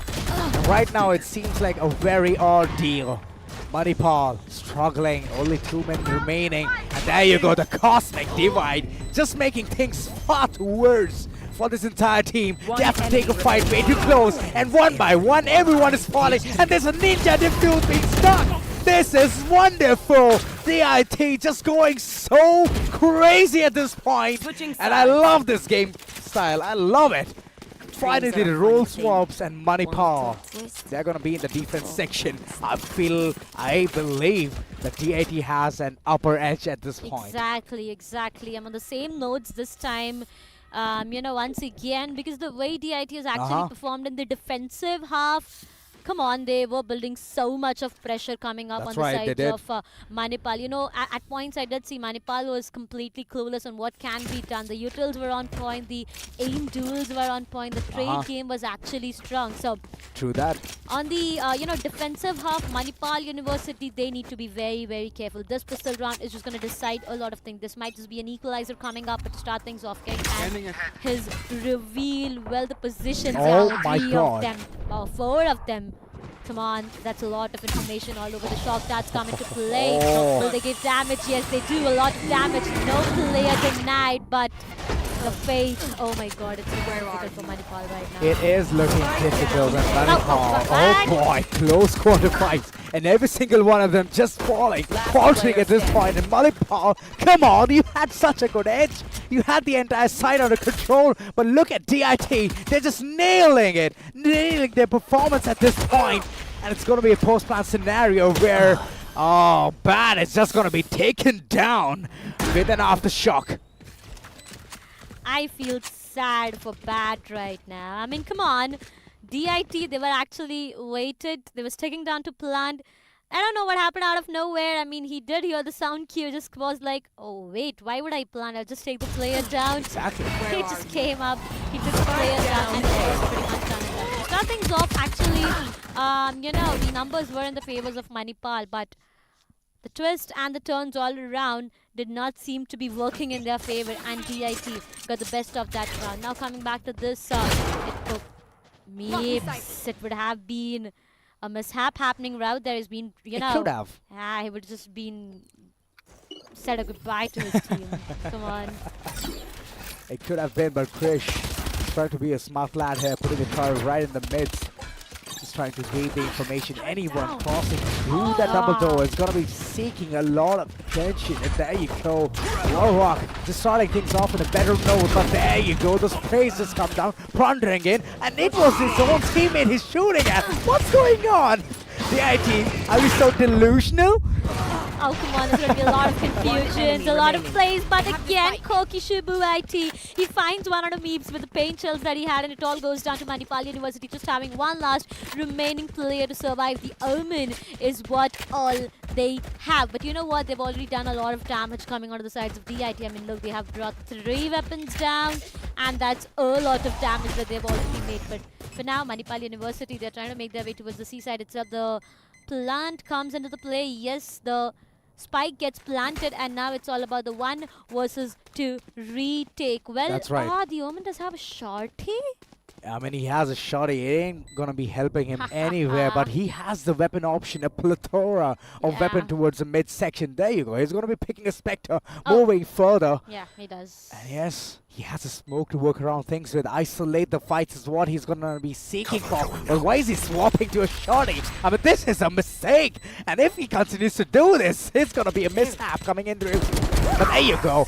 Goku Shapo, he is so aware of all of these things to happen that he was just waiting for the opponent to come in front of his frame and take him down. And with that said, it's an equalizer just coming in. But right now, Manipal has the money to buy.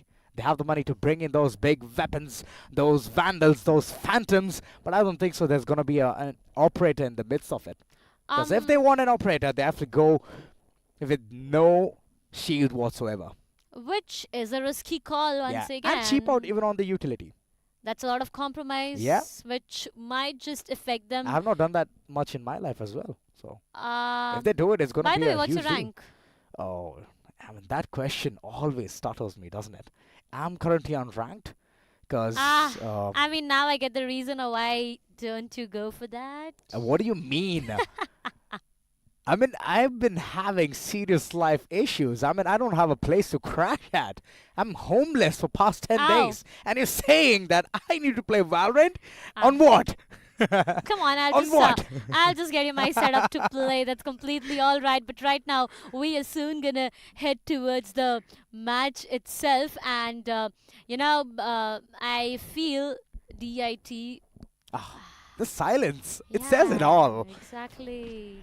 That's what I'm talking about right now. Sheriff, Spectres, and Bulldogs is what I can see. But on the other side, King being an initiator is doing so well. I mean, look at that. And on the other hand, it's Kokushibo doing his fair share of deal. But yeah, you were saying the weapons. Yeah, I mean, look at them. They're just having, Sheriffs and Spectres to work around with. DIT, now the best of the weaponry that you have. That's but right. Let's see if they can actually, show us some perfect, crispy headshot with those Sheriffs. I'm wanting to see that for a really long time. But there you go. Krish, he heard us. And he has given it. Given it to Hawk. I mean, at that point, Hawk just needs to think one thing. You know what? I need to reload. I need to check my aim sensitivity at this point. But Elbot, the entire team, is trying to run away from that corner. Repossession towards side A. That's under their control. That's under their eye. Attention. They have to go in hard. They have to go in wide. There you get those frags. And there you go, the smokes coming in. Astra doing a fine job in the flank. Look at the flashes. It's going to take down King. King was caught in such a bad situation there. It's not looking good coming off of the sides of Manipal right now. 2 remaining players, and the economic damage is standing. Oh, ouch! This is the start of the round. I saw Krish just going one tap every single time, and he has an alarm bot as well. He can go ahead and place it, but I guess he's gonna go for it. A 3 kill, all 3 bang on, spot on the head. I feel that he just made a big hole in the skulls. It hurts. It does. I mean, come on, a gaping hole in the skull. I mean, it will hurt. I mean, you're going to be paralyzed at that point. Look at him going haywire. That's going to hurt a lot, not just mentally but economically as well. All sheriffs being invested coming from the defense side, with 3 players going up with half shields with themselves. Now this isn't looking good, which clearly means that DIT can get one more round on board for themselves. It's complete A execution. A is completely open for execution. All of the players making their way from B window. Maybe A link. Yep, they are coming back towards the A side itself. They know there's no one to guard the side. They can easily have this entry, and I do still see DU with the Spectre. This is nice. It's a long plant, and they can hold it so well. All they have to do is run up in the corner, go to A long, and just wait for the opponents to just come inside their line of sight. And looking at the way Manipal is taking this entire thing upon their shoulders. Last 2 men remaining, and the showstopper just coming in. Oh, but no returns whatsoever. But the flash so on point. Can be deadly, can be devious, but it's not giving them any fruit. The last man standing, Warhawk, what do you have to give? 1 taps, Sheriff in hand, can be deadly, but last 2 HP cannot heal himself. That's one bad thing about Sky. And the spike being exploded. No time for him to even reach close. And Kokushibo, I felt that he just gave away his life. Yeah, he did. He gave up. He just gave away all of his arms. He's like, you take my life. It's all right. I mean, only if I'm getting rounds in return, I actually don't mind giving away my life for anything and everything. So, more or less, yep, they got the round that they needed the most. 9-7 is what the scoreline is. Coming down to the attacking side, as said that, DIT can be actually very, very vulnerable. And look at that. Kokoshibo with 15 for himself. Krish with 14. Oh. DU with 13. I mean, come on. Everyone doing their 12 and fair 11. share of deals. Yeah, 12 and 11 is just what is awaited onto right now. But here's the thing. Manipal University now that they do have the economy and a good buy coming up. I hope this does not go into the wane, because if it does, the economical crises are just going to bite them back so bad that they won't be able to buy anything in the upcoming rounds. See, Manipal hasn't gotten a single round ever since the second half. And this was the impact I was talking about. Being the attackers, you have the upper edge. And this could have been very deadly. But at the end, Monster couldn't do anything whatsoever. 2 kills right on the bat. But at the end, instant trade. A 3v3 scenario. Scratch that. Make it a 3v2 in the favor of DIT. And it's a Site C under their surveillance. It can be sooner. We've seen a Nightfall being committed, giving all of the information at the SIES. It's just gonna be so deadly. But King, right time. He capitalized over it. Last player standing. Oh yeah, he does. A 1v2 is what the situation is. Manipal University King, a 1 versus 2 player right in front, right in drag, but oh god, little boy, come on. He just comes out, he takes him down. And that's one more round. Coming out of the second half itself, I feel DIT has done a great job. I'm not even talking about the fact that, you know, Haven is an attacking favored map. Scratch it. Scratch it, because DIT, they are not having the map advantage. What they are having is the advantage of the plays that they are making. I mean, it is also about the attacker's side. Yeah, I mean, you have the plethora of sides to enter in. 70-30, I would beg to differ. It's 80-20.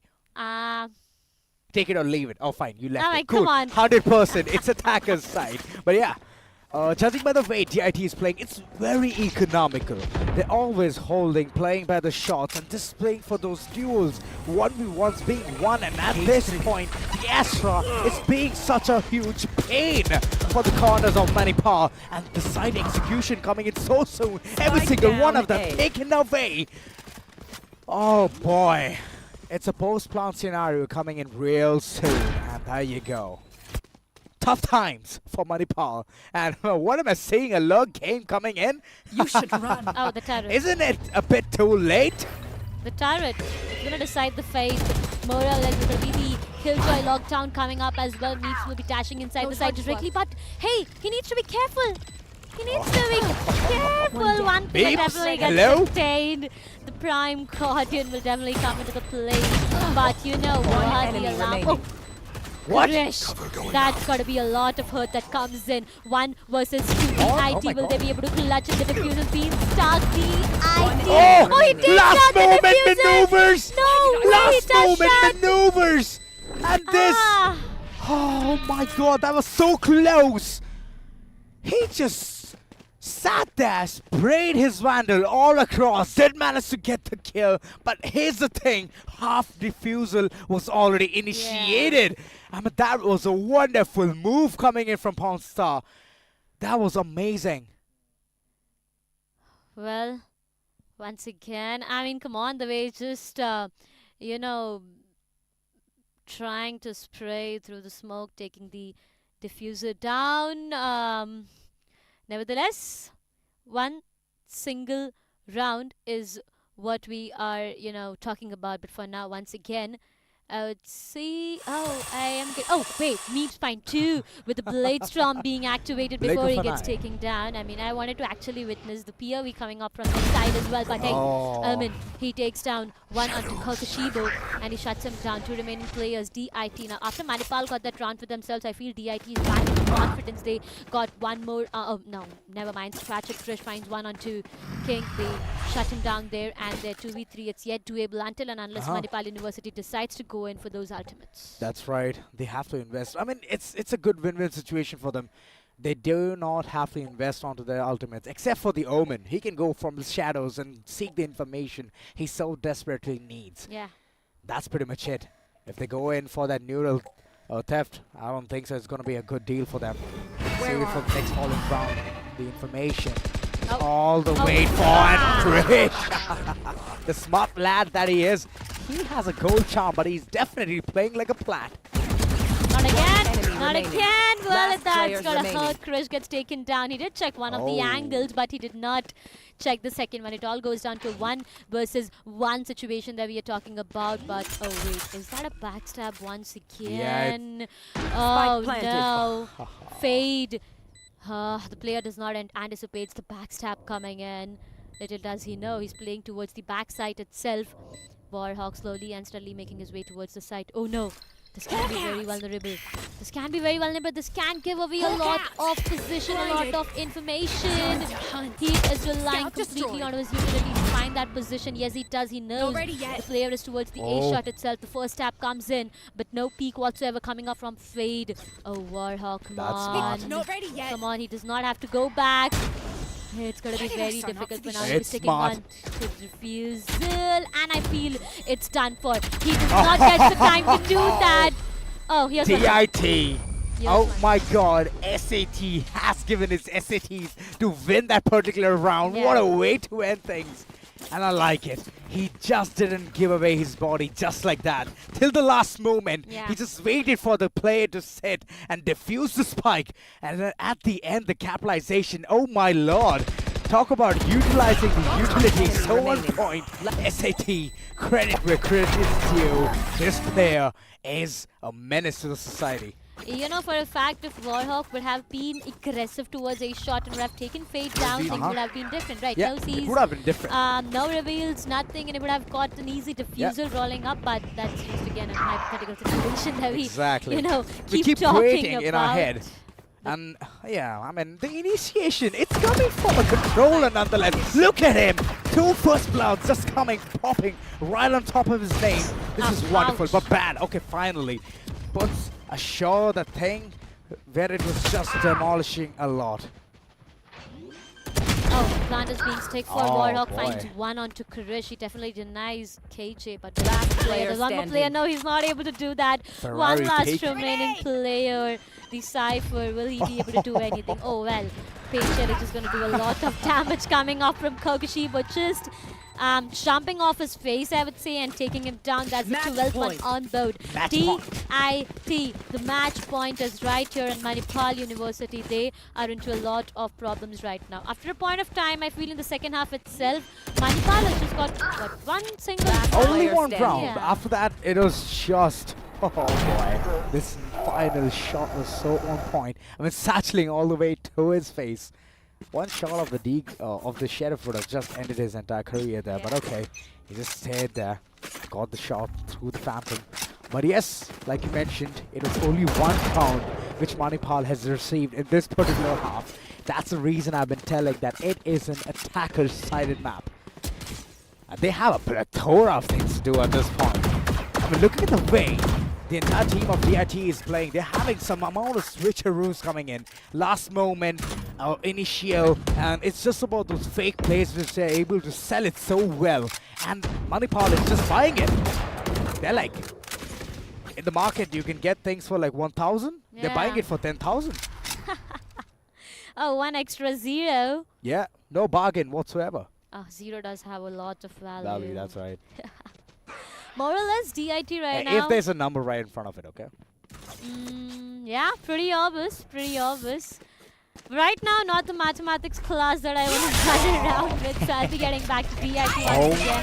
Having 3 of their ultimates, the Rolling Thunder comes up. So is the case with the showstopper, but will that stop the shows for any? Oh my god! As for Warhawk, it comes to an end with Manipal having 4 of their remaining careers. Hunter's Fury, yes, it comes online, and so is the case with Cosmic Divide. So much of utilities and ultimates being invested, but Kokoshi might be finding one just to get taken down. King finds one as well. One last remaining player. 1 versus 3 is what the call looks like. The Nightfall comes into the play. One last remaining player. Well, everything that these 3 players have. Decade, vulnerable, everything is on the Omen. He's still sticking for the defuse, and there you go. It's gonna be done for. Ladies and gentlemen, one more map, and what a victory. Roll has a comfortable position to sit back and watch his honor play. I guess that's the same thing even you do, right? Yeah. Anywho, this is gonna be skipping the topic of you and talk about these players. My god, DIT. What a surprise. What a way to end things. Just gave one round to Manipal. And that's it. That's it. Yeah, definitely that's it. I mean, coming down to the second half, it's just about that one single round that they had for themselves. And I feel it was more or less, second half, I would say more or less would be a one-sided affair. I mean, yeah, that's true. It can be taken in that way because every single time DIT was just planning on to doing something, they were being successful in that. And they're just doing some basic stuff, just trying to rotate off, just go in towards side, just make some noise and just run away from there. And it was working hands down. And on the other hand, it was Manipal just kept on buying those fakes. I mean, come on, who does that? If you have played the game long enough, you would understand that this is a fake. Come on. Yeah. I'm being real at this point. Yeah, I am just trying to think, but I feel the host is awaited on something, some information. So let's just quickly hear what he has to say right away. बोलेंगे जो भी करेंगे वो game में करेंगे और हमने वो देखा बढ़िया गेम प्ले था पहले मैच जा रहा था एंटायरली टू मणिपाल बट वहां से डीआईटी जो कमबैक करी है वो जो उठ के आई है और उसने जो गेम प्ले पूरा अपनी तरफ झुका लिया है I think that was just extraordinary. So I request both the IGLs to kindly come on stage for a post-game talk. Both the IGLs, please.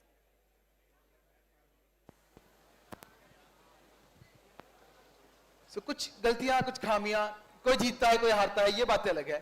But it was a lovely game. जैसे आपने कहा, both the teams, उन्होंने दिखाया कि भाई बातें होती रहती है, हम खेलने आए हैं, खेल के निकलते हैं. जैसे आपने कहा कि it's all about enjoyment, it's all about having fun in the game itself.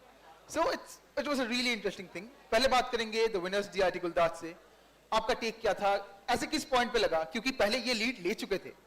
So क्या आप पे वो प्रेशर बना था कि मैच जा सकते हाथ से? हम तो भाई कम बैक नहीं कर सकते. नहीं बिल्कुल भी ऐसा नहीं है. वैलोरेंट गेम ही ऐसा है. 12-1 से कम बैक हो जाता है टीम्स का, तो 5-7 तो कुछ नहीं है. Well, ये बात तो सही है. 12-1 से कम बैक भी देखे इस यहाँ पे देखने को मिलेगा इस चैंपियनशिप में कि नहीं. That's a big question to ask. But talking with Manipal, you know, it was a really good lead you guys had in the early start. So, आपको क्या लगता है वो गलतियाँ, वो खामियाँ, वो कुछ strategy की changes जो आपको करनी चाहिए थी ताकि गुलदार्स आगे ना निकल पाते?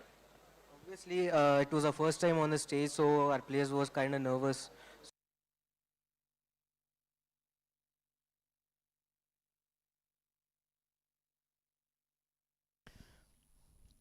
Oh. You heard it, Darshita. Yeah. Players got nervous. It's their first LAN event. That's the reason you have to come prepared. Exactly. I mean, it's completely all right. I mean, these young talents out there, they are, you know, getting this opportunity to showcase their talent on the big stage. So it's completely all right, I feel. That's right. It is completely all right. But I guess that we can soon go in. I mean, I want to literally listen to the interview at this point. Yeah, even I am excited to listen to on what information these players do have for us. I mean, you know, there's two things. One is the person. I mean, one is what we assume. One is what exactly happened. So exactly, it's all like just like a coin. It always has two sides. Like our side, which we narrated, and the second side, which they're gonna tell us onto what went wrong, and that information is very vital, important as well. And at the same time, you know, you just get to know these players more and more. Right now they are here, and I expect all of them. I mean, seeing them at the biggest university LAN that we have going right now with Mogo Championship 2.0. Right. I am just expecting them to be, you know, going on further here to bigger and better opportunities. I mean, that's one thing which Mogo is making sure at this point, isn't it? I mean, they're trying to give all of these young guns a good stage, good place where they can showcase their talents, their skills. I mean, it's wonderful onto what initiative they've taken. And this is marvelous. I mean, such early age, they're getting the exposure. I mean, I'm jealous at this point. Just, I mean, you did not have one opportunity, I feel, to perform. There we go. She's just going to be putting all the salt on my wounds. It's going to be hurting more, but it's all right. I mean, come on, you keep on doing that with me off stage, so I wouldn't minding doing it. I haven't done that. It's all lies. Okay, scratch it for now. But right now, I'm actually waiting on to see what these players have to say, you know, because I really want to know their side of stories as well on what did they feel about not just their team performance but the opponent's team as well, right? Right. I mean, here's one thing. You'll never find the mistake of the opponent if they have won. You'll always find the mistakes which you have committed personally. So, I mean, that's one thing which I would like to highlight here. Because they won't be telling, okay, fine, the opponent actually made this mistake. That's why they won. I mean, what are the odds? I mean, yeah, that's going to be pretty obvious. But once again, to be very honest, this entire map has been... first half, to be very honest, has been a roller coaster ride. It has been. Down, 360 rotations, everything True. happening all around. But in the second round itself, it just felt like an end to that roller coaster where you had the satisfaction that, yes, I had the guts to do One-sided this. affairs just coming in left, back, and center. And DIT was on a prowl at that point. Like, every single time they had the perfect execution, they planned it in their head and they executed. Post plans being created every single time, putting the defense team on their feet, on their toes, like what will happen next. I mean, that is a really good initiative coming from DIT, and I feel that they are ready for the semifinals as well. I mean, first is quarterfinals, but hey, come on. I guess they don't have any competition at this point because the way they have won it, right? And if it is going to be Haven again, then I guess I can write it down on this that they're going to be winning the second qualifiers as well if it's in a map of Haven. Yeah, I mean, come on. It's just a debatable conversation once again It is. because the performance of Haven is what we have witnessed right now. But coming down to the other maps all around, these teams are yet a surprise to all of us. Yep, right now we just have like an insight of what can happen and what is happening. But coming down to different maps, different agents, the gameplays are also going to change. We are seeing players going in for duelist on one map. Maybe they would switch to playing something else, a sentinel, a controller, initiator in the other. So if there's any flexible players, as you know, me and Universe were discussing a while ago, so things can actually change in that way. But right now, let's just look at some really interesting topic here, which is about the team, how they have performed. Yeah. Performance right on a board.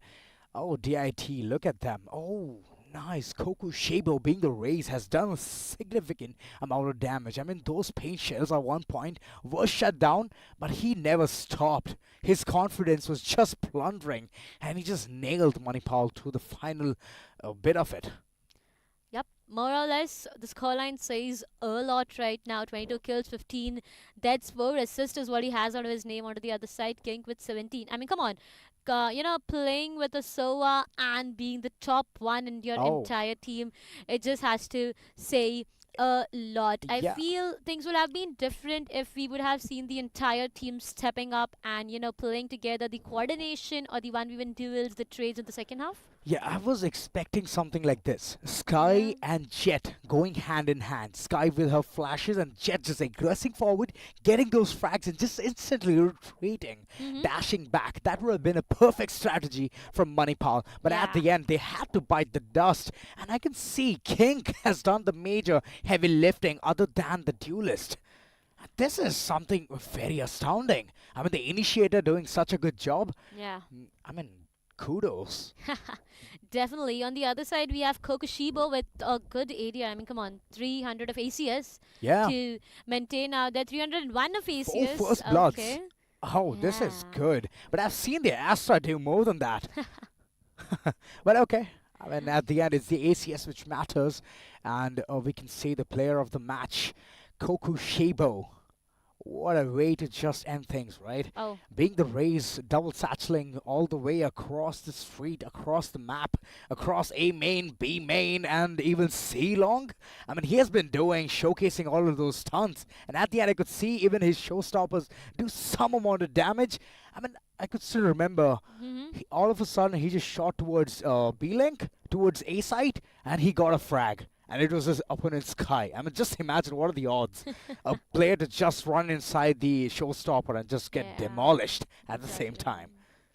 More or less, match summary is what we have right now. 151 of total kills with 58 of assists. But the maximum first blood, Krish. Oh my god.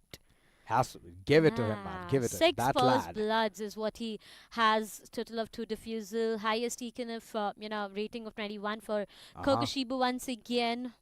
More or less pretty good map that we witnessed, but I expected a lot in the second half, to be very honest. Yeah.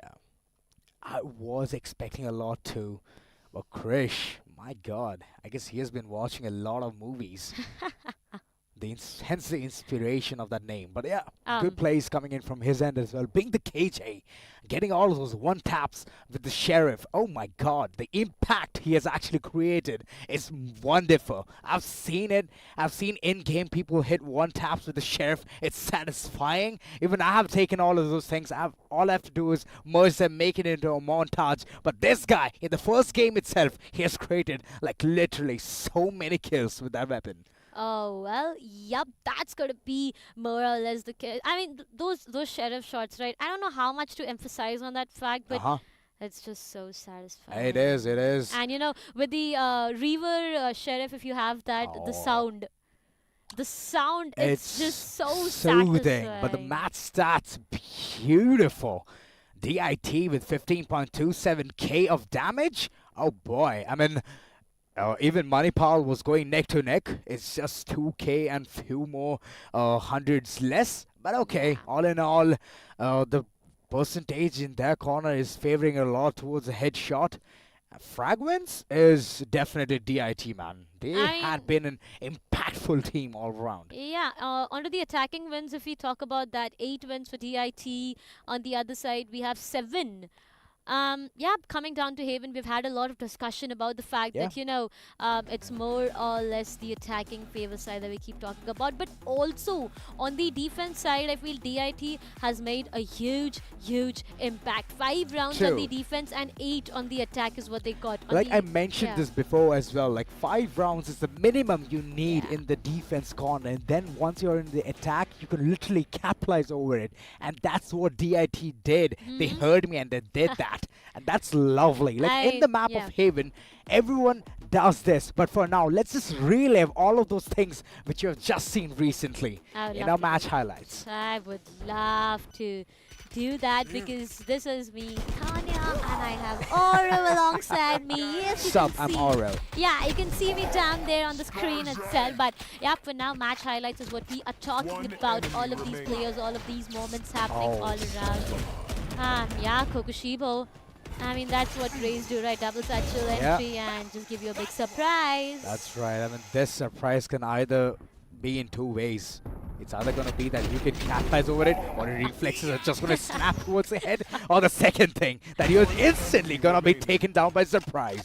But in this case, Kokushibo, he's been doing a lot. Look at that. Every single place, satcheling, reaching to those corners, and this is the point I was talking about.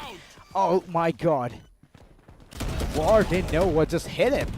Yeah. Even though he knows that it's a bazooka, but that bad? I mean, it was like, okay, beat me to pulp. Yeah, definitely. But, well, once again, if I talk about the overview of this match, it has been amazing, phenomenal, shocking when it was on the second half, but the first half was pretty amazing. That's right, it has been pretty amazing. It was somewhere one story being said that, you know what, it can be done by Manipal, but DIT, man, way to go, way to start. Second half itself, finishing up, getting a best of round, and after that it was just chaos. But for now, let's just take a small little break and see you on the other side.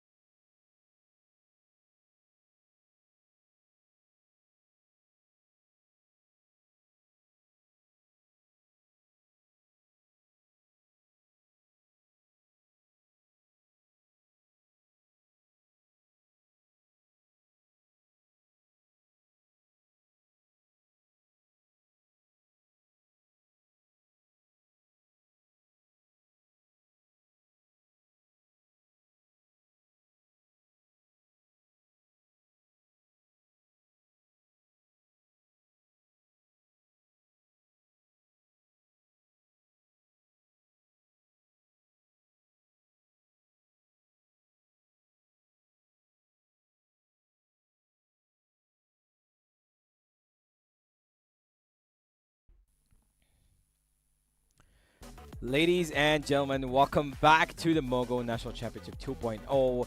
And we are now currently right in the presence of the fourth game beginning. The fourth game is going to be a really special one because it's going to be where the home crowd is going to be cheering for the home team. That's right. It's LPU, and it's going to be fun on to how they're going to be showcasing their talents at this point. Because just imagine having the home ground benefit. Yep. It's going to be amazing. It's going to be astounding for them as well. But they have to perform well at this point.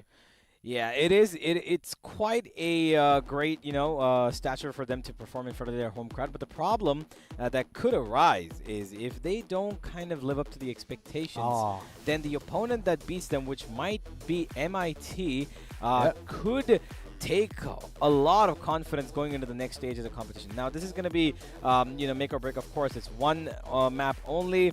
They don't get any other chances. So LPU need to give it their all here, or else it is going to be game over. But their opponents are also some people that we are not yet aware of. Yeah. They also deserve a little bit of love, of course. MIT, They WPU. deserve. I mean, if LPU is getting that woo, the cheer they're getting, that it needs to be fair share. Come on. If you're just going to be radio silent, then how is it going to be being a good sportsman spirit? If you're not going to show that, then it's not going to be helpful. Come on. Yeah, absolutely. That is true. But I believe that, this game, again, should be another close call. Like the last game, it wasn't that close, but it was close enough. It was 13-8, so I mean, it was close enough until that 8-8 situation. Right? Exactly. Until there, it was pretty close, and after that was where it kind of overtook for DIT, who did really well, by the way. But ladies and gentlemen, let's talk to the host because he's got the stage set for the teams. That's right. से create हो रहा है 10 teams यहाँ पे खेल चुकी है 5 teams चली गई है आगे और 5 टीम्स को जाना पड़ा वापस अपने कॉलेज में अभी यहाँ पे 3 मैच बाकी है जिसमें खेलेंगी 6 टीम्स और अगला मैच किसका है वो तो आपको बता ही दिया है और वो सामने बट उसके पहले जो भी टीम्स यहाँ पे खेली है they have shown exciting matches हमें ओडी देखने को मिला domination we have seen partial comeback अब ये देखना है कि जो टीम यहाँ पे खेलने वाली है उनके ऊपर वो प्रेशर कौन सा है क्योंकि स्पॉट्स बचे हैं कम टीम्स बचे हैं ज्यादा अब देखना ये है कौन आगे बढ़ता है और किसको जाना पड़ता है वापस अपने घर so getting straight to the match आज के बुला लेते हैं पहले टीम को MIT WPU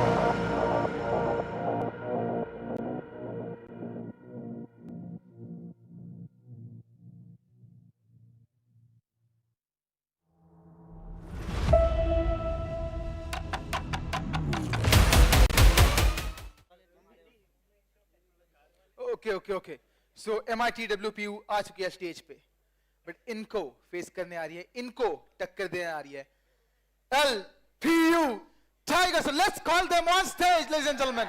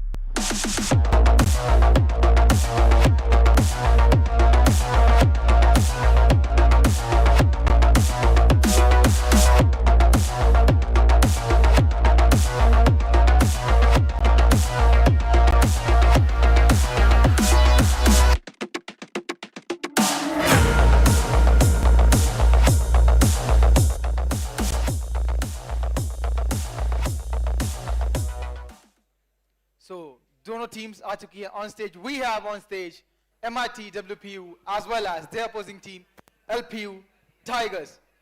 So ladies and gentlemen, for LPU Tigers, make some noise! But ये मत समझना कि MIT WPU कम है. SIES ने ये बता दिया है कि भाई किसी भी टीम को हल्का समझने की गलती तो मत करना, भारी पड़ेगा बहुत ज्यादा. So for that, ladies and gentlemen, MIT WPU के लिए एक बार जोरदार तालियां. So दोनों ही टीम्स के IGs को बुला लेते हैं एक प्री-गेम टॉक के लिए और फिर we are going to move directly into the match. Both the IGLs, please come forward. Starting off with LPU Tigers, आपका home ground है, pressure तो बहुत high होगा, pace, you have to perform. Honestly, there's no pressure because like students का support है. On our home ground, we have nothing to lose. Like we're just here to perform and play our best game. That's it. All right, that's one hell of a confidence. बहुत सही है. If you can just दिखा सकते हैं अपने game पे, and that's going to be lovely. So MIT WPU, आपके घर से बहुत दूर है. The crowd is almost entirely for LPU. तो आप पे pressure कैसा बन रखा है अभी at the moment? Pressure नहीं है कुछ. Venue उनका है, match हमका, match हमारा. So any takedown on that LPU? वो बात अभी कह रहे हैं, match के बाद देखते हैं क्या होता है. As I said, we are focused completely on winning. That's it. That's all on our minds right now. All right, all right. So दोनों teams यहाँ पे एक का दावा है कि हम जीतने वाले हैं, एक का दावा है venue इनका है, match हमारा होगा. So ये तो पता चलेगा कि match किसका होगा after we jump into the game. So उसके पहले दोनों IGLs kindly have a friendly handshake. All right, handshake went into a hug. Both the teams kindly take your seats. देखना ये है कि LPU Tigers के शिकंजे में MIT WPU आती है या MIT WPU करती है शेर को ढेर. For the game, let's head on to Oro and Sam. Been quite an amazing entry for both these teams. Of Very course, subtle though. Okay, you could say subtle, you could say amazing, whatever it is. But the point is that we've got some notable players in these, right? In these set of 10. Ozone is one, and of course Strix is another who's played at the professional level quite a few times. He's played for some good teams. He knows his stuff, and I believe that MIT have come into this game with a little bit more extra firepower because he's got the experience of playing at the absolute top, so of at least this region. So I believe there should be a little bit of an edge that MIT will have. Right. So LPU need to be a little cautious about how they approach this game. That's right, but I do know Ozone, so I guess it's gonna be a fair fight. If there's going to be one player towards the side of MIT, then even LPU has one person who can easily be that impactful player. So I have a very strong intuition that this might go for a second overtime. But it depends upon the map as well. So depending upon the confidence of the entire team, we can understand onto what will happen.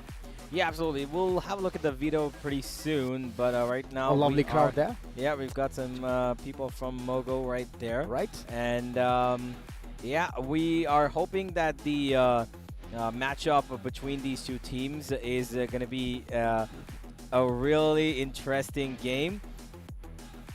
This is that's an interesting shirt. Okay, this is how we roll. Okay, and that's how we roll. I don't think that's what I don't think that's what this shirt means, but okay. Anyway, talking about the veto, we've not seen something out of the blue just yet, right? We've seen the most, basic of maps so far. Oh, we've seen those are the previous winners. Yeah, we've seen Ascent, we've seen Bind, we've seen Haven. We haven't seen anything else as of right now. That's right. We are hoping that we see a new map. I'm hoping for one as well. Oh my god, okay, she just got startled crazy. Okay. Yo, whoa. She's not camera friendly. Yeah, she is blushing. I mean, look at the cameraman just spotting all the girls out there. I mean, come on. What's going on? Oh, man. Okay. I'm pretty sure we're not, looking at a decent map. Okay. Right? Yeah. I'm going to come back to the To the map. topic, yes, I'm yes. pretty sure we're going to see something out of the blue for this particular game. Yeah. Because I believe, okay, we're seeing different parts of the crowd now. We're seeing different parts of the map of LPU now. That's right. All right, okay. The cameraman is going berserk at this point. Like, he's just zooming in. I guess he has Yeah, taken yeah, those he's- inspiration from IPL. Yeah, the IPL cameraman. That's who Yeah. they've got, absolutely. The Mogo crew's loving it. They are applauding the cameraman. Yeah. But I believe this is all... Okay, never mind. We're back. Yeah, We're back. We're back. Yep, here we are. Sorry, you got to deal with our faces, not the pretty ones out there of anybody from Mogo or anybody from the college. But Alright. unfortunately... We are the storytellers, not they, right? I mean, they're part of the story. Oh, okay. They're part of the story because they're the home crowd, right? They're the That's home right. crowd. So they're part of this particular story, which is probably going to be unfolding. I really believe that if LPU want to give their fans, you know, their supporters a show, they will hopefully do it on a map that is not going to be something out of the usual. True. And as far as I know, I'm saying all of this because, yes, I do know what the map is. Oh. I'm just going to let it wait till the video Insights. pops up. Okay. But until then, I do want to ask you, so far we've seen a pretty interesting match, only one being sort of like a heavy domination in the first game, 13-5. Right. The last one was competitive until a certain point, and then Yeah. it kind of became easy for one side to take True over the that. game. How do we see this game going? I've already mentioned this earlier on. It's going to be a dual overtime, which I feel it might come into place. Because LPU, they're not going to be laying down their arms that easy. And on the other hand, MIT, I'm expecting, like, we have already seen one top gunner there. Yep. So it might be a scenario where it's going to go neck to neck. That's the maximum I can predict. And I want a really good, interesting map as well. Absolutely. We're going to have a look at the video soon enough, I hope. For the moment, we're just enjoying this moment of LPU taking in everything that is their crowd. And yeah, again, the cameraman's at it. He's finding the people who might be the most shy or the most fun to watch, who are giving us a response. That's right. But overall, I think it's a pretty good, vibe at the venue right now. It is a vibe in the venue. Look at that. Every single one of them just so happy to see their home team. Come on, LPU. You have to put up a really good fight. I mean, after all of these smiley faces, like, I would hate to disappoint them. True, absolutely. It would be a real sad moment if LPU are not able to, stand up to what we would be hoping for them to do. But here we are. We've got the veto coming in, and just about before the veto pops in, we've got the first map ban fracture, which is supposedly, I believe, Breeze or Sunset. And we should have Ascent as well. Okay, Oh, surprise. MIT playing it a little bit out of the box. That's exactly what I like. They probably came into this thinking that, you know what, we're going to throw LPU off their game. LPU is going to be banning off Bind. I know where this is going to end, but... it's the only map that we Split call. also is gone. Yeah, it's away from the scene. I mean, these are like some very standard bans coming in. I mean, also putting the opponents off the guard. Oh, Pearl? And it's MIT who decide to go with Lotus. Because Lotus is where we're going to be ending up, ladies and gentlemen. They are the ones who've decided that we're going to play on a map that is probably going to throw the side of LPU a little bit off of their mark. That's right. And I'm glad this has happened too, because if LPU would have hoped to ban this earlier, which I think they would have gone for, but they had too many maps to avoid, given that Breeze and Sunset 2 is a little, a little bit on the unprepared side for That's the right. moment. It's a new addition in this entire map pool, so why would you go ahead and take that? I mean, if you're throwing the opponent off the grid, it's fine, but if you're throwing yourself, then you're just there to lose. Yep. So that's one thing. You never know, the opponent might be more prepared than you, and other than that, Lotus, it seems like a really good map. It's a three-sided map, has two rotating doors, which gives a lot of information that it has been opened. I don't know, it just shakes the entire ground off, and even in the map you can see it. So it's a lot of information which everyone can seek at that point. Yeah, absolutely. You know, Lotus as a map has given off the most, you know, sort of interesting combinations of agents. We've seen the Neon at times. We've seen Rays. Harbor is, you know, an everyday pick almost, especially if you're Paper Rex. That's right. You see the Jet also being played at times. The Reyna's been picked up. You know, we've also seen the Viper multiple number of times as a double controller setup with the Omen or the Brimstone. So there's a lot of different, you know, combinations. There's permutations and combinations of agents that you can play on this map, and that's what makes it so great, because Lotus is also a pretty great map for lurkers, because if you're able to find it's not the same as Haven, because here you've got no, you know, mid-region accumulation like Garage. That's right. You just have to go straight into the site, right? So you're gonna try your best to maybe find yourself onto the site, because you need that opening by the single open chokehold. Okay, but here we've got an MIT fan, we've got LPU fan sitting next right to it. beside each other. Right. I mean, I hope they don't get inside a cat fight. I mean, sure, if they, if they do, good for them. But I think we have the agent select here already up and running. Killjoy and Omen is what we've seen. Strix. If he's playing the Killjoy, well, it looks like he's going to be rescinding to a little bit more of a passive role for his team, whereas usually we've seen him go for that, you know, aggressive Jet. But on the other side, LPU, they've got a Viper, they've got an Astra, okay, a Sky, Killjoy, and Raze. I like this composition. A lot of utility to use with all All five agents here are utility-based agents. And I think this is going to be really helpful for them, because on the attack as well, they're going to have a lot of... never mind. I saw Strix on the Jet. It was Cypher on the Killjoy. Ironic, but okay. Yeah. Yep, it is ironic. But Strix, I feel that he has some trick up his sleeve. He's going to be going haywire, berserk, and this server... And this matchup against LPU, he has a point to prove that he's the better team out there. They are the better team out there. So that's one thing which even I have my eyes on. But look at this composition. So heavily oriented with the utilities. They have to have a really good team chemistry to even execute such kind of a devious meta. Yeah, absolutely. This is going to be quite a stance for them, because with the breach on the other side, I think that they're going to be as aggressive as possible.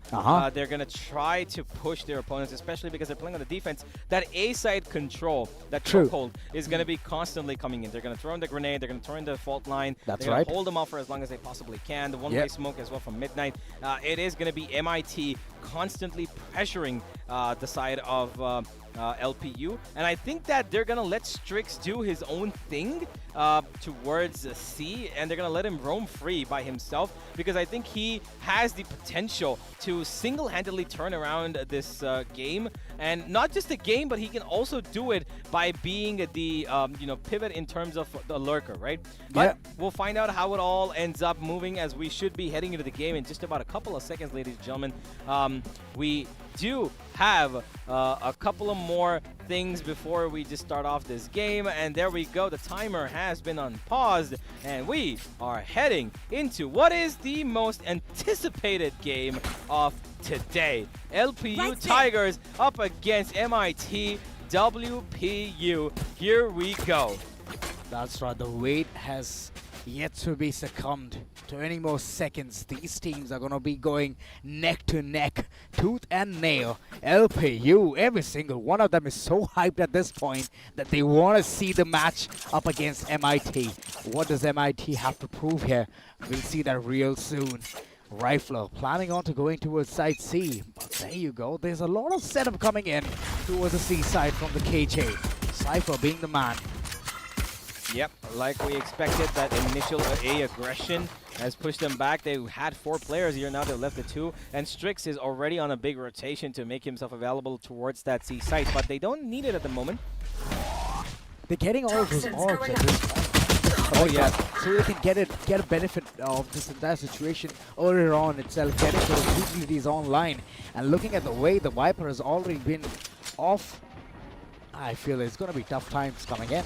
Yeah, it is going to be difficult. They have the C set under control though, so this is going to be a reset scenario. Strix, oh, that smoke is so aggressive. I really like this movement from them. They're taking aggressive control and they're finding their kills as well. Cypher's gone down, and now it's, look at Z. He's getting so much map control. He's waiting for Strix to make a little bit happen. He gets one, and he comes from behind. Backstab! And oh my god, the 3 players that went towards spawn just completely forgot about the site. They did not care. They just wanted to kill Strix. And even though Strix was able to just hold him up for long enough, it was only because he wanted his teammates to come in for the flank.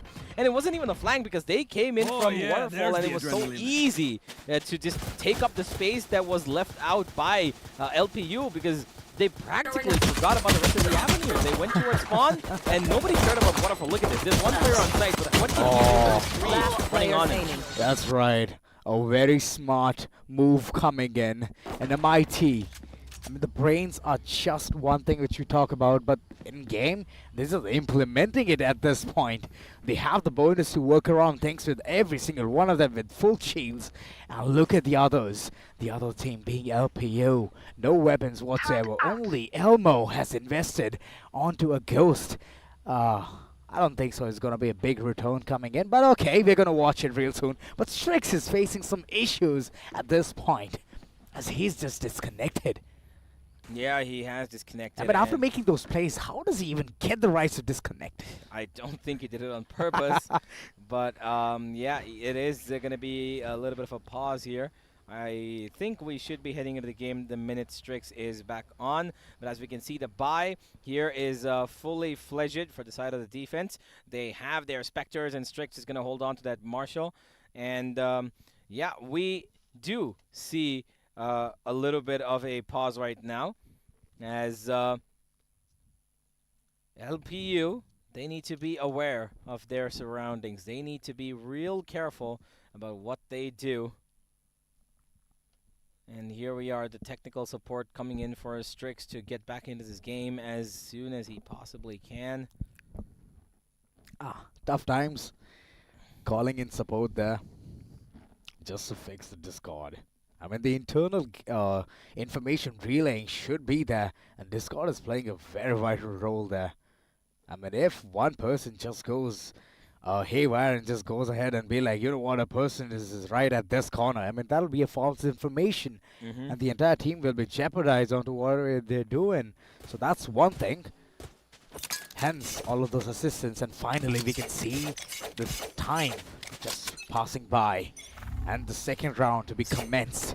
LPU Tigers are going to be facing a tough time, as every single one of them is just running around with pistols and frenzies. Yep, they're going to get themselves into the deep state. A little bit of a team flash here, but he's going to be okay. Elmo's going to go for straight for the plant. But look at some Z's. He's got absolutely no problem with one. He's spotted the other as well. He's going to just boombot to clear out that angle. But right now, they don't care about this. They just want to get the plant down because they just want the money. That's all it is. And now they're just going to wait for maybe here Rifler to do a little bit something. Not going to work, though. They should be able to stick that defuse pretty easily. Somebody gets down, though, and here it comes. Okay, they make it work. What's it? Now it's only a 1v1, and Midnight Snack's got no idea. Oh, my God. With just sheer pistols. This is amazing. This entire team had no clue what just hit them.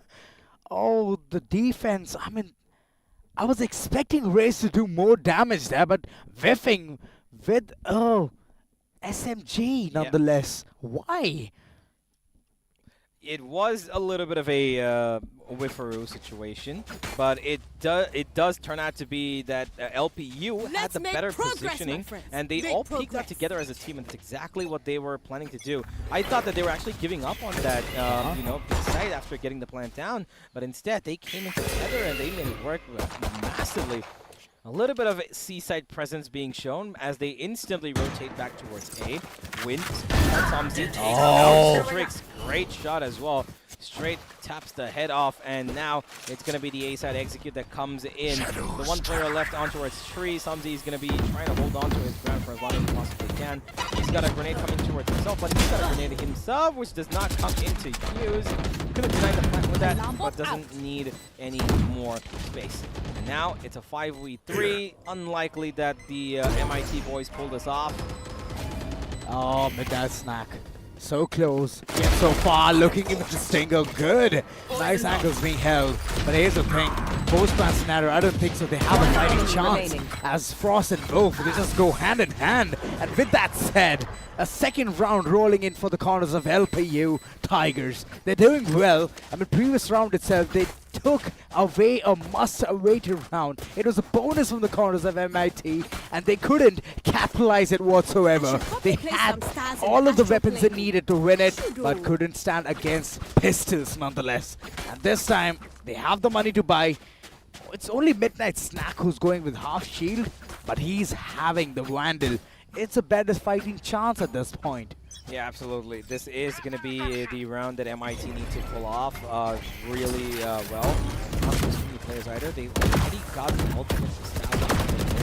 Trix is taking up a real heavy position towards A. And with that, I think it is going to be another C coming in. They realize this. LPU are actually reading this really well because they know that once that breach was picked up, they knew that this A side is constantly going to be pressured towards its chokehold. And now they actually give a little bit of presence towards C, and they're heading back at A. And you can see that MIT, they're slightly concerned about this. They have two players now situated at B, which is the correct read because they've got two players right outside here. They spot one Frost, and spotted, and he swings out with Wolf, and they both find one each. As Somzi and Snack both succumb to the injuries that are delivered to them. Make that a third as well of this round as Frost finds one more. And MIT just losing players back and forth in just one enemy unintended fashion. MIT, you have to do something at this point. Strix being the last man standing, he needs to fight, but Frost, oh my god, 3 kills already onto his name, and look at the crowd go, woo! Yeah, they love it. They're loving it. They're pumped. Yeah, it is, of course, their home team, so they're going to be doing whatever they can to support them. And just like that, ladies and gentlemen, we have our 4th round finished with a timeout at the end of it, as we can find there is a certain something that we need to pay attention to, and that is the fact that MIT are making individual mistakes in a way that we shouldn't be seeing. They're peeking out of their angles unnecessarily towards especially that B site. They could have done a lot better there, and now they've called in for a timeout, I believe, to, you know, kind of settle into this period and maybe understand what they're doing wrong. Don't overcommit, don't push it too much, and do not at all give the LPU boys an opportunity, because they will definitely exploit. I mean, they have a KJ at this point, don't they? MIT has a KJ. They can easily, literally lock the entire site down, which is site C. And after that, have 2 players in each of the sites, A and B. Like, this can be a perfect push. This can be a perfect strategy onto gaining the information at one point. But what I'm seeing is everyone is just converging towards side B, or they're just being overextensive, and they're just trying to lose bodies left, back, and center. Looking at the way they have the buy at this point, it looks way below poverty line. They're extremely poor with just stingers. I don't think so you can win a long-range fight, because you have to have that trigger discipline and trigger control.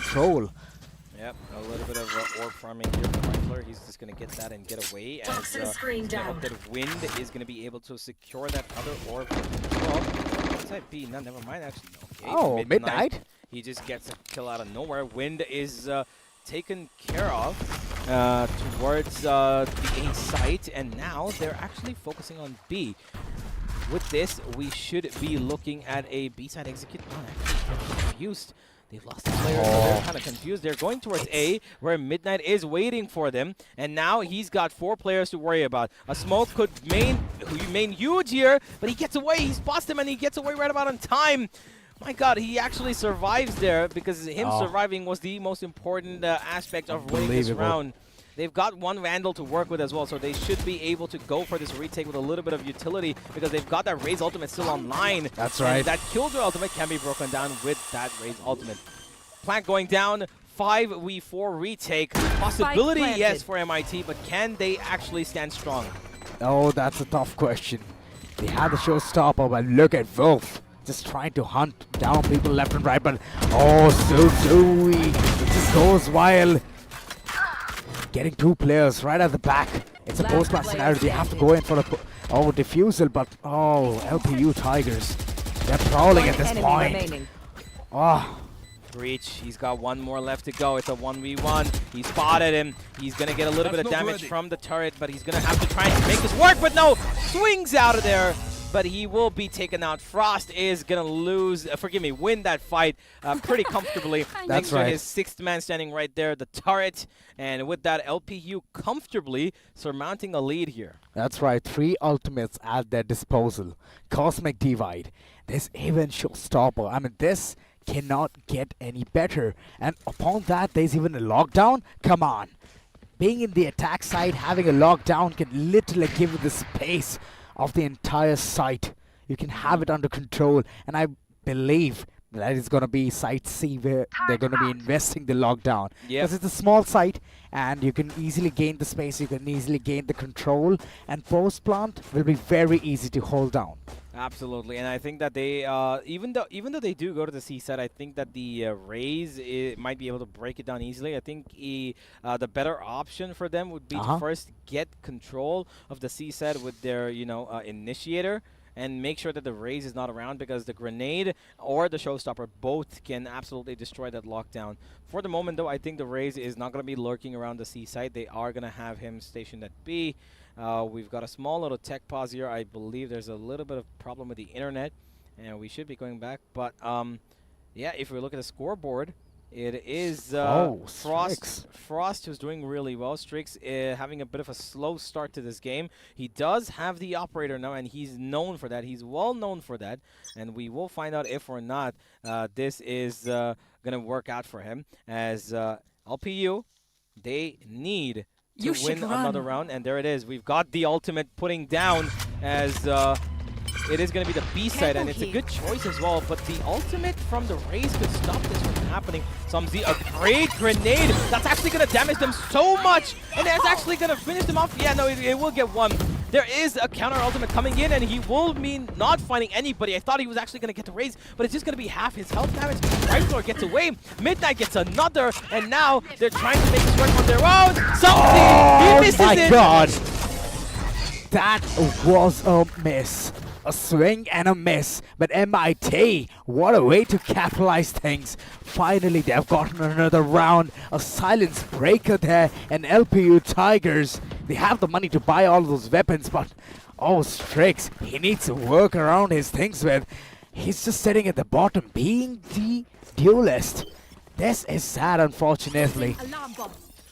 I think he's having a tough time. It is a slow start, definitely, but I believe he can pick up the pace real soon. You can't you can't count him out ever, because he is one of those better players of the region. Okay, then he just swings out wide and finds the breach like it's nothing. Samzi, he's got a little bit of action in front of him, but he needs to hold on to that angle. This time, no over-peeking. Just keep yourself a little bit disciplined. MIT, they've already lost a player, and that player had a pretty big ultimate as well, but they still got the Killjoy lockdown for the retake. If at all they want to go for it, unless they force the issue from LPU towards that C site, because of course the turret is here. It does not detect the Trailblazer, which is completely cleared off the site, and now they're just going to switch out together, take out Strix, a little too much over there, but he still finds one. Wolf, though, all by himself, was taking out 2, as now it is a 3v2 for the side of LPU, having the advantage of men. They've got the Viper's ultimate down as well. The pit is going to cover up for quite a bit of this space. Wolf has been detected. It will be taken down as well. That's a big kill. But something will fall too. Almost spray. And that is going to be it. He will get the kill onto Elmo. A 1-for-1 trade, but it's of no consequence. No consequence whatsoever. And this is looking really good for LPU. I mean, a good start, and all of a sudden they're just surmounting rounds after rounds. And on the other hand, MIT is clueless onto what needs to be done. They tried in the previous round. It was a good initiative coming in from Strix, but it was not enough. Every single one of them needs to step up. And Samzi, he's doing the heavy lifting for that team, but come on. A single player, it's not a 1v5, it's a 5v5. Yeah, absolutely. I think Strix needs a little bit of a confidence boost here, and that's only going to come when he starts striking out a little bit. I'm not quite sure if he just won that fight or not, but he did take the fight now. It's going to be a little bit of the exchange of damage. Elmo does take in quite a bit, and Smoke, I think, a bit of a miss here from the attack from the defense, but Strix, he finds two. He takes out two, and that's the confidence boost I was talking about. Sumsy comes in with another as well, and one after the other, MIT keep winning their duels. This is exactly what they wanted. This is exactly what they needed. Number 3 looking likely here. There's 2 ultimates available, yes, for the side of LPU Tigers, but it's going to be of no use. Maybe the Seekers can give them a little bit of a fighting chance, but the problem is Elmo is down to 22 HP. He's got 1 bullet left in him. That's about it. Whether a Phantom or a Vandal, it's going to take him out. And the side of MIT, they're playing this real passive. I love this position from Sumzi, making sure that he doesn't give out anything. A huge off angle, unexpected, practically unexpected. No. They're not going to check this. Oh, actually they do. Oh, they did. 30 That is seconds something left. I've never expected, but I guess they've always played in this lobby, and I guess Sumzi has been there. So, hence it's deceptive gameplay. But at the end, it's Sumzi trying to, has taken down Wolf. Another round going in the corners of MIT. This is all because they have 1v1v1s, and every single one of them has their ultimates available. Yep. Whether it be Rolling Thunder, whether it be a Lockdown, whether it be a Blade Storm, whether it be from the shadows or a Showstopper, everything at their disposal, and they can go haywire at this point. And on the other hand, I believe it's only 2 ultimates in the corners of LPU. Yeah, which there is are a only 2. Lockdown and a Cosmic Divide. Yeah, absolutely. They can farm the orbs for Frost. they He can. is just about 3 away. You know, and they've been doing that really well towards the C site, constantly being able to get that orb. But on the other side, they've got 5 of their own. The defense is really strong right now. The Breach needs to make sure that the Rolling Thunder is going to stay alive until the end of a round, if at all they're going for that retake, because they've got a combination of that Killjoy and Breach. And to back that up, they've even got Sumzi's ultimate. So these are multi-round winner ultimates here. That's and right. they need to make sure that they use them at the right time and don't commit too much at once, because these LPU players are really good at what they do. They're smart. They're playing it really well. They're not afraid. They're taking their fights really decisively. And I believe that these ultimates from the side of MIT need to be used in great caution. And for the moment, it seems like one of those ultimates might be coming in fused because there's a full-fledged rush. The Seekers coming out, and they're running straight into this. That's right. Seekers being committed. And there you go. All the information they need, they're gathering it. And they're going to be creating a post-plant scenario coming real soon. But Strix, he's just trying to be a menace there. 2 kills already. And 3 players yet to go down. Strix is on a hunt. He's unleashed. Put him on chains. But Zypher, and he's also there, trying to just make an impact. Rifler, way too deep, way too above, but he needs to be taken down. Elmo, on the other hand, he's checking those corners, trying to make a good deceptive gameplay here. They have to make it into a post-plan scenario. They need the money in the next following round. But look at Strix, he's on a prowl here. 3 kills already onto his name, and Race being the last man standing in the corners of LPU. Rifler, what have you got? And then he found the Sky, came on the backstab, but Sky was not ready for that fight. He loses his life, the fight goes down, and it is a Strix completely dominant round. As we go further to MIT putting up 4, and now he's taking a little bit of pressure. Push down the smoke. He's got a little bit of pressure coming in from 2 different angles. Look at this. Great stuff from Rifler, but he's losing his teammates on the entrance there. Only one, though, as Wolf trades back instantly. And that's great movement here from LPU. That's making right. sure that they find themselves with multi-number pushing in, and Strix cannot handle it. And now they've got a post-plant situation. They've got a Killjoy ultimate as well to make sure that they utilize their full-fledged potential. That's right. LPU doesn't want to give away rounds. They're getting it back and forth. Look at that. The frags is coming in. They have a rolling thunder. MIT can invest onto this, but look at him. Look at the breaches going so haywire. He has the, oh my god, the possibility, the capability of winning this round, and they have the time for defusal as well. Wow. This is a much applauded round coming in from the corners of MIT. A post plant be created so well. I mean, this is just wonderful. Yeah, absolutely. They've done really well here. The retake, of course, like I mentioned, those ultimates are, round winners. And they've, utilized them perfectly, making sure that the Raze ultimate came first so that they put the pressure on these players to get out of the site. But the minute they get the pressure from that Raze ultimate to, they get scared, they get out of the site, the Rolling Thunder comes in from the B main corridor, and they're going to completely fall prey to that. And that's exactly what happened. Great utility usage from this team of MIT. They made sure that they played with the mines, and this exactly, like, the minute they heard that Raze ultimate, they pushed out of the site, and then they went for these fights. But the aim switch of the breach here, absolutely perfection. It was right on point as they use their ultimates at the right time for the right moment, and they find themselves on level scores, ladies and gentlemen. There is still that Killjoy ultimate left to use for a better retake, but here we go. Wind this time. He's not ready for it. Something takes him out, and that's going to be Wind this time, catching the drift of the opponent's Wind here, as he will be gushed away. 4v5, they're running into that C side with practically no information. They know that the Killjoy is here, but they've got no other information. Cypher's ready for the ultimate, but he might get pushed upon. This is going to be huge, and there it is. A great kill from Rifler, and that enables the Showstopper to come online, and he's looking for more. Wolf has gotten another as well. This is turning out to be a nightmare for LPU, for MIT. But look at where the bomb's gone. It's going towards A Midnight Snack. He's got an opportunity. He could have taken out the Wolf there, but unfortunately, he couldn't hold on. A smoke coming through, making sure that he wins that fight. He gets it. Midnight finds Elmo, and it is now a 3v3. That Showstopper, which was activated at Seaside, no longer of any use, and it is going to be a full-fledged Killjoy battle here, because that ultimate is going to be practically improbable to break, because they've got no utility. Yes? No, it's not going to happen. Not going to happen. Frost takes him down. It's not going to happen. The lockdown, it needs to come to Sakam, and there you go. There's a player detained as well. It might be a bait as Strix is moving ahead. He needs to catch all of those shots on target, but nope. He whiffs, he misses. Wolf capitalizes, and after that it's Ava's head.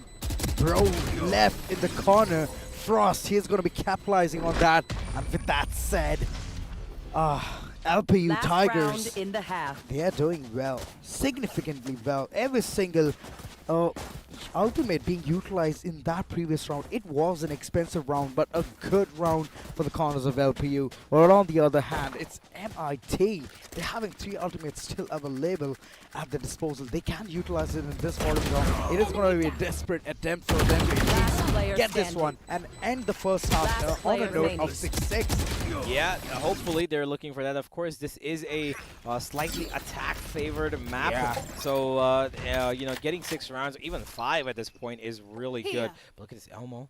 Oh, they're going to go over the 4-man smoke. Oh, they do it brilliantly. And they find both of them there. That's a great strategy. 4 players on the back of that smoke. They do really well. Midnight Snack does get one back, but he's got a tail to worry about. The Frost takes him down. But instantly, the trade comes in. Cypher is going to be able to get one trade back. He's got 1 ultimate. And this is the 1 ultimate that they've been saving from round 4.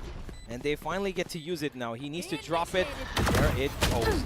They need to fight this, but it is going to be guarded by Strix. He gets the 1. Strix finds another. He's got a 3rd. He dashes away, and he knows that he's got a little bit of room to work with now. He can go onto the site. He can go for an half diff. Yeah, he could stick it. He could stick it half at least, because he knows that the Astra's not there. The flash comes in. It's going to be Strix to go for the fight, and he wins it, as he will also have enough time to defuse this spike. 6-6, as Strix is going to be the savior of his team. The one who started slow, like I mentioned, he will pick up, and he has deservedly. That's right. Blade Storm's coming at the right point. And the 1v1s, it was so isolated.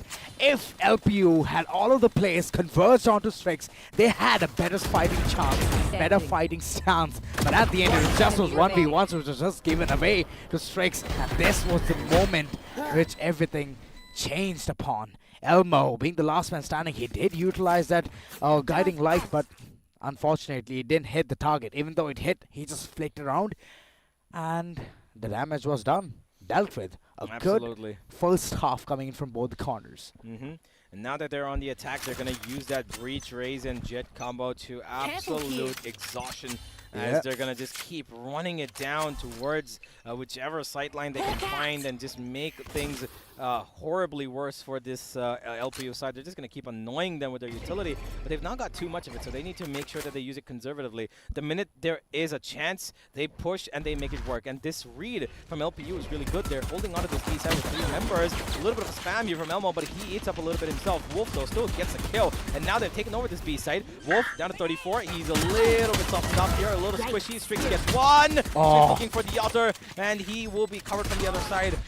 Breach stunning up towards Heaven, gonna make sure that nobody pushes out just for a couple of more seconds, but Wins found another. This is gonna be a huge problem. Midnight trades back. There's one after the other. Trades coming in. There's one more. The Breach still standing strong. He's the only one who's healthy, and they don't check him, but he still gets taken down. It's gonna be another one from Frost, and now the one man left standing is the Omen. Can he come in? He's coming on the flank, but he's a little too far away. The turret and the Killjoy will make sure that Rifler sticks that defuse safely, and that's gonna be the end of that round. Oh boy, what am I seeing at this point?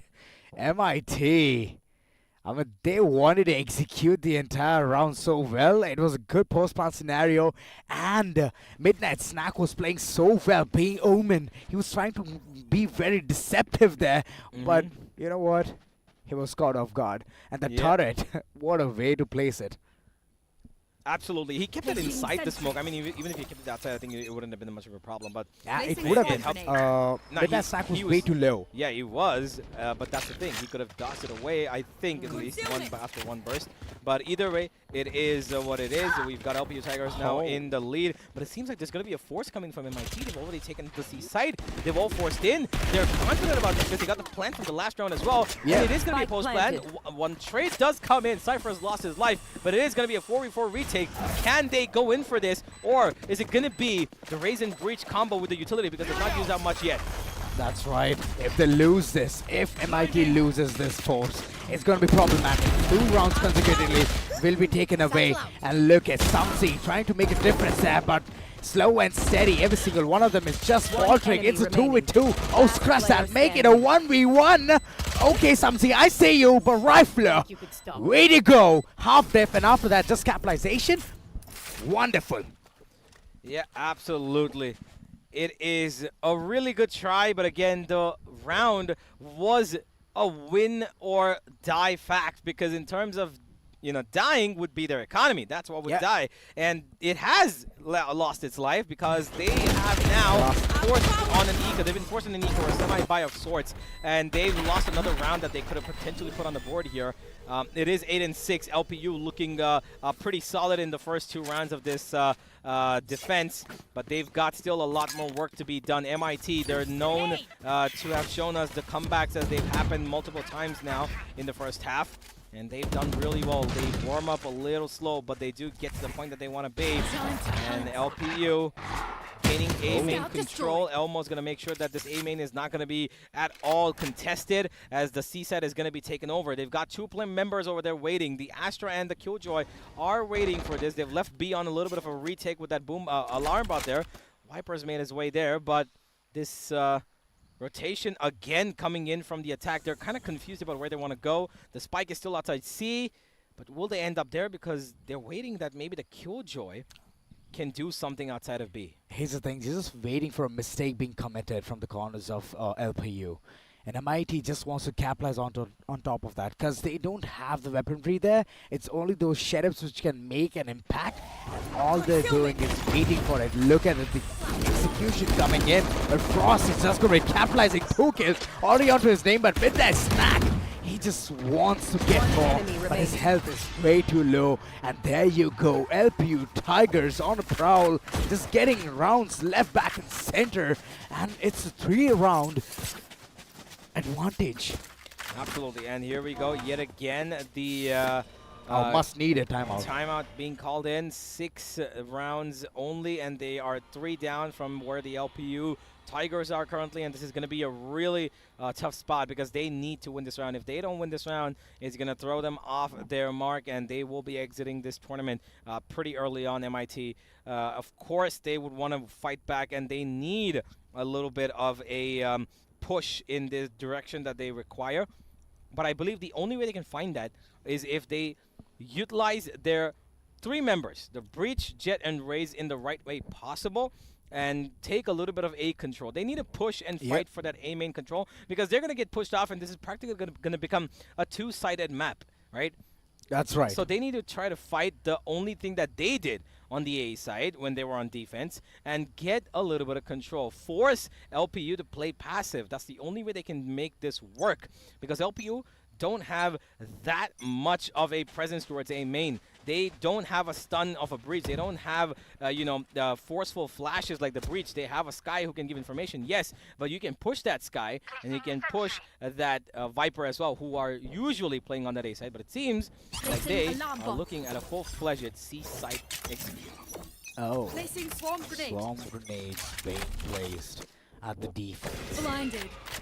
Nice. And that bit more chaotic towards side C. Every single one of them wanting to converge their tricks, getting a perfect shot onto Elmo. Can be a better fighting chance over here towards side C, but Rifler, oh my god, I didn't see that operator in his hand. And that is a one-shot, one-kill weapon. A deadly one nonetheless, and that smoke just being the hindrance. Oh, the defaults are being marked, but oh, that was so close. One pull of the trigger and Rifler would have gotten another kill. Okay, this is not too late, but Strix is capitalizing so well. Midnight Snack just plundering more and more kills onto his name. And this is smart. This is smart coming in from his end. It was a deception towards side C, and all of a sudden it's a side A plant. Oh, but the KJ, he needs to rotate instantly, because if Midnight Snack is caught in a duel, then it's going to be a lose-lose situation for MIT. Yeah, but he's already gone for the first fight over here. Oh, he's playing around with the minds of his opponents, and Midnight Snack needs to be time. careful. The first kill. Oh, this is gone. This is going to be a difficult one. It's not yet completely over. The plant is still for that A main side. He just needs to go for a little bit of a spam here. It's does not win it. Wolf will take him down, and this might just be MIT losing out on probably what is their biggest opportunity to get back into this game. It's 6-10, and this is going to translate to a 6-11 because now the side of MIT need to probably force in, and the minute they force in, this is probably going to be do or die. That's right. It was a very open plant. It was towards the tree section. He could have easily gone there, opened the doors, and gone, regrouped with his fellow friend, and then moved in towards site. Contested then a post-plant scenario. He wanted the advantage. He was buying time at that point because KJ had to rotate for so long. Yeah. He did, absolutely, but unfortunately, it just was a decision that he made at that pretty moment, and it wasn't that pretty in the end. With that, ladies and gentlemen, MIT now looking under pressure massively. They're yet again going towards that C side with leaving Strix towards A, maybe sending out a little bit of a fake here, but LPU, they're not sold. They're not sold at all. They're ready for whatever it is that's going to be coming towards that C and B side. They've got the race situated. They're still playing on their default. 2 at A, 1 at B, and 2 at C. They're keeping themselves completely in discipline, but the side of the attack is now moving into A. Strix finds a first kill, a great kill at that as well. Wind in that corner, he couldn't get away, he couldn't do anything, and they've got the Sky, will get away. We still have the operator here as well in the hands of the Raze, but the other Raze is trying to fly in with the showstopper. He's going to clear out tree, he's going to clear out practically the entire site.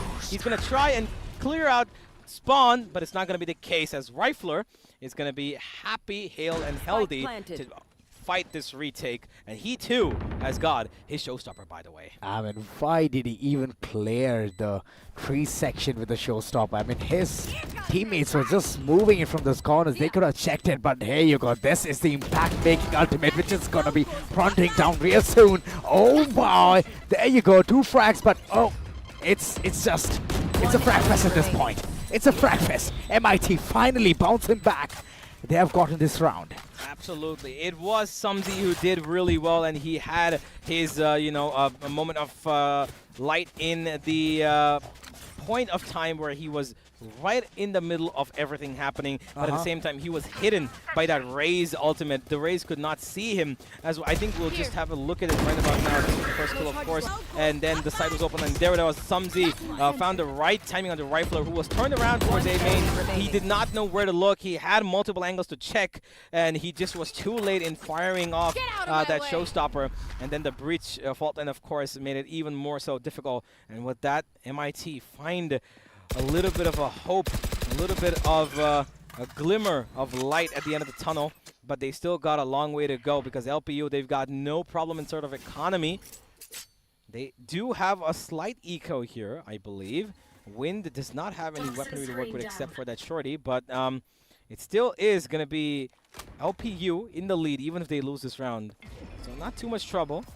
MIT heading towards C, putting in the Rolling Thunder for a good measure, even though it could be a little, overkill. But that's right. It is an overkill. They're gonna save this for the next following round, but Sumzi never mind. Taking down, and Avas are hey bro, just going in further, getting in more frags, just contributing more and more, and the spike being planted.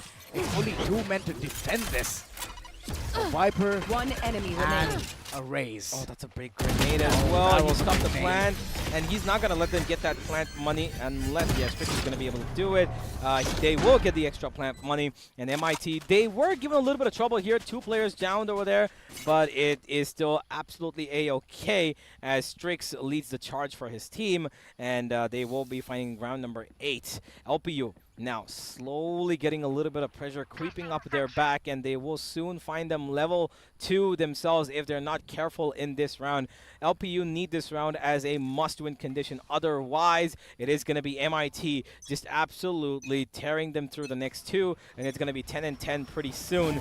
So far, again, A main control taken, but not as much, actually. Just a little bit of a warning flash here, as they probably know that this is not going to be an A hit, and you can see that the rotation already being called away, but this was just a fake. That's They're right. going towards B. They took a little bit of presence, and then they come back towards A, and they've got free space to roam around here. Oh, free space, free access to the map, control has been taken. A main, all the corners. Oh, through the smoke, it's gonna be very deadly for them to even enter the crosshair of Elmo. And Elmo's this guiding like is gonna be giving a lot of information as it crosses away. But there you go, the start is coming in. Sumzi, he's shut down both the controller, and the others are just going to be departing at this point. The lockdown being utilized in the corners of MIT, just going to be giving the space in the entire site. The one player is going to be detained. Who's the unlucky lad? But look at Rifler, just going in berserk. Can be. This round is theirs. As slow as City. Every single one of them is going away. 3 kills already up to the name of Rifler. The last man standing. Zephyr, what do you have to do? Oh, what can you do? He's got nothing left except for his own gun and his own life, but even that will be taken away. Rifler winning what could be the most important round for his team single-handedly. He will give the crowd a little bit of a hope to cheer, and they are cheering, they are shouting, and they are loving this performance from LPU. And they will eat it all up with all the smiles on their faces. So far, it is not there because they know the job's not done. They need to keep their head in the game, not overheat, not over-celebrate either. They're just going to wait because this could be the final bye of MIT. Because if MIT don't win this round, it is game over for them. Nobody's close to the ultimate. Only Sumzi. He just needs 2 more points in order to get his showstopper. But it's going to be a long time. He needs to get those frags and collect those orbs as well. The map control is going to be provided for them. They can go ahead and search for they can pick their own poison. But one corner is completely sealed. Look at that ultimate being used in the sea long towards the rubble section. It's a complete lockdown. It's a Viper's Pit, which they have to go ahead in order to reach Site C. Midnight Snack taking the damage. Oh, this can be bad. Have that turret right there in the right position. He's just going to wait for that to trigger, and then the minute he sees a turret turn a certain direction, he's going to spam in that very same direction. A little bit of exchange of weaponry here as MIT have other plans now. They're going to let... Oh, never mind. Samzi is going to go straight in. Samzi! And he gets taken out. Too crazy of a move. Too reckless, I would say. He could have used that towards the A site. That's right. He could have made a little bit of a movement that was there, but I'm not quite sure what the plan here was. And just like that, they're losing players one after the other. Ladies and gentlemen, this could be the ultimate end for MIT. Cypher is probably going to be able to take one down, maybe another as well. A third if given a good chance, because he's got one right behind him. But Rifler's been at his best today, and he will continue to be at his best. 12-8, LPU, match point. They've got one more to go. With a team ace, that's how they aggress forward to match point. This team is unstoppable. They're doing so well. Reading, predicting their opponent on point. That one move was so reckless with a showstopper. Like you mentioned, they could have easily gone towards site A. And here's one thing. Once you hear the showstopper being popped up, everyone runs away. They skedaddle from that corner. And that could have been used in that way, that manner. But MIT, come on. Just being blindsided, just being the brutal force. They're just adapting the brutal force at this point. If they're not getting around by hook or crook, they're just implementing something different. Yeah, absolutely. Now, again, the A-main control being established. A little bit of, retaliation coming in from the breach, but there's nothing they can do to take back this control. All of them right now outside of A. They're just going to hope for a little bit of Strix magic here. He does have the operator in his hand, and he's got too many angles to worry about. He's got one on the left, he's got one on the side of the rubble. Almost going to be taken out, and that's a big kill. Rifler is still alive, by the way. He's going to find one. He's looking for more. He pops the showstopper a little too early, I would say late, actually. Yeah, and he does get taken out.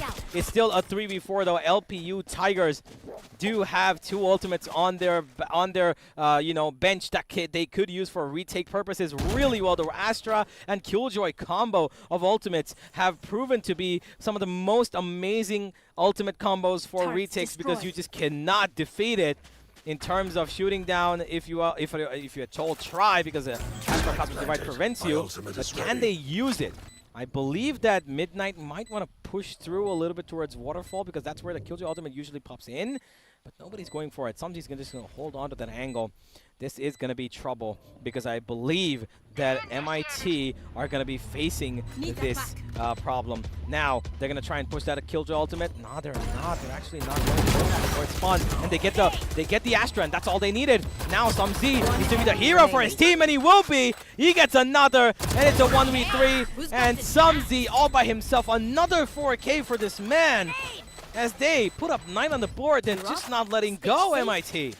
I mean, come on, LPU Tigers. Players were literally so low. The Astra was way too low, and popping the ultimate was the biggest mistake there. Come on, they wanted the room, they wanted the space, they wanted to capture the site. It was a retake scenario, but not this way. You could have saved it for the next following round, and right now, look at them. Broken backs, just folded at this point. If they go ahead and take a loan, I guess it's not going to be helping them, because the bank is just going to be telling them, nope, we are not going to give you. Yep, it is going to be a troublesome matter. A little bit of a flash here from the breach. He's probably trying to sell a fake, but look at the stack here towards C. He's got 4 players, and somebody's already taken out one. A second one could come in for the breach here, but now they're going to get away. They know that there's going to be probably a stack towards C, and that's exactly why you see them running back towards A. Elmo's just going to clear up this angle with his Trailblazer. Strix takes up a whole lot of damage. He's down to 145. He's taken straight to the head, but he's going to follow up that Killjoy because he knows that he's run away towards the Heaven side, and this is practically going to be an MIT round. It's going to be 12 and 10 real soon, and yeah, Strix on the backside comes up, takes him out. That's going to be the end of it. And team kill? Okay, then. Team kill. Interesting. Strix loses his life. I don't think it was a purpose, of course, but it's still a 3v4 retake, and Wolf forced off by the nade. He will look for one. Now he's going to be taken out by the satchel, and that's going to be it.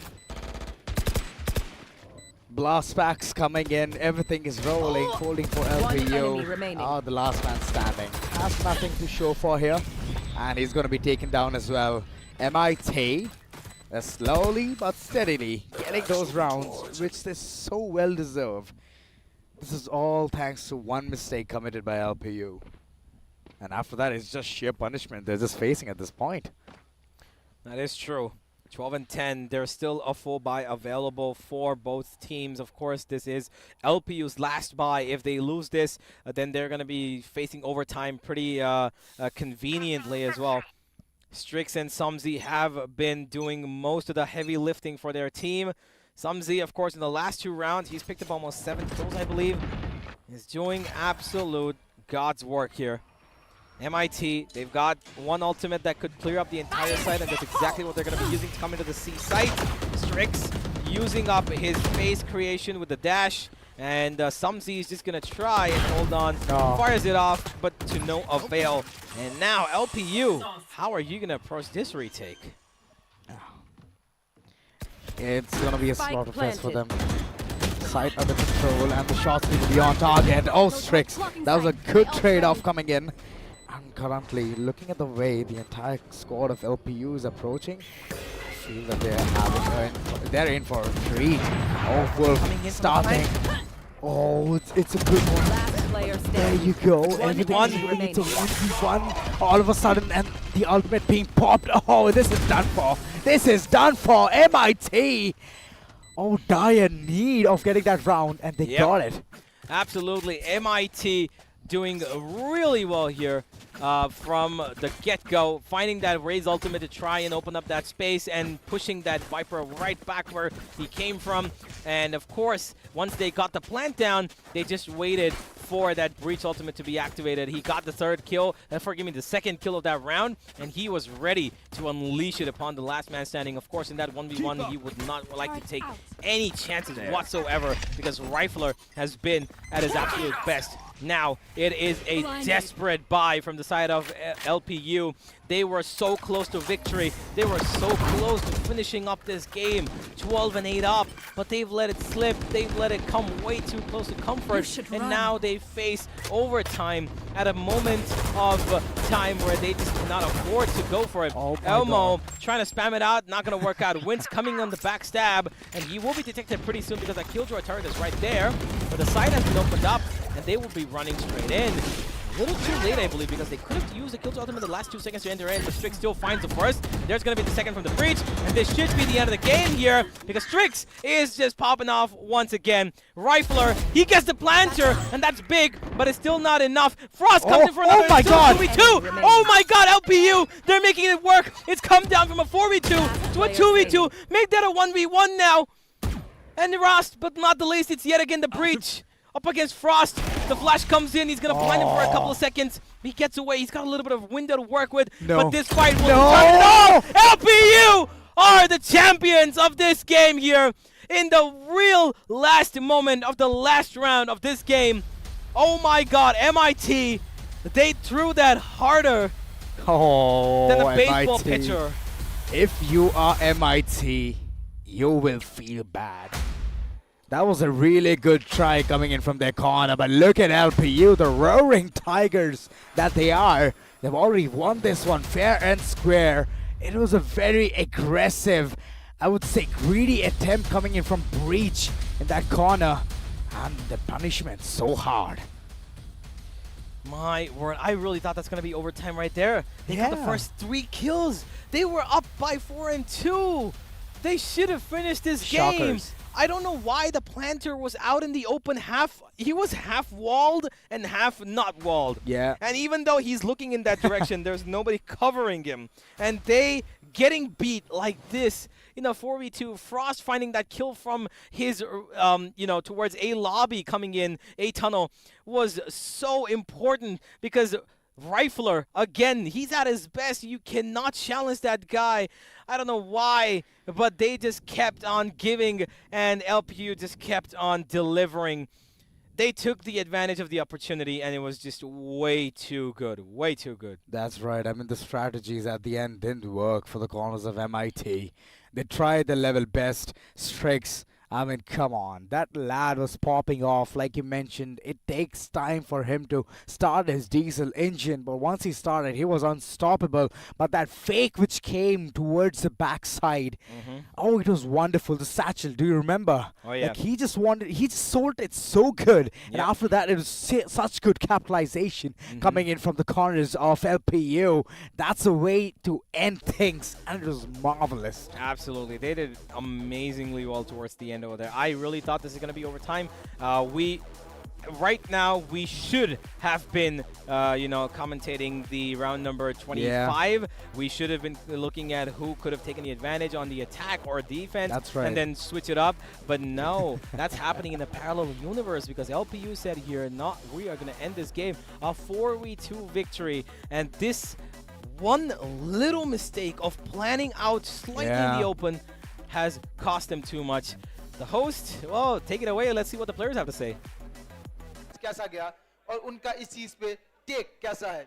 I request IGL of LPU and I request IGL of MIGWPU to kindly come on stage for a post-game talk. Both the IGLs, please.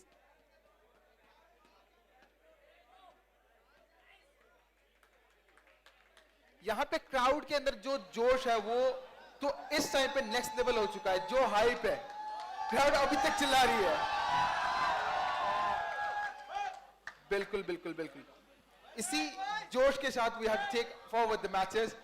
दोनों players ने, दोनों team के players ने बढ़िया प्रदर्शन किया, but किसी एक को जाना पड़ेगा घर और कोई एक जा रहा है नेक्स्ट राउंड और वो टीम है लवली प्रोफेशनल यूनिवर्सिटी टाइगर्स. सो kudos. सो अब सीधा मैच के अंदर जाते हुए आपको क्या लगता है MIT WPU की कहां पे गलती हुई? गलती तो बहुत जगह पे हुई है, but we don't want to give any reasons over here.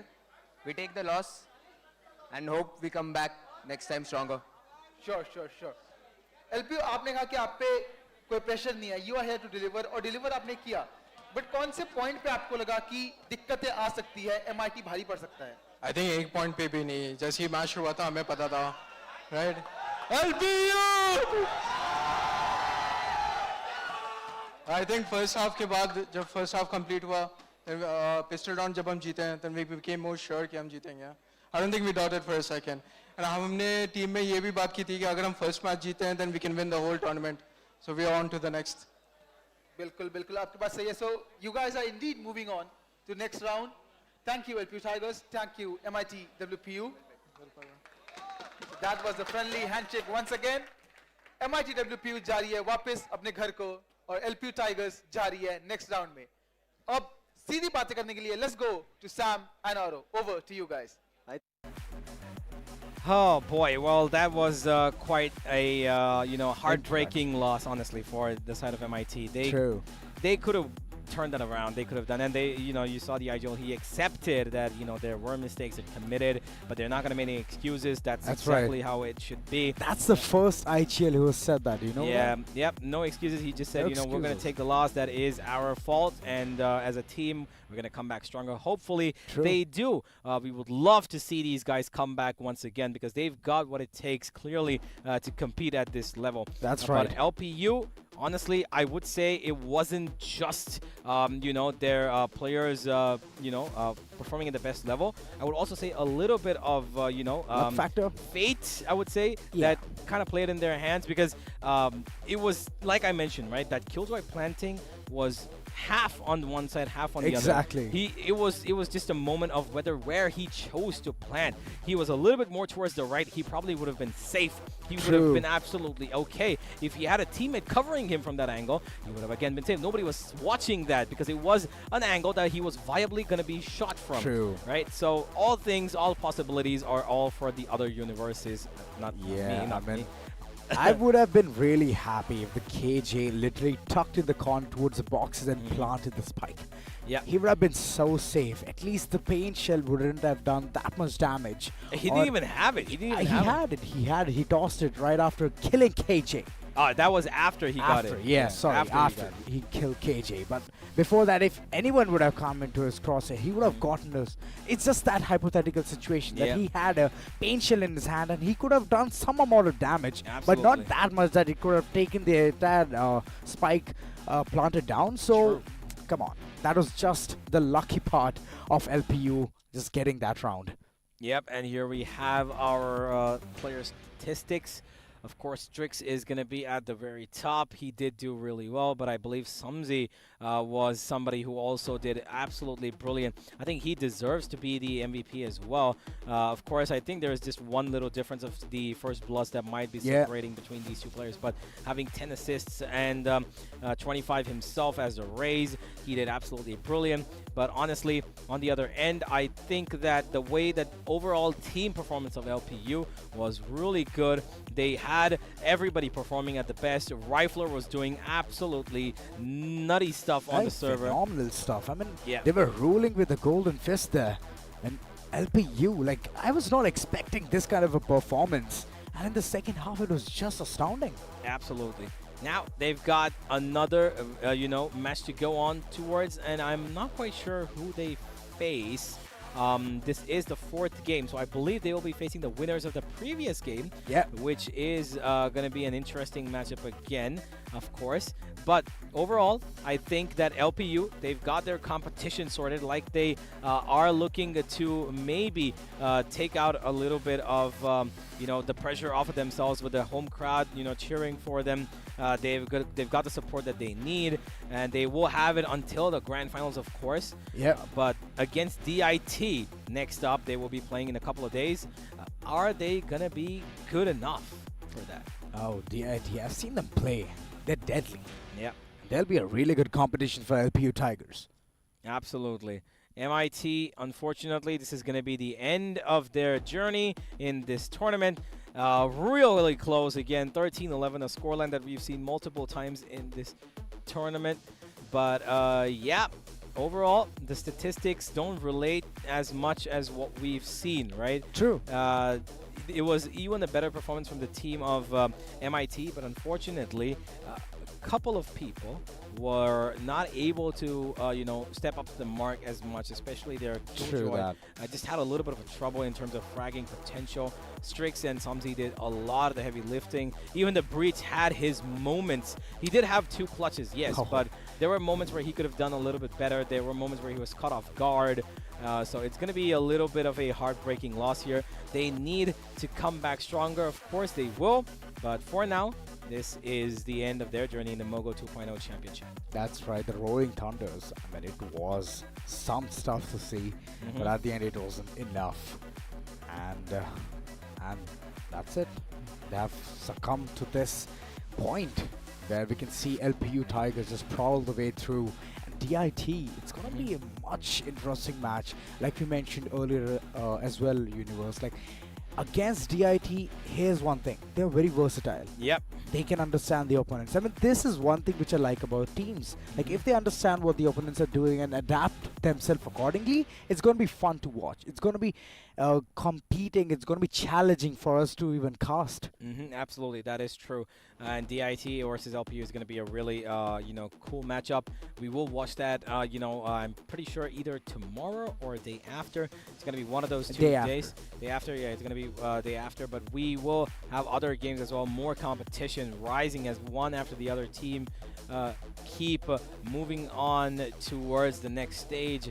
But unfortunately, there's only 8 teams that can move forward, right? So we've got 2 more games to go. The final 2 teams to be decided who will be moving on forward in game number 5 and 6 will be coming up next.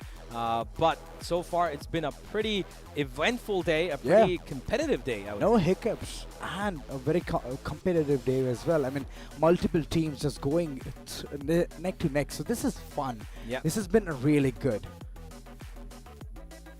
Well, yeah, with that, ladies and gentlemen, I think we should be having a look at the map highlights pretty soon. Just have to go through soon enough, okay? Or if not, just relive it in your minds. You know, it's been a pretty good map so far. It was 12-8 at a point, and it came down to 12-11. It could have been 12-12. We could have been right now. We could have seen any scenario there. We could have seen anything.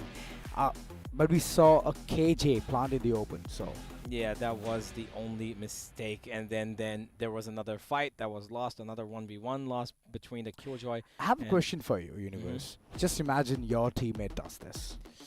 Would you tilt? I wouldn't tilt, but I would just, I'd just be like, look, man, this is a harsh pain. Don't forget this, because next time this is exactly what's going to prevent you from making mistakes like this. Oh. That's nice. That's nice. Yeah, talking about the match summary. Finally, we're here. Oh, Strix, he has done significantly well on 6 first bloods. Everything is going to Strix, but unfortunately, the match didn't go. Yeah, the match was not his for the taking, but every other stat was his, but he doesn't care about that. He just wanted to win. He wanted the W. Yeah, absolutely. 6 first bloods is really good for what he's done, for the way he started off especially. Yeah. Did really well. He's also got the highest ACS of 310, but the team effort came in from LPU itself, and they deservedly move on further as the match has concluded with a total of 183 kills and 75 assists. Oh, those are some really good numbers. Pretty numbers. And match stats are just going to be indicating, oh, this was neck to neck. I mean, both the teams, 17.19k damage and 17.41k. And that's the difference of the last round. Yeah. Yet again, Wonderful. it's similar to the previous game that we had seen, where I was there. Yeah, and it's really MIT close. has it more than LPU. Yep, they do. Absolutely, they do.